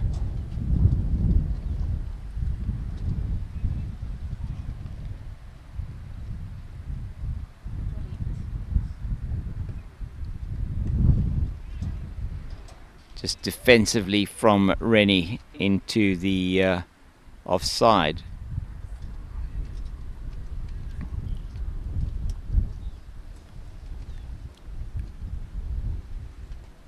It's nicely weighted for that one. A slow turn into the pads, and it certainly is not giving any, not really giving any bounce for the spinners. Maybe a little bit of turn on offer, but it is quite a slow turn. The Indian spin bowlers perhaps not having the height advantage that Arthur Harley had for Zimbabwe and Simon Seeger, but that's beautifully played straight in front of us, and that has come down to the sight screen over the boundary for 6. That's the first maximum from Zimbabwe, and the captain it is, Douglas Marillier, who hits that one. You might have heard it clatter into the sight screen to the right of us. For a minute there we were preparing to take here. So Shob's wearing his Betway cap, so that's beautifully played to the reverse sweep to the backward point boundary for 4 from Marillier, and he is accelerating the scoring significantly here as Zimbabwe move to 99. Is it? 100 is up, so Rennie getting a single early on. It's 100 up for Zimbabwe. 100 off 19.3 overs, is it? 19.5 overs is the 100 up for Zimbabwe. Marillier here trying to get these runs as quickly as he can, not trying to take any risks at all as the throw comes in from Viral Amin in the deep, and he's taken the bowling as well at the end of that over. An expensive one for umpire Khan, and Marillier goes to his 50 with that 4. He went to his 50 off only 46 balls, is it? 41 deliveries, so a really fast 50 from Douglas Marillier, the captain. Leading from the front here is Captain Marillier, 51 off 41 deliveries, 6 4s and 1 6, and just to try and see now maybe if my scorecard is updated. It is indeed, so 101 for 2 at the end of 20 overs. Zimbabwe batting at 5.05 or 5, close enough to 5.1 runs to the over, and it's Mayank again bowling, and he's bowling to Marillier, and Marillier there in the air for a while. The desperate attempt in the covers to field that one. It is a good stop, but not before they've got through for a single, so it's 102 for 2 and 80 now these two have scored for this, the third wicket for Zimbabwe.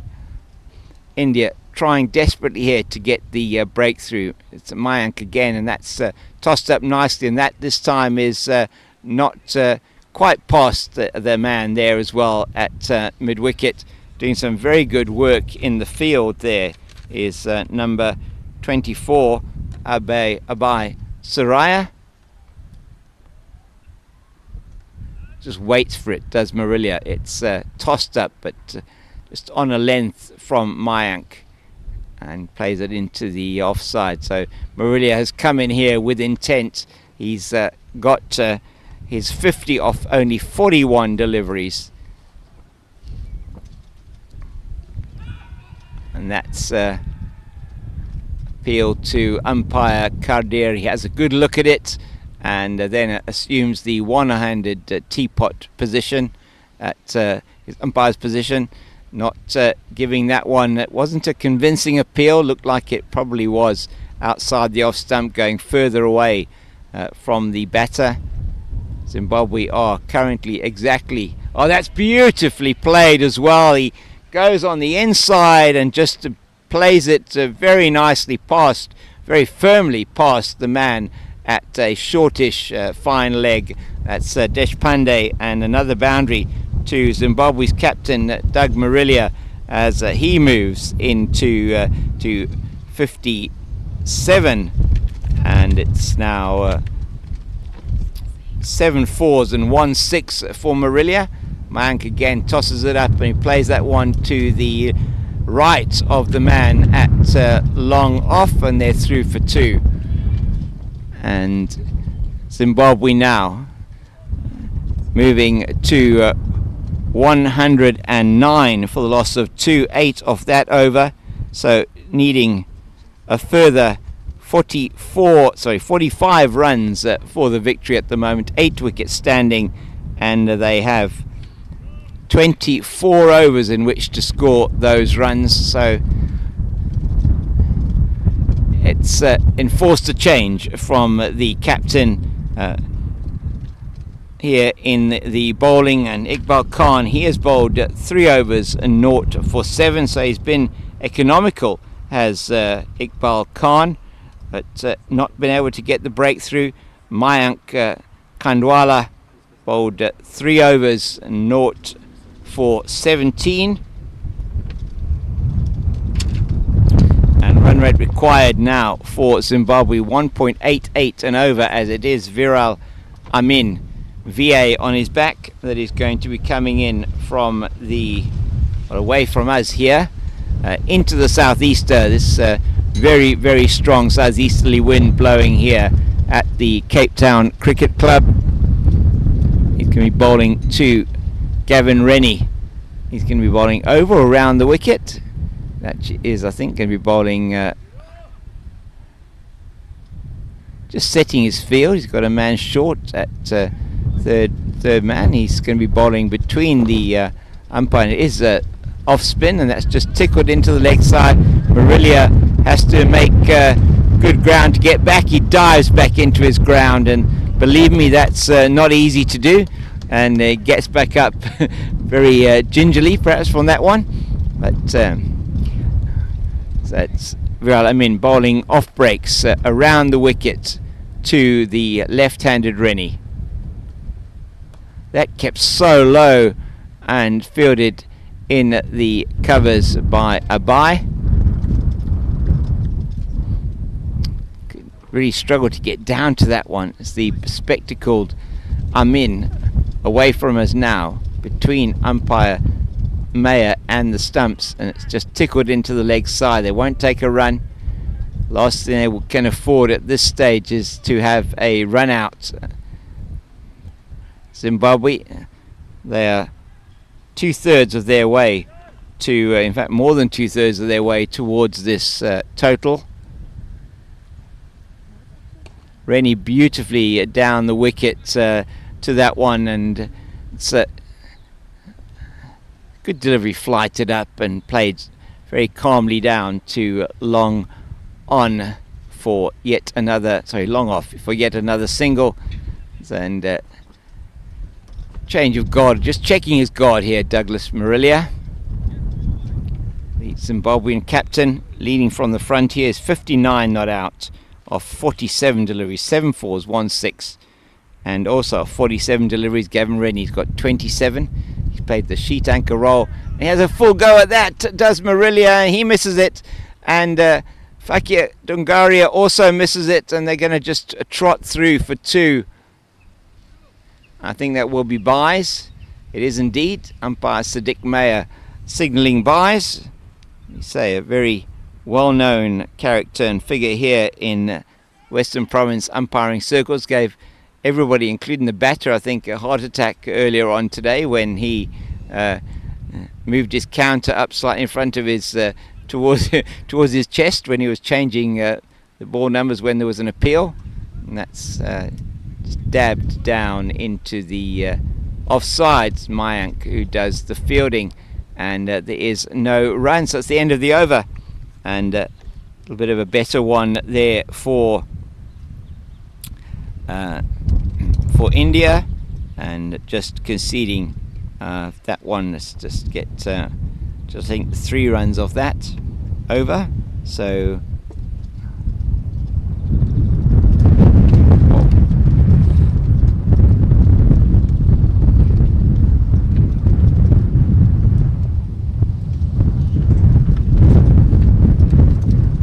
score now for Zimbabwe 112 for 2 after 22 overs. So batting at 5.1 to the over, and there's another change of bowling, and so we're going to see a change also from the southern end of the ground. Mayank is coming off, and I think is it going to be Yogesh? I think it is. It's Yogesh Dichalkar, the premium bowler for India in this tournament. 12 wickets to his name. He's coming in now with the wind, and that is short, and just dies on the batter. Rennie plays it to deep cover, and they're through for a single. That's hurled in to the wicket keeper. Nice accurate throw from out there in the deep. Can't quite see who that is in the deep. Oh yes, that is Abai in the deep there, number 24. It is now Dichalkar, Yogesh Dichalkar, we'll call him Yogesh. Teammates nickname from his Yogi. Comes in now. That's down the leg side and will be signalled wide by umpire Karir. So natural angle around the wicket is trying to get it to pitch middle and leg straight, and on the left hand, on the right hander to get that leg before wicket or bowl decision. That's just chopped into the offside Amin does the fielding.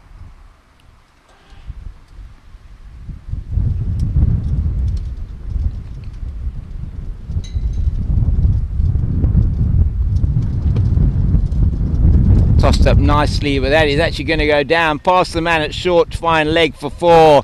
That's beautifully played on the sweep by Marillier, and leading, as I say, his team here, and they move now closer to that total 118 now for 2 are Zimbabwe, needing a further 36 runs for victory. Plenty of overs in which to get them.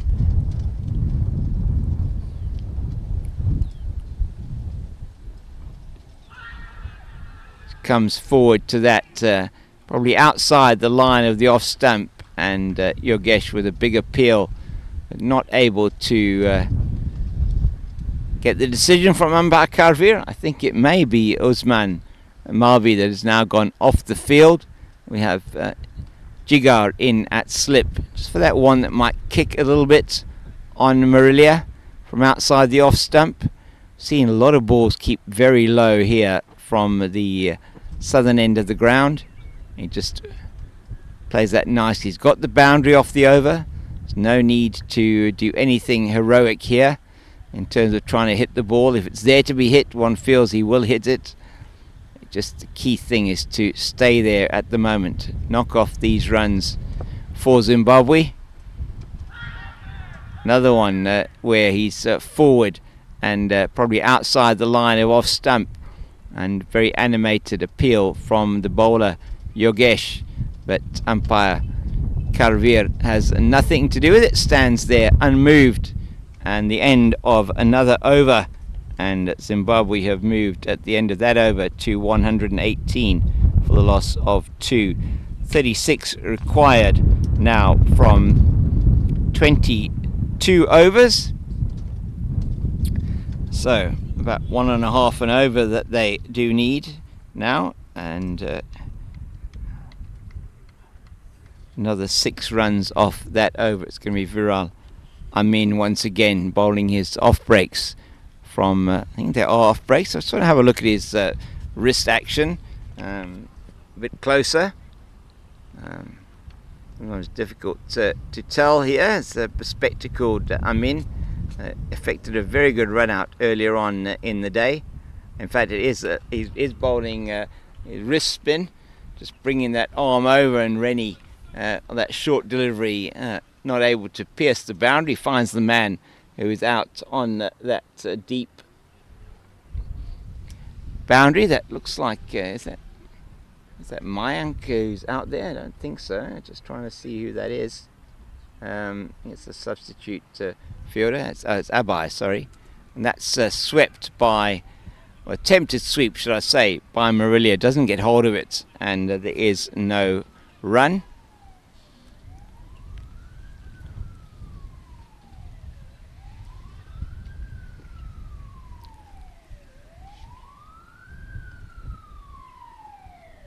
That's a full toss, and that's been hit out into the deep, and the fielder there will not get there. That is right through to the boundary, and Marillier, in the form in which he is in, that is a delivery that he is going to make sure he's going to hit through to the boundary every time if he can, and Pradeep can do nothing about that, and is through for his, I think that's his 9th boundary, so his 9th 4 to go together with his 1-6.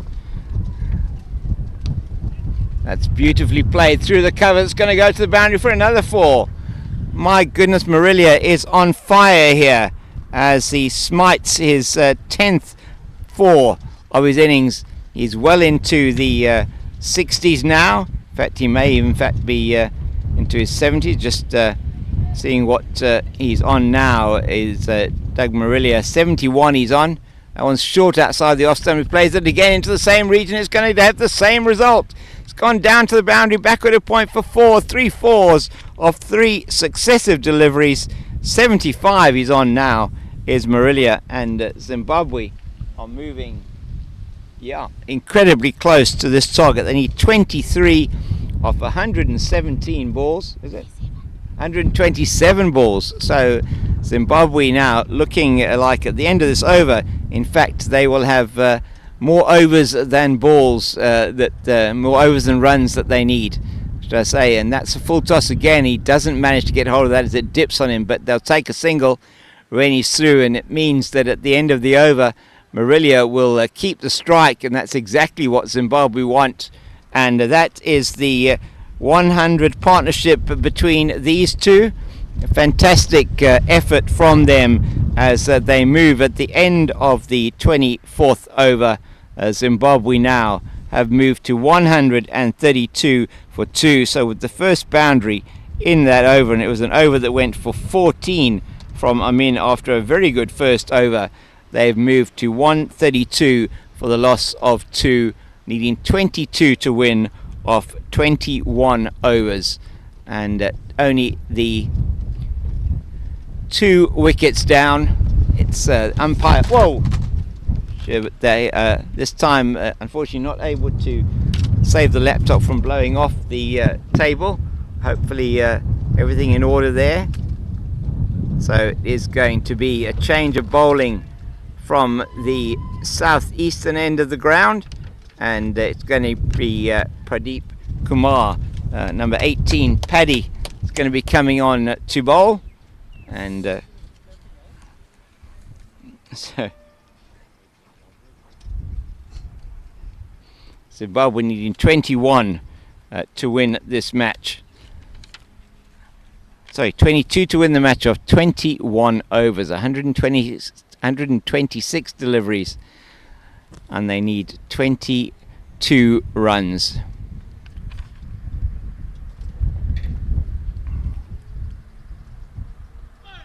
That's just tickled into the leg side. The man in the deep's a little bit slow to come in off the boundary by, but there's no thought of a second run as they walk through for the single. The damage here, it seems, maybe already been done. It will take something really special now from India, as Marillier is on 76, Rennie is on 30. This partnership now moves up to 111. Every single Zimbabwean, if they know, will have their legs up, their feet up, should I say. So their partnership has gone to Nelson. Stays on Nelson, 133 for the loss of 2. Scoreboard slightly wrong there. There's a 135 on the large William Bartus scoreboard. That one is outside the off stump, just pitching and turning. Rennie doesn't make contact. Goes past the wicketkeeper, but it's well fielded by Jigar at first slip.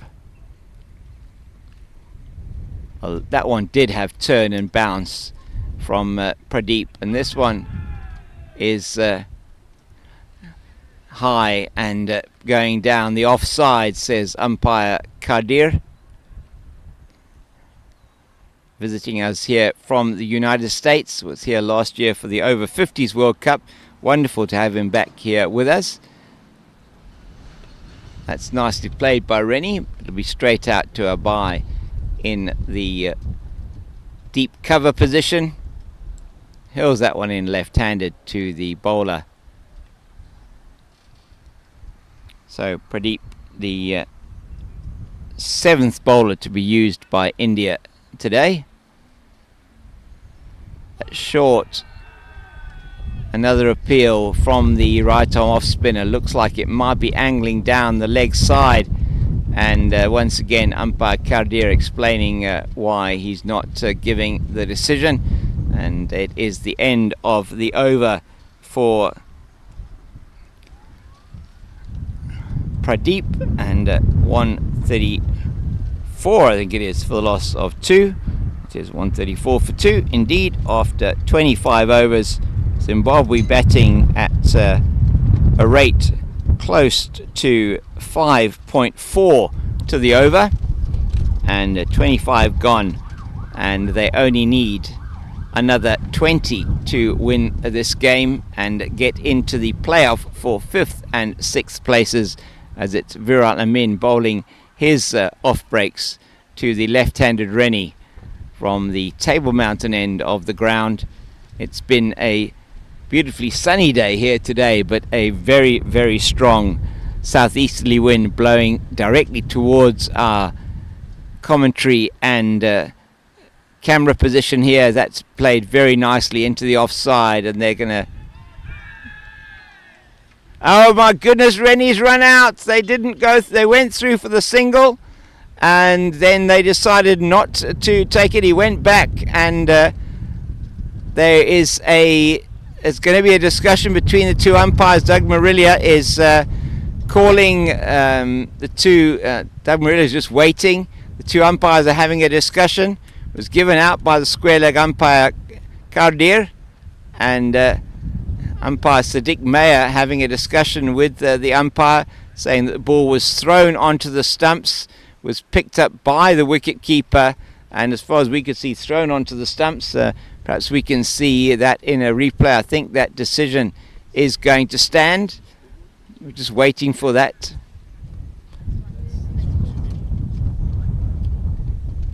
And the final decision is out after the discussion between the two umpires. And Gavin Rennie on his way back to the pavilion. He's been run out as they tried to go through maybe for that single, just was sent back by Marillier, and Rennie is run out. The score 134 for the loss of 2, and these two having put on 112 runs for the third wicket. An outstanding partnership between Gavin Rennie and Doug Marillier, and Rennie is run out for 31 off 56 deliveries, I think it was, and he has to go. Very good work there at backward point, and the man who did that fielding, I think it was Ojas Mehta who did the fielding, and he has got that wicket, the wicket of Gavin Rennie.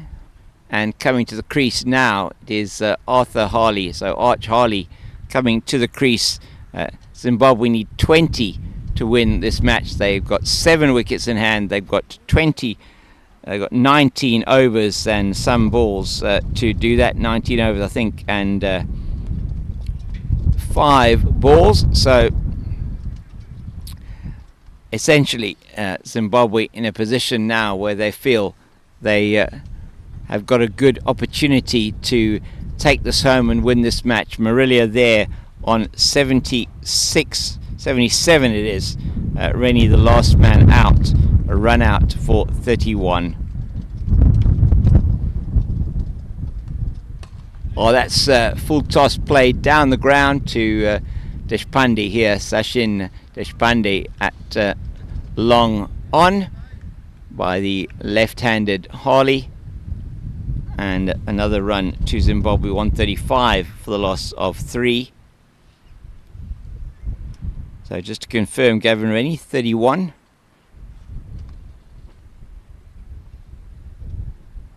So short outside the off stump, played straight down to the man at mid-on. Perhaps Marillier will be a little bit upset that he didn't get that past the man at mid-on. Just trying to organise this field here, Iqbal Khan. Just waiting for the bowler, just changing the field slightly for the left-handed Harley. Bringing the man into point position, standing next to the umpire. That's in the air, but it's going to be safe. It's over the man at, over the man to the right of the man at fine leg, and they go through for 2. Harley. And it's already off the mark. That takes him to 3 of 2 deliveries. Marillier is on 78, 138 for the loss of 2.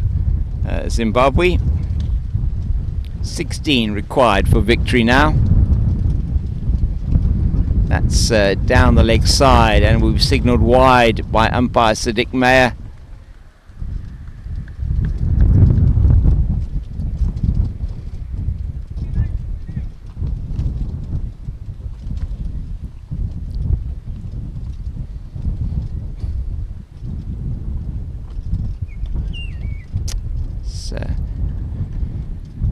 Good defensive shot there from Arthur Harley. As we have a lonely bird call in the distance here behind us.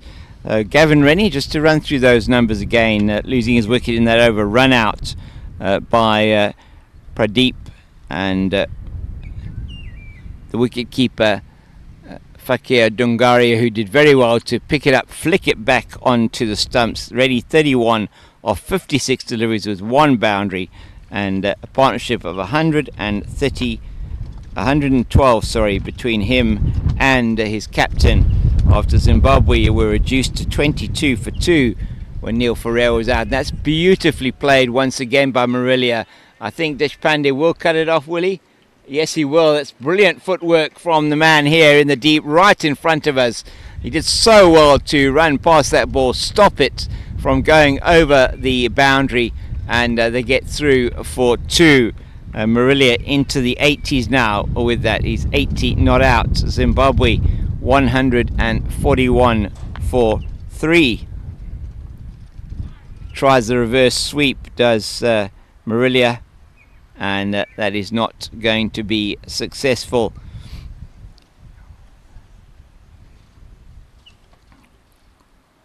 .141 for the loss of 3. Scoreboard is still 2 runs ahead of us, and that's just tickled into the backward point region. Viral Amin, who's been such a good fielder for India today. Haven't seen this Indian fielding team, or haven't seen the team before, but really impressed with the fielding from him, particularly in this Indian team. And that is signalled wide down the leg side by umpire Karveer Pradeep, who threw that ball in and did some very good fielding, not able to keep that one down that offside channel to the right-handed Marillier. He's bowling those off breaks. He doesn't want to stray onto the leg side, and he has this time again. It's a full toss down the leg side, and Marillier gets his 12th boundary of the innings. An excellent shot into the leg side. 12 fours and 1 6. He moves to 84 with that shot. Zimbabwe heading inexorably towards that total. They need 8 runs now only to win this playoff match, a semi-final position almost for the 5th to 8th position, and should they get over the line here within the next few deliveries, or get over the line at all, it doesn't matter when they do it, in the 19 or 18 odd overs left to play, they will be playing on Thursday for 5th and 6th position. We don't know who yet they will be playing, but they've moved to 147 for the loss of 3, as Harley takes strike and guard now against Pradeep. Pradeep into his second over.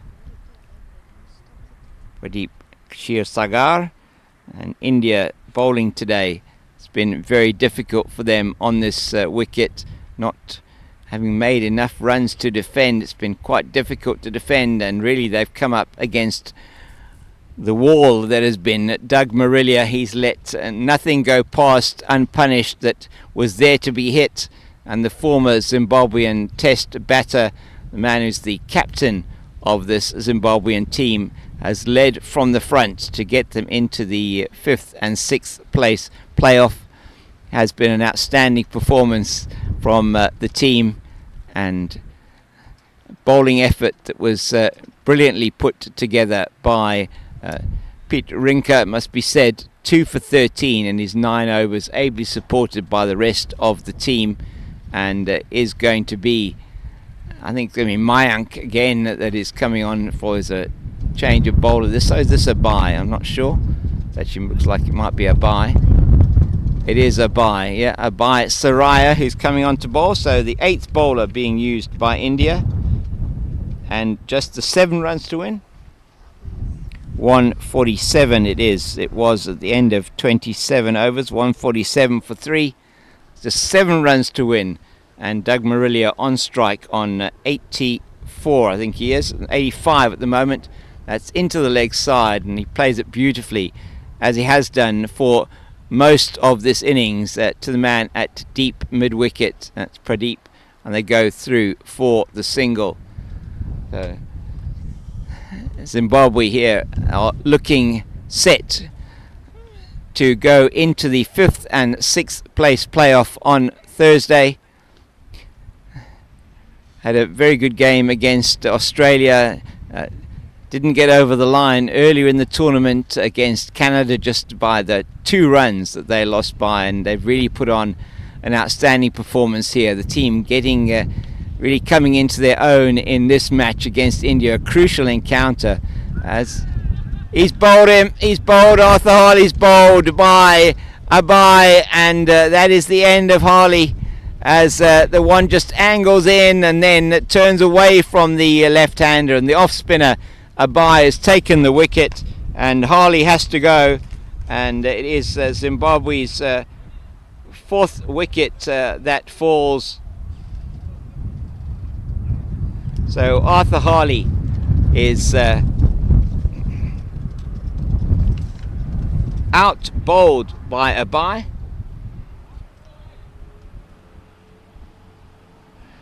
And he not there for a very long period of time, but it is Harley who has to go. He scored 3, I think it was, off 5 deliveries, and not much to report in that particular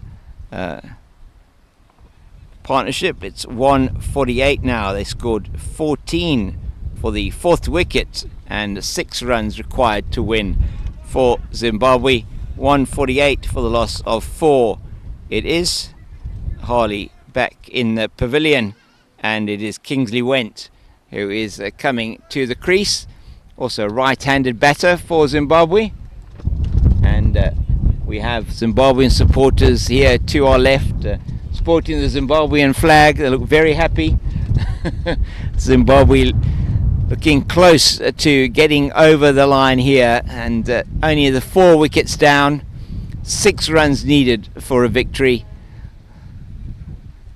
Kingsley Went facing up to Abai Soraya, and that's a good delivery from Abai. Got the wicket of Arch Harley in the previous delivery, just angled into the left-hander, and it's onto the stumps.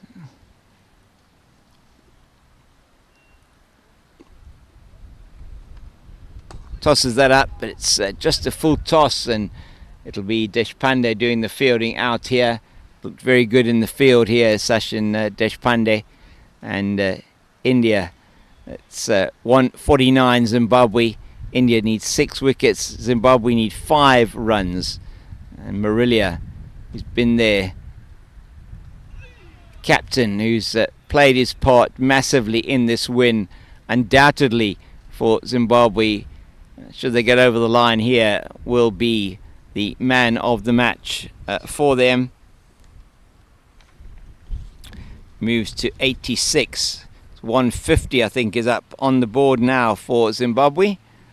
It is indeed. That's the 150, and that's played past the outstretched hand of the bowler down to Sachin Deshpande. He makes sure that he fields that one cleanly, and so a successful over from Abai comes to an end.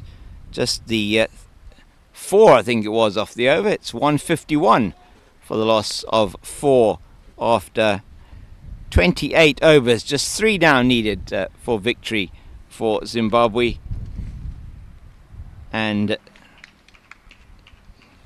looking to a memorable win for them in this Over-40s World Cup. Just a reminder that this Over-40s World Cup brought to you by International Masters Cricket in conjunction and with the Veterans Cricket Association of South Africa, who organised this event here in South Africa. Their chairman and president, Roger Malt, who's played a leading role in organising this, had the privilege of meeting Sterling Hammond on Sunday from International Masters Cricket. Really was a privilege to chat to him, and Roger Malt as well. The organising committee here have done a brilliant job, together with all the grounds around the Cape Peninsula School and club grounds on which the players have played, as Went is just forward, playing that back to the bowler Pradeep. and it's really been a privilege to bring these broadcasts to you. The broadcasts are brought to you by Pitch Vision, and one of the key sponsors of this event, Pitch Vision. That's nicely played straight down to mid-on. Yogesh does the fielding. There is no run, so might not happen now as quickly as one would have expected, but went just defensively forward. So still a slip in place, slip backward point, cover, extra cover, mid off, mid on, mid wicket, and a short backward square. Nobody now out in the deep, all trying to save the single, and that does save the single yet again. Viral Amin doing the fielding. 2 balls left in the over. It's been a maiden so far to Kingsley Wentz. Zimbabwe have plenty of time to get these runs after this over. There'll still be 16 overs left to get these 3 runs. They've gone about this very, very well, and particularly the captain, Doug Marillier, as that's a maiden over by Pradeep. Still 151 for the loss of 4, and Marillier will have strike for this next over, which will be by Soraya, who will be bowling this over. So just to repeat there, just to finish off there, this tournament sponsored by the key sponsor Sisonke Tourism and Events. It's sisonketours.co.za.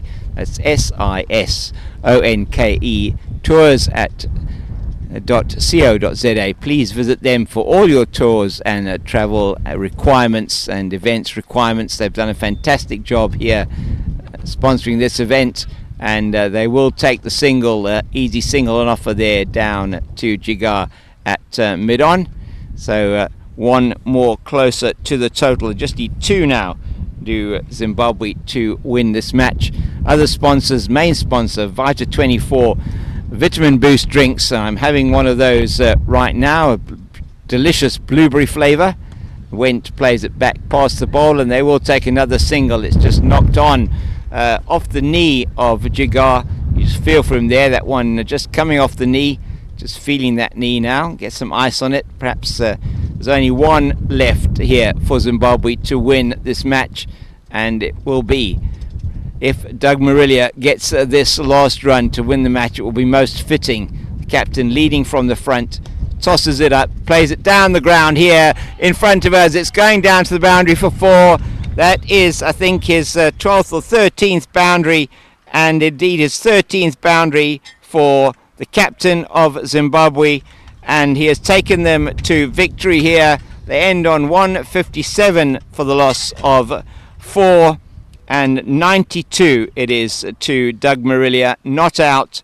He has taken his team into the 5th and 6th place playoffs with a 6-wicket win against India, and they finish, as I say, on 157 for 4. Marillier not out on 92, and that of just 71 deliveries, making sure that Zimbabwe get over the line in this very important match, and we're playing off on Thursday for 5th and 6th places, and really has been an outstanding effort from them, both with the ball and with the bat.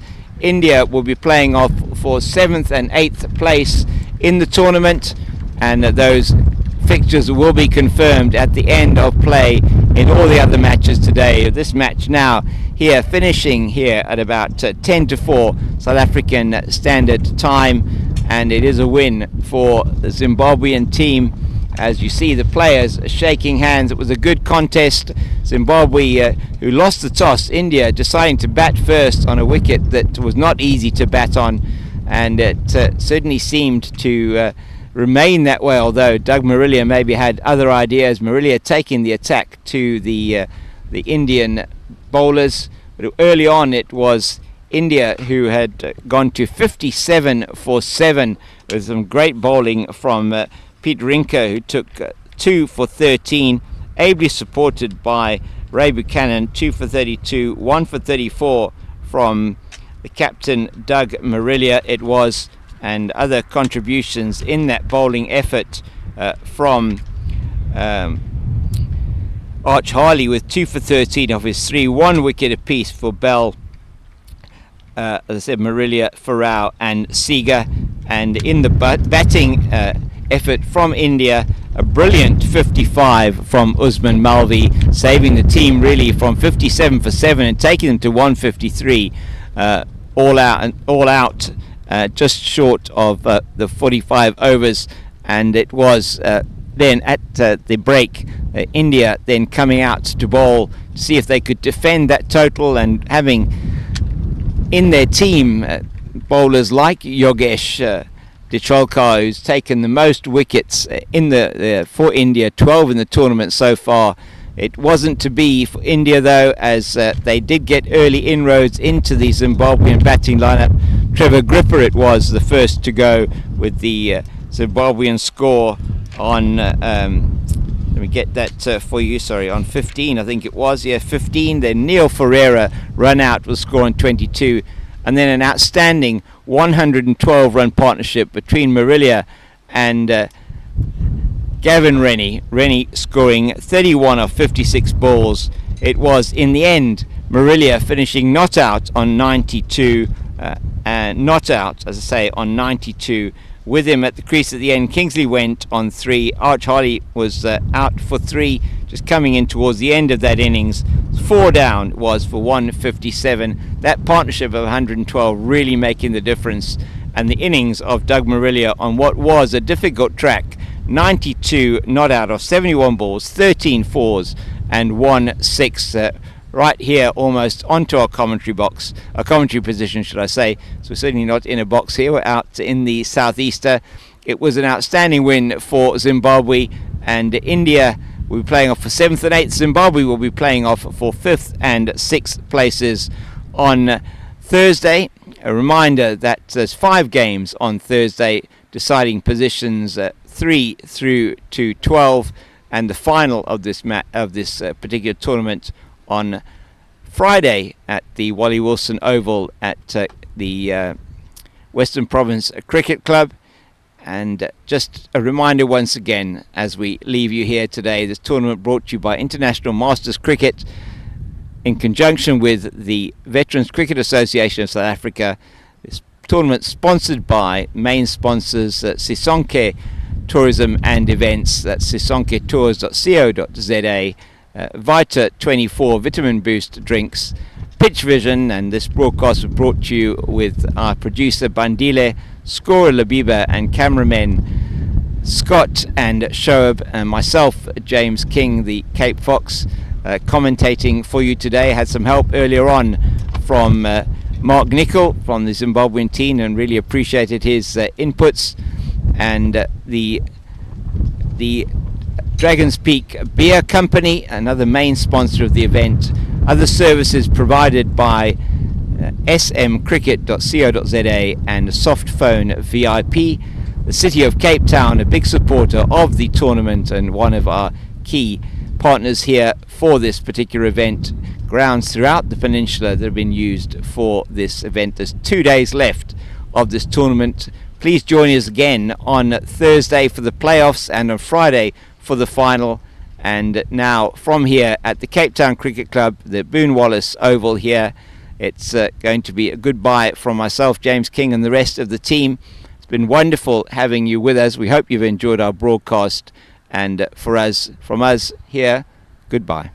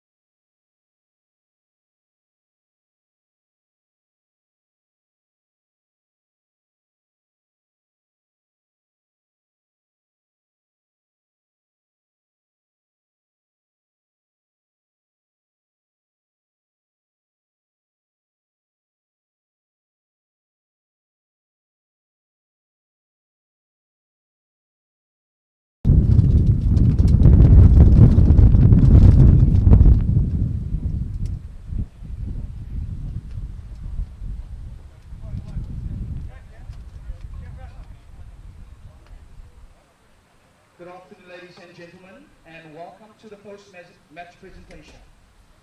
On behalf of Cape Town Cricket Club, we'd like to welcome again and say thank you to the teams of India and Zimbabwe for the fantastic game of cricket today.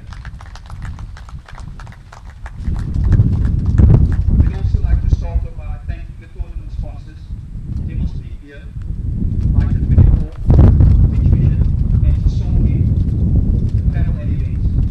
We'd also like to thank our esteemed umpires, Jatin Kavir and Sadiq Mayer. You guys, as usual, have done a fantastic job again today. You guys work as hard as players sometimes, and you catch a bit of flack for some decisions, but it wasn't too bad out there today, I don't think.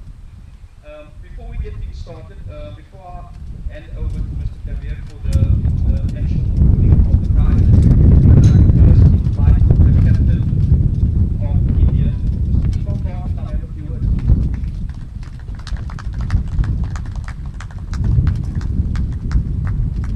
Deepak, just a few questions for you. You won the toss this morning, chose to bat, 154 on the board, not quite enough.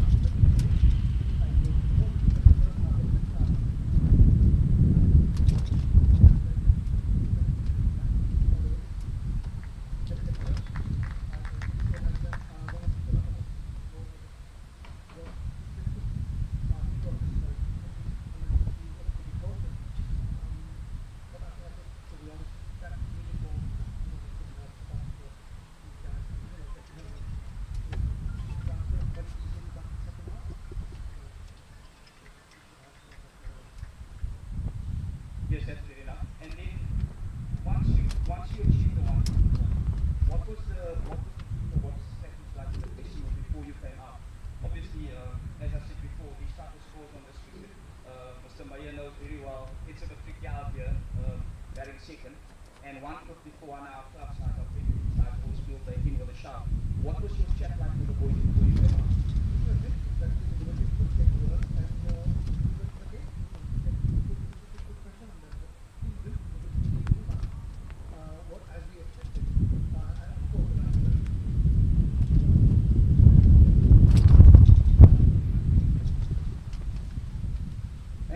Thank you so much for your time, and thank you for joining us at Cape Town Cricket Club today.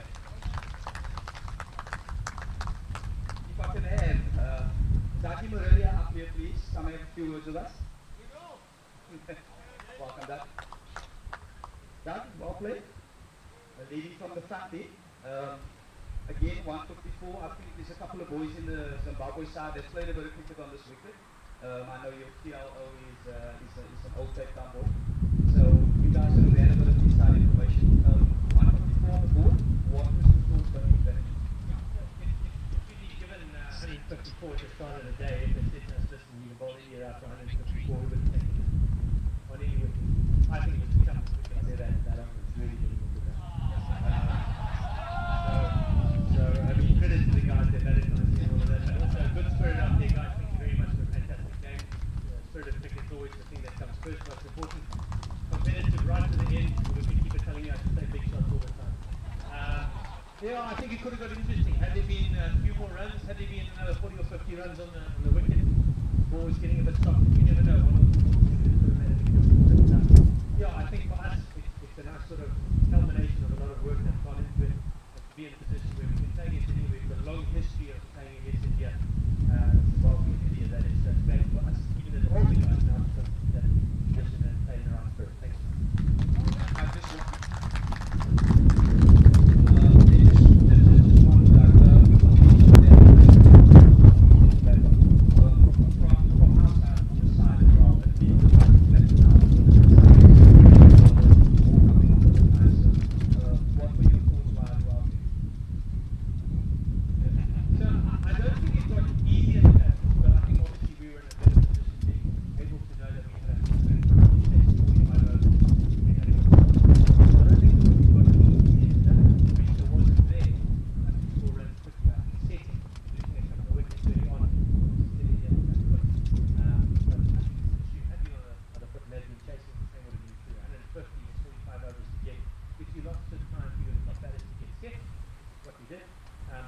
good toss, nice to lose.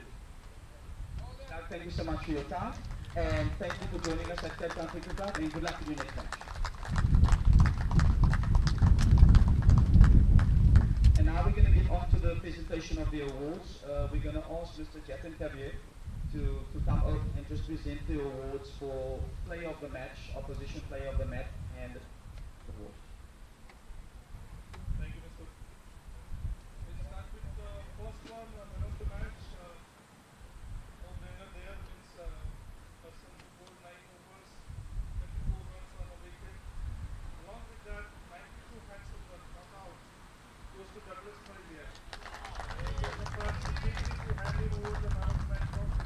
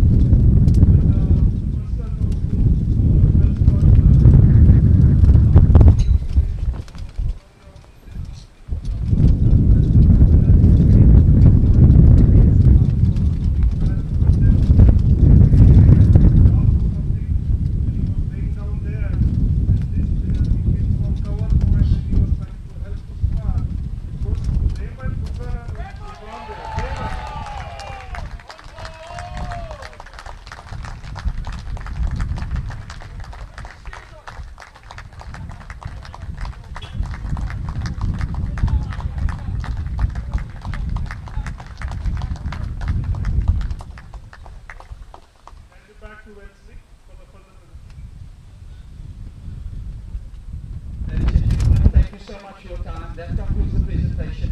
And please good luck in the next video last time of the competition. And travel safely. And thank you for joining us at Cape Town Cricket Club.